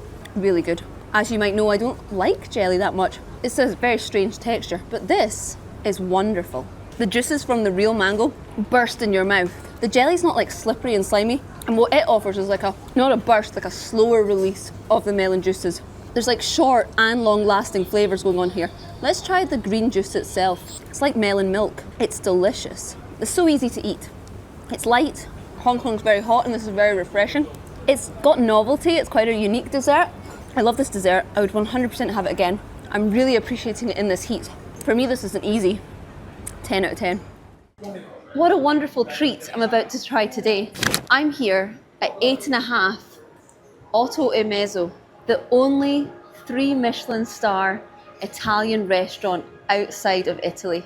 Let's see what their desserts look like. Thank you so much. Amazing. Wowzers. Thank you so much. Enjoy. Okay, check her out. That lemon zest is divine.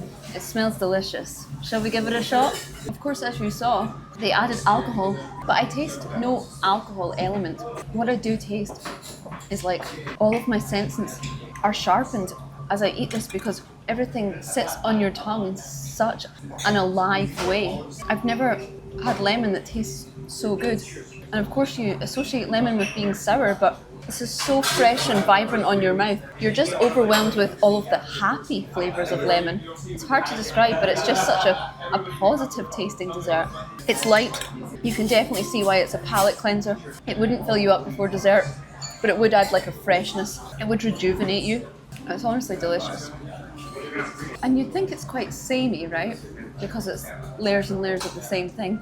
And yet, somehow, every mouthful is just a little bit different. It keeps you surprised. It's so nice. I would never choose this on a menu. Someone who likes things like chocolate cake and sticky toffee pudding, but no dessert in my life has ever been better than this. And so I feel the fact that it's won me over as someone who didn't think they'd like a lemon dessert. You know, that's 10 stars twice, right? This is a very special experience for me. I feel very lucky. It's possible I'm a little underdressed. Here we go. All right, ready to be a superstar? Hey guys, I just made a friend. Hi. You watch my videos? Yes. I'm so sorry to hear Quite it. a lot. Yeah. Carmen and I were gonna try some orange juice. Have you tried it before? Yes. Oh, from nice. my friend, yeah. Okay. This one's for you, Carmen, and then I'll get my own one. Thank you so much. It's no problem. Have you ever left Hong Kong? Yeah, Japan and sick. Taiwan, yeah. Sick. Yeah. Which one did you prefer? Japan. Where do you want to try it? We usually go upstairs, stare out a little platform. Let's we do can it. stand nearby. You're the local. Do you like TKO? Yeah. We usually stand here. Nice. Who's we? You and your buddies? Me and my buddies. That's cute. Yeah. Time to taste. What do you think orange juice is going to taste like? Orange. I think it's going to taste of banana. What do you think? I mean, orange. It tastes so orangey. It's crazy. Yes. It's unlike the artificial taste. It's actually like orange. Pure of orange. course, we see that it's pressing real oranges. they cut off and they press in front of you. But because it's coming from a machine, it still surprises you how high quality it tastes. And more importantly, it's cold. It's so cold. It's so Yes. nice. Would you say this is worth the money? I would say only if you're a lack of vitamin C. Yeah, it's a very small portion. Of course, in Britain, it would be standard to pay £2.50 for that. By Hong Kong standards, this is very expensive. But it's so convenient. It's fresh and tasty. I'm getting a little bit of a sore head because of the cold hip. coldness. Okay. What would you give this out of 10? You've got to consider The fries. cost, taste, how it makes you feel in general, the whole experience. Her experience, I give it 8 out of 10. Okay, I'm giving it a 7 out of 10. So in total, this guy gets a 7.5 out of 10. I mean, like, if you get an orange juice from convenience store, it costs like at least 15. So that's why Yeah, true. I think it's okay. How do you find being on camera? Do you feel this could be a new career for you? Not really. She did well, didn't she? I think I've ordered a passion fruit smoothie. I'm not entirely sure. Thank you. Keep the change.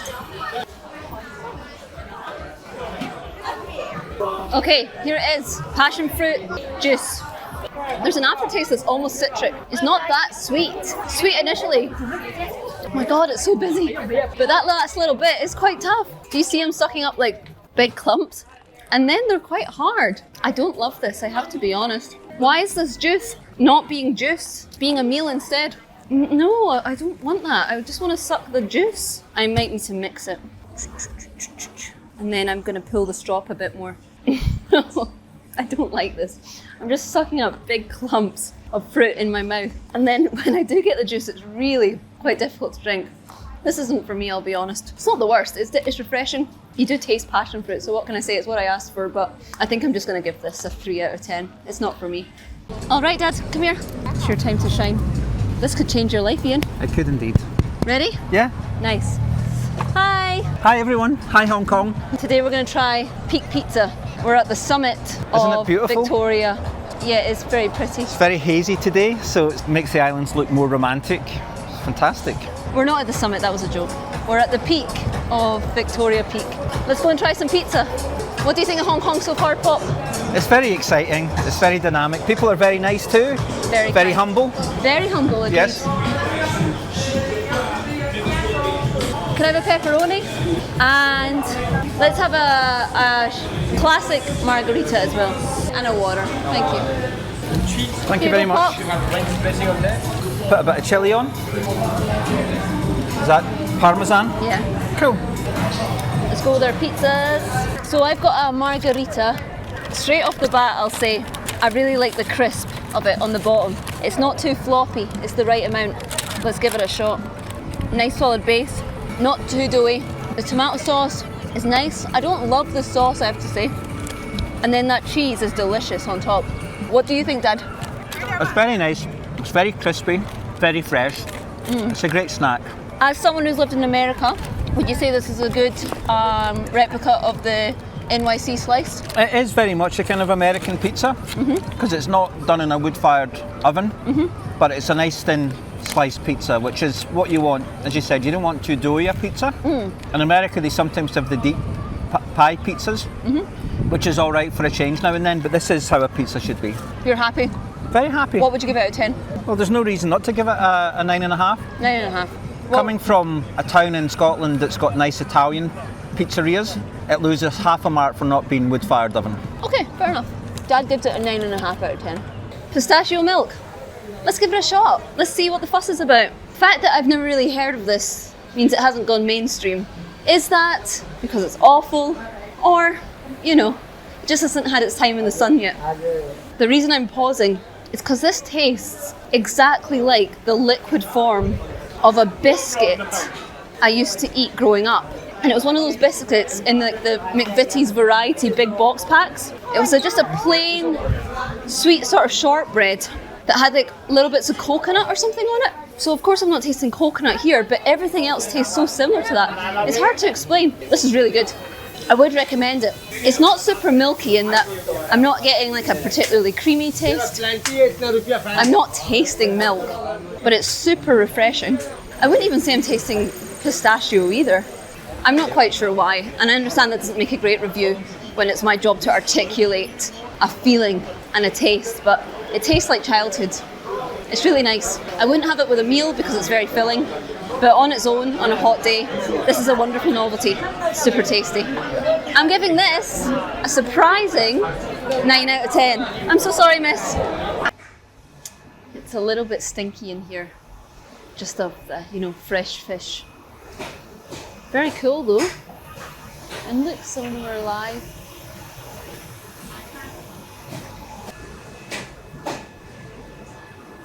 Are these guys? Are they alive? Oh God, I can't tell if they're alive or dead. They're not happy either way. Pretty sure they're dead.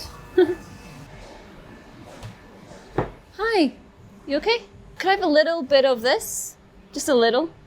Tiny bit of this? Yeah, just a tiny bit. Yes, please. Let me give you... no problem. This much? Perfect, yes. Yes, please. No problem, thank you. Oh, that's a lot. You don't need to give me all that. Yes, please. Cut. Very small, thank you. Wow. Thank you so much. Oh wow, look how juicy it is. Can you see, guys? An immediate incredible hit of saltiness. Can you hear that crunch? So good. Thank you so much. Delightful. Happy holiday. Thank you. What a lovely lady. The crackling, it's so decadent because it's so obviously oily. Let me try another bit. But it's so good. That oil just sits in your mouth. All the crevices. There's so much going on here. You've got a layer of fat, you've got that incredible crisp crackling, and then you've got the juicy meat itself. The meat is salty. but that draws out all the flavors. It's so good. And then there's this river of juices that comes out as you chew that dispels the salt so that the aftertaste isn't too overwhelming. Then you've got that fat. I mean, you know, chewy without being rubbery, tasty, fun dimension, and then you've got the crackling. Really hard. You really have to chew for it. But so special. You're tasting like pig skin. It's a completely different flavour. And then all that oil is like the last taste in your mouth. Meaty oil. That is a treat and a half. Easy. That's a 10 out of 10. Hey man, what are you selling? Huh? What are you selling? Chestnuts. You just eat them? Yes. Just like that? Yes. Okay. You can push there to open. You push to Yes. open. Oh, and you just you eat it hot? Yes. Okay. Very hot. And what are these? Quail? The egg. Cool. Could I have one little egg? Just Yes. It's already cooked? Yeah, already cooked. Okay, well, one quail egg and one chestnut. Okay. Thanks, dude. I really like your t-shirt. It's Yes. funky. It's buying in Japan. Oh, nice. Yeah. Hong Kongers love Japan. Yeah. No, just one. Oh, just one. Yeah. Don't worry, I'll pay for whatever. I just want to try one. Oh. Or maybe I can give you one to try. And one chestnut, thanks, man. Just one. One? Yeah. Maybe I'll pay, don't worry. Why don't I pay 20? It's okay. Are you sure, sir? Yes, yes. Thank you so much. You're welcome. Okay. A quail egg. Oh, very soft. What a random dinner a quail egg and a chestnut is, am I right? They're very aesthetic though, aren't they? Let's give it a shot. Oh, it's grey. It's best not to look at it because there's something about grey that you don't associate it with food you should eat. But it tastes really nice. There's a slight salt on the outside, that's nice. These are better than a hard-boiled chicken egg. It's so much more containable. Nice and salty, nice flavour. Almost slightly meaty. I've lost the bag. How? Oh God. Hong Kong, I'm so sorry, the bag flew off. I literally can't see it. Okay, chestnut time. This is very hot. A bit too hot. I'm meant to squeeze it? Bloody hell. What? I'm not sure. Should we go and ask him? Hi, sir. Could you crack into my chestnut for me? Oh, okay. Oh, you make it look so easy. Yeah. And then you just suck it out? Thanks, dude. Have a good one. Right. Chestnut time. It's neither good or bad. No, there's a slight aftertaste that is enjoyable. It's like eating, you know, a potato that's been boiled, but it's still quite hard. So it kind of crumbles in your mouth, but you do need to chew, if that makes sense. That's like, from a textural perspective, that's what it's like. From a taste perspective, I'm just getting like a smokiness that comes from the way it's cooked. There's no meat element, obviously, but it's like the smokiness that reminds me of is when you get smoky bacon. It's okay. I'm very grateful. I got it for free. I wouldn't buy that again, but it's nice enough. Yeah. I really like the quail's egg though. So I'm gonna give the quail's egg a 9 out of 10. I'll give the chestnuts a 5 out of 10. Yeah. If I go down this little side alley here in Quarry Bay, what I'll find is a hidden gem, a restaurant called the Red Cuisine. And that's one of the joys of Hong Kong, is that, you know, there's always these little corners you can go down where you discover something really exciting, or you can find yourself on the 9th floor of a skyrise and suddenly you're in a completely different world. But it's also one of the major challenges about both living in Hong Kong and conducting business in Hong Kong. Sometimes you just never find these places to start with. Unfortunately, that's one of the many factors that has contributed to Hong Kong's declining restaurant industry, which, as everyone who watches this channel understands, is an absolute tragedy, as Hong Kong produces some of the best food in the world. Alright guys, I'm joined by the lovely Joyce, who's the owner of the Red Cuisine, and thank you so much for inviting me. Thank you for coming. No, it's a pleasure. It's so nice to experience new places, and I'm really looking forward to your food. I've read the reviews, they are pretty wonderful. Right. Please tell me, like, why did you feel that you had to try something new from a marketing perspective? If you have ever noticing, there are lots of restaurants closing down in Hong Kong, and this is definitely not a good sign. No. I have been running my restaurants for over 10 years, and I have seen lots of crazy ups and downs. Well, I guess that's what people said, it's business, sometimes good, sometimes great. Yeah. But rather than just limiting myself to the local market, trying to like explore the opportunity, like to attract more tourists or maybe more foreigners to come to my place to try the really Hong Kong local food. Because you don't feel enough locals are coming anymore. Well, they're coming, but it's declining. Yeah. Do you know why businesses in general are struggling? Well, I guess that's one of the reasons, and because we are in the commercial area, yes. and people are getting used to work from home, and lots of people are working from home instead of in this area, so it's the business is dropping dramatically. So the rise of working from home, increasing rent maybe? Increasing rent, yes, and the labor costs, and yeah. Do you think being so close to Shenzhen acts against you? Well, that would be one of the reasons, especially at night time. Yeah. Because I used to have people coming for the dinner time, and now the numbers also dropping because they save the money for the weekend. They go back to Shenzhen and they make their purchase over there or make their spending over there. What do you think the future is? Do you think it's online delivery for restaurants, or do you think there'll be a resurgence? Online delivery we're doing like Food Panda, the Kita, but in a restaurant like us, it's hard to go into the online marketing. Online delivery. So not that opportunity for us. Okay. Thank you so much, Joyce. Thank you. We'll try our best to help. Thank you. Okay, so this is pork and carrot soup. I think she said pork neck. Obviously, it smells divine. Still very hot. Let's give it a shot. Wow, such rich broth. The problem with a lot of broths is that they're just a little bit too salty. This manages to be packed full of flavour without being salty at all. It's wonderful. You could just drink this. Let's try a bit of the pork. Let me show you. It's got slightly charcoaled edges. I love that flavour. But it's still a nice spring in the chew on the inside, and that delicious pork juice is coming out of it. So succulent. Absolutely delicious.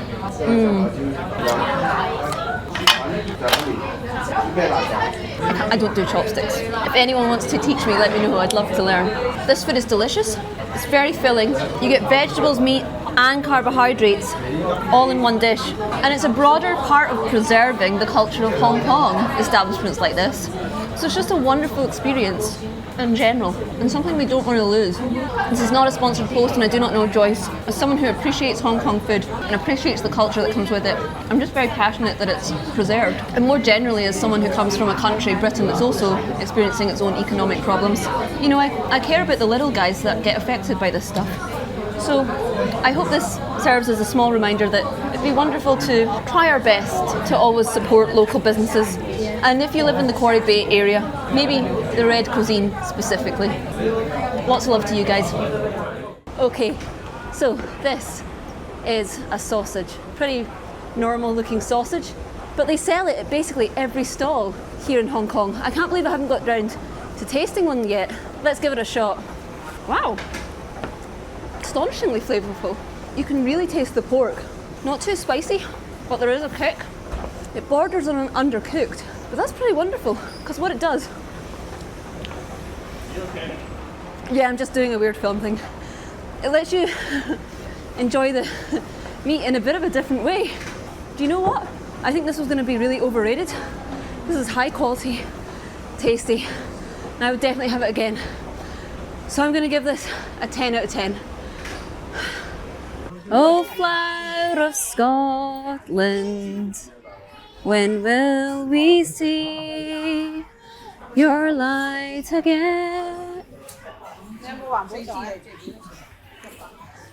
Nice. How is this in a Hong Kong shop? A super famous Scottish biscuit. I haven't had them in over a year. Let's see if they're as good as I remember.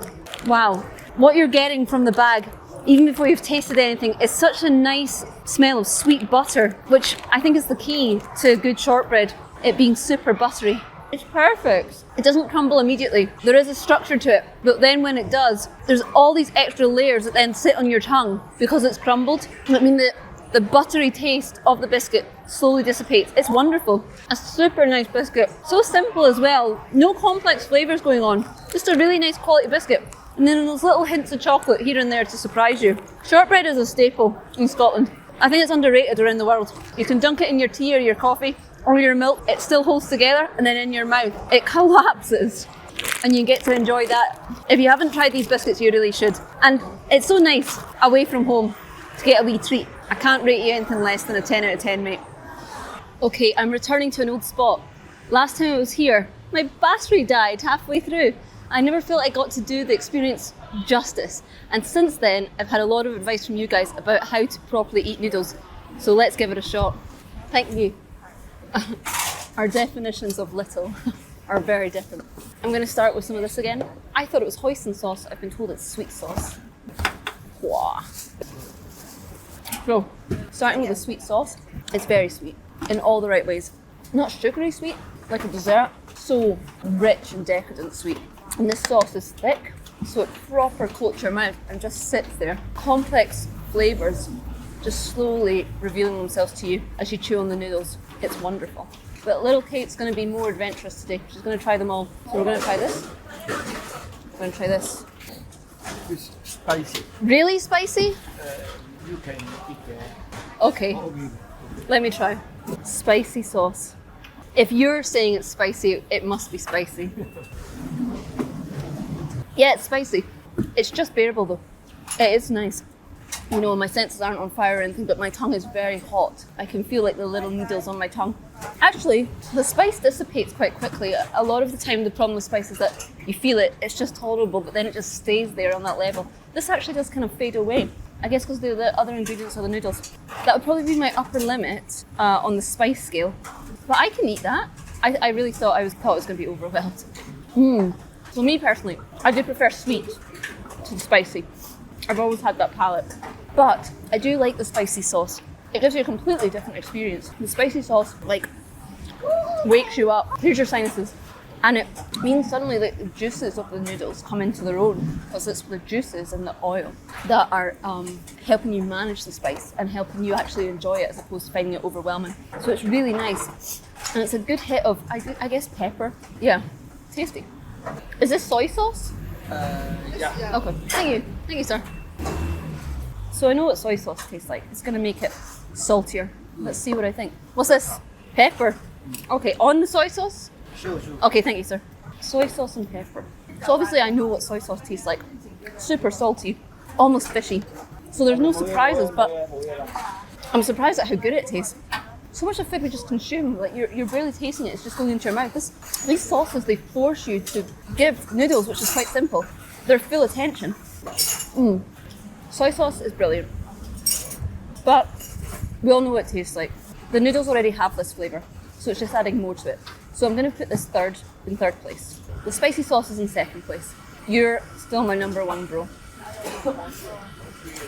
Hi. Your shop? Can I film? Okay. okay, no problem. Jeez, oh. Flippin' Hi, sir. Spring rolls. Okay. Thank you, sir. Have a good one. Okay. Probably not the best place for a review. Okay, spring rolls. Let's give them a shot. So many layers on the outside and super crispy. That's nice. Even better than most spring rolls. I just always feel with spring rolls that ratios are a tiny bit off between like the batter on the outside and what's inside. Because what's inside is good. I'm just not getting that much of it. It's nice though. Really succulent mince-like chicken with little bites of carrot. Could definitely do with a sauce, 100%. So my mouth's beginning to feel a little dry and there's not a huge diversity in flavours. But that aside, it's very good. And it's very reasonably priced. I think what I don't like about spring rolls, but what a lot of people love about them, is that coating of grease that's now in your mouth, you know, because it can hide in all the crevices of the batter on the outside. So I don't love that. But the spring rolls were good, they were very reasonably priced. And with some sauce, that would be an elevated experience. So I'm gonna give them an 8 out of 10. If I go down this street on Causeway Bay, I'll meet a man who, despite the fact that it's only 7 in the morning, has started work. And then I bet if I come back here later tonight at maybe like 10, he'll still be here. That's what happens every single day. Here's my boy. Good morning, sir. Hi. I Red Bull and Coca-Cola. Again? Okay. All good, nice, thanks dude. Okay, this is Causeway Bay at 11 at night. Hi sir. Thank you, sir. Thank you. Amazing. Sleep well. Still here. You guys, you Hong Kongers, you work so hard. Mad respect. Another day, another mall here in Hong Kong.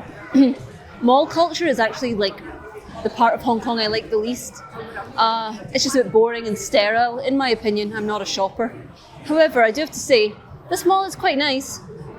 And it smells very good. A lot of the shops are selling, you know, bathy stuff.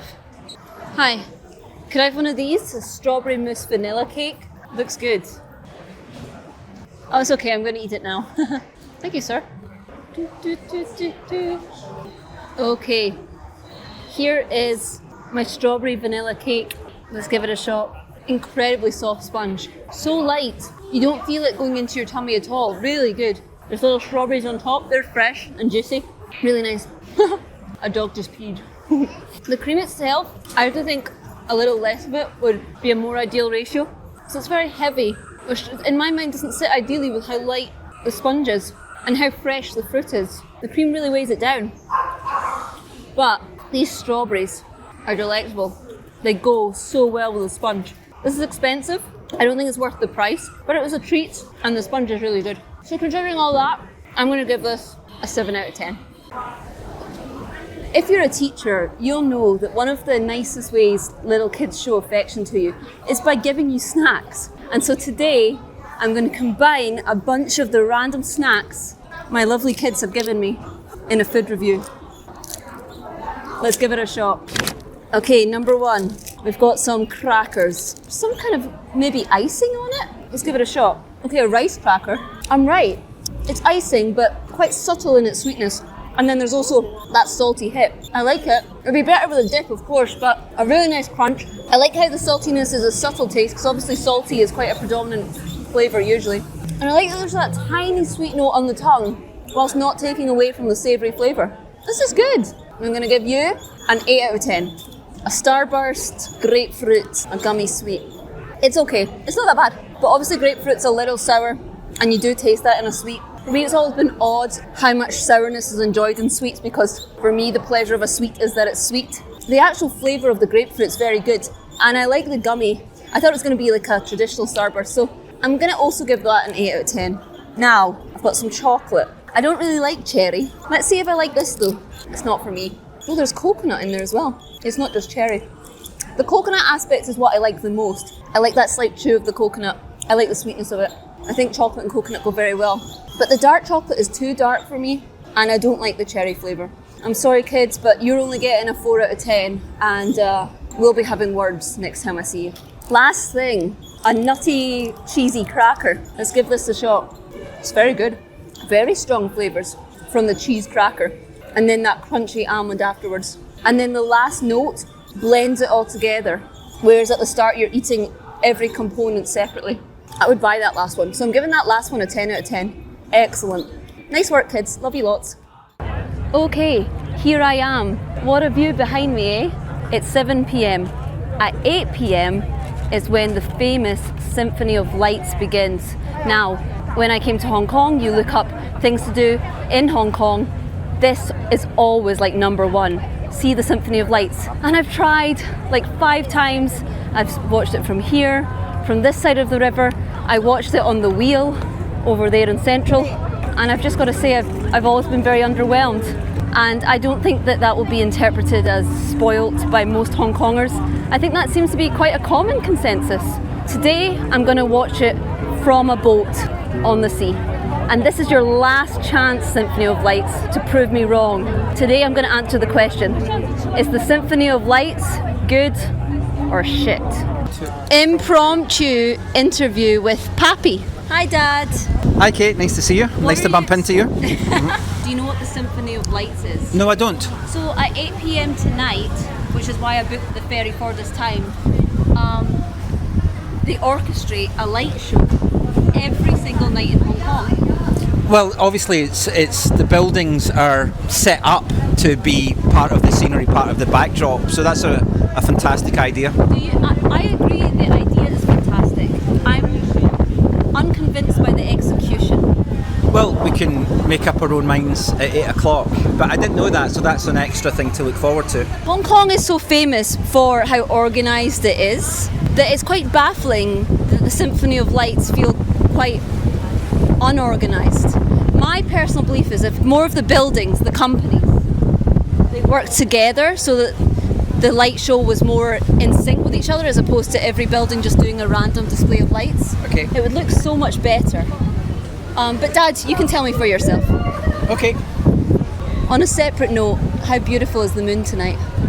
Okay, and so I've been promised that the lightning show's starting any second now. What do you think, Dad? I find it very restful being out here, it's really nice. Yeah, but what do you think of the light show? Bang average. Yeah. Who am I to complain, though? Well, yeah, you're not paying for the boat, are you?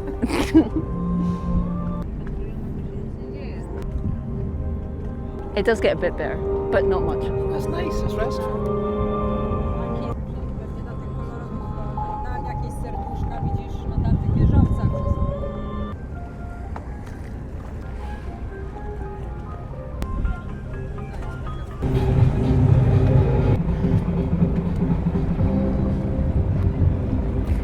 Nah, the Symphony of Lights is not that impressive. It's not impressive at all. The lights of Hong Kong are astonishingly impressive. So this Symphony of Lights has so much potential, but it just doesn't capitalise on that potential. And that's fine, it's a free event. Why should it be that extraordinary? But what does confuse me is why this is always considered like one of the things you have to do in Hong Kong, especially considering a lot of people come to Hong Kong, you know, on like a transit visa. They're only here for 48 hours. They're here for such a short period of time, and this is prioritised as a thing you must do. I really like being on the water. The water's beautiful, the buildings are beautiful. I think the Symphony of Lights has a lot more potential, quite frankly. But yeah, it's been a fun experience to try, but I don't rate the Symphony of Lights personally. I think you either have to go hard or go home when it comes to something like this. Hi, can I have some turtle tea? This one? Yeah, what does it do? Okay, tasty? Nice.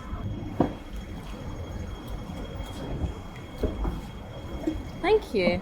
25. Okay, cool, you just pick it up from here. Thank you very much. Cheers, my friends. Don't love the smell. It's quite blackcurranty, but there's something else going on there that's a little stressful. Do you know what? It's not bad, but I really didn't like the smell. I was nervous. So I don't want to be rude. She's right there. This is actually quite nice. It might not be blackcurrant, but there's something like a dark berry going on in here. That's one of the tastes. And then the other taste is like a bit medicinal, which obviously doesn't taste great, but it is being camouflaged well by the berries. It's also served at a really nice temperature. You know, usually you have to wait for tea or coffee because it comes so piping hot. This is just nice and warm in your system. It's nice. I would add a lot of sugar to it. That's how I would fix it, but that's how I fix a lot of drinks. I like my drinks sweet. If this had a bit more sugar, it could be genuinely tasty because it would get rid of that little aftertaste that's coming from the medicinal aspect. But I'm pleasantly surprised. It's pretty tasty. Service was really nice. It's novel. I like drinking it here on the street in this. I'm gonna give this an 8 out of 10. I can't really taste any turtles, just for the record. What would you recommend? This one? It's boring. 3? Okay. On this rainy day? Okay, I'll take this one. Okay, I'll have that one. I like cats. Thank you, sir. There you go, sir. Yeah, why not? I'll go for that colour. Perfect, sir. There you are, my friend. Thank you. Perfect. Thank you, sir. Have a good one.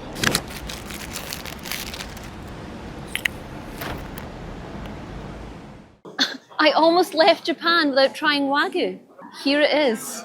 And obviously Wagyu, it's talked about so highly. It's talked about on another level. I'm almost nervous to try it because the expectations are so high. And also if I don't like it, I'll be offending so many people to say it. Let's give it a shot. Smells delicious. My God, a bit speechless. It's like steak butter. That's how soft. And you know, people always talk about meat melting in the mouth. This is the true definition of it. It's incredibly decadent. It's not fatty in the way that cheap steaks are, but you are tasting a lot of oil and butter in your mouth. Fatty in that sense. So you probably couldn't eat that much of it. You probably couldn't afford to either. But just a little bit, where you're really going to savour every mouthful and appreciate that you've only been given a small portion. That is truly wonderful. I'm kind of amazed beef can taste like this, actually. Beef is not my favourite meat by far. Often it's chewy, often you're served a big fat lump of it. This is not chewy at all. You're served a small enough portion that it really sits on your tongue, lingers, and you truly get to experience luxury. I don't feel I'm missing out by not having a steak, not because it's not divine, but because it's so decadent that it's very filling and almost too luxurious to have as a huge meal. So if you're ever in a position where you want to try Wagyu, just treat yourself to a small bit. It's so good. It really gives you a rejuvenated appreciation for what food can be. Yeah, 10 out of 10. Hey man, what are you selling? Watches. Ah yeah, I need a watch. What would you recommend? What's your favourite? No English. No English, don't worry, mine isn't very good either. This one or this one for me? 200. 200, how much is this one? 200. All 200? Yeah. Okay. Where did you get them?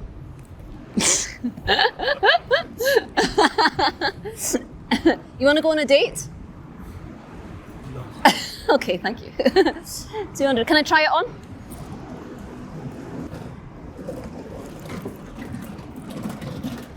Fair enough.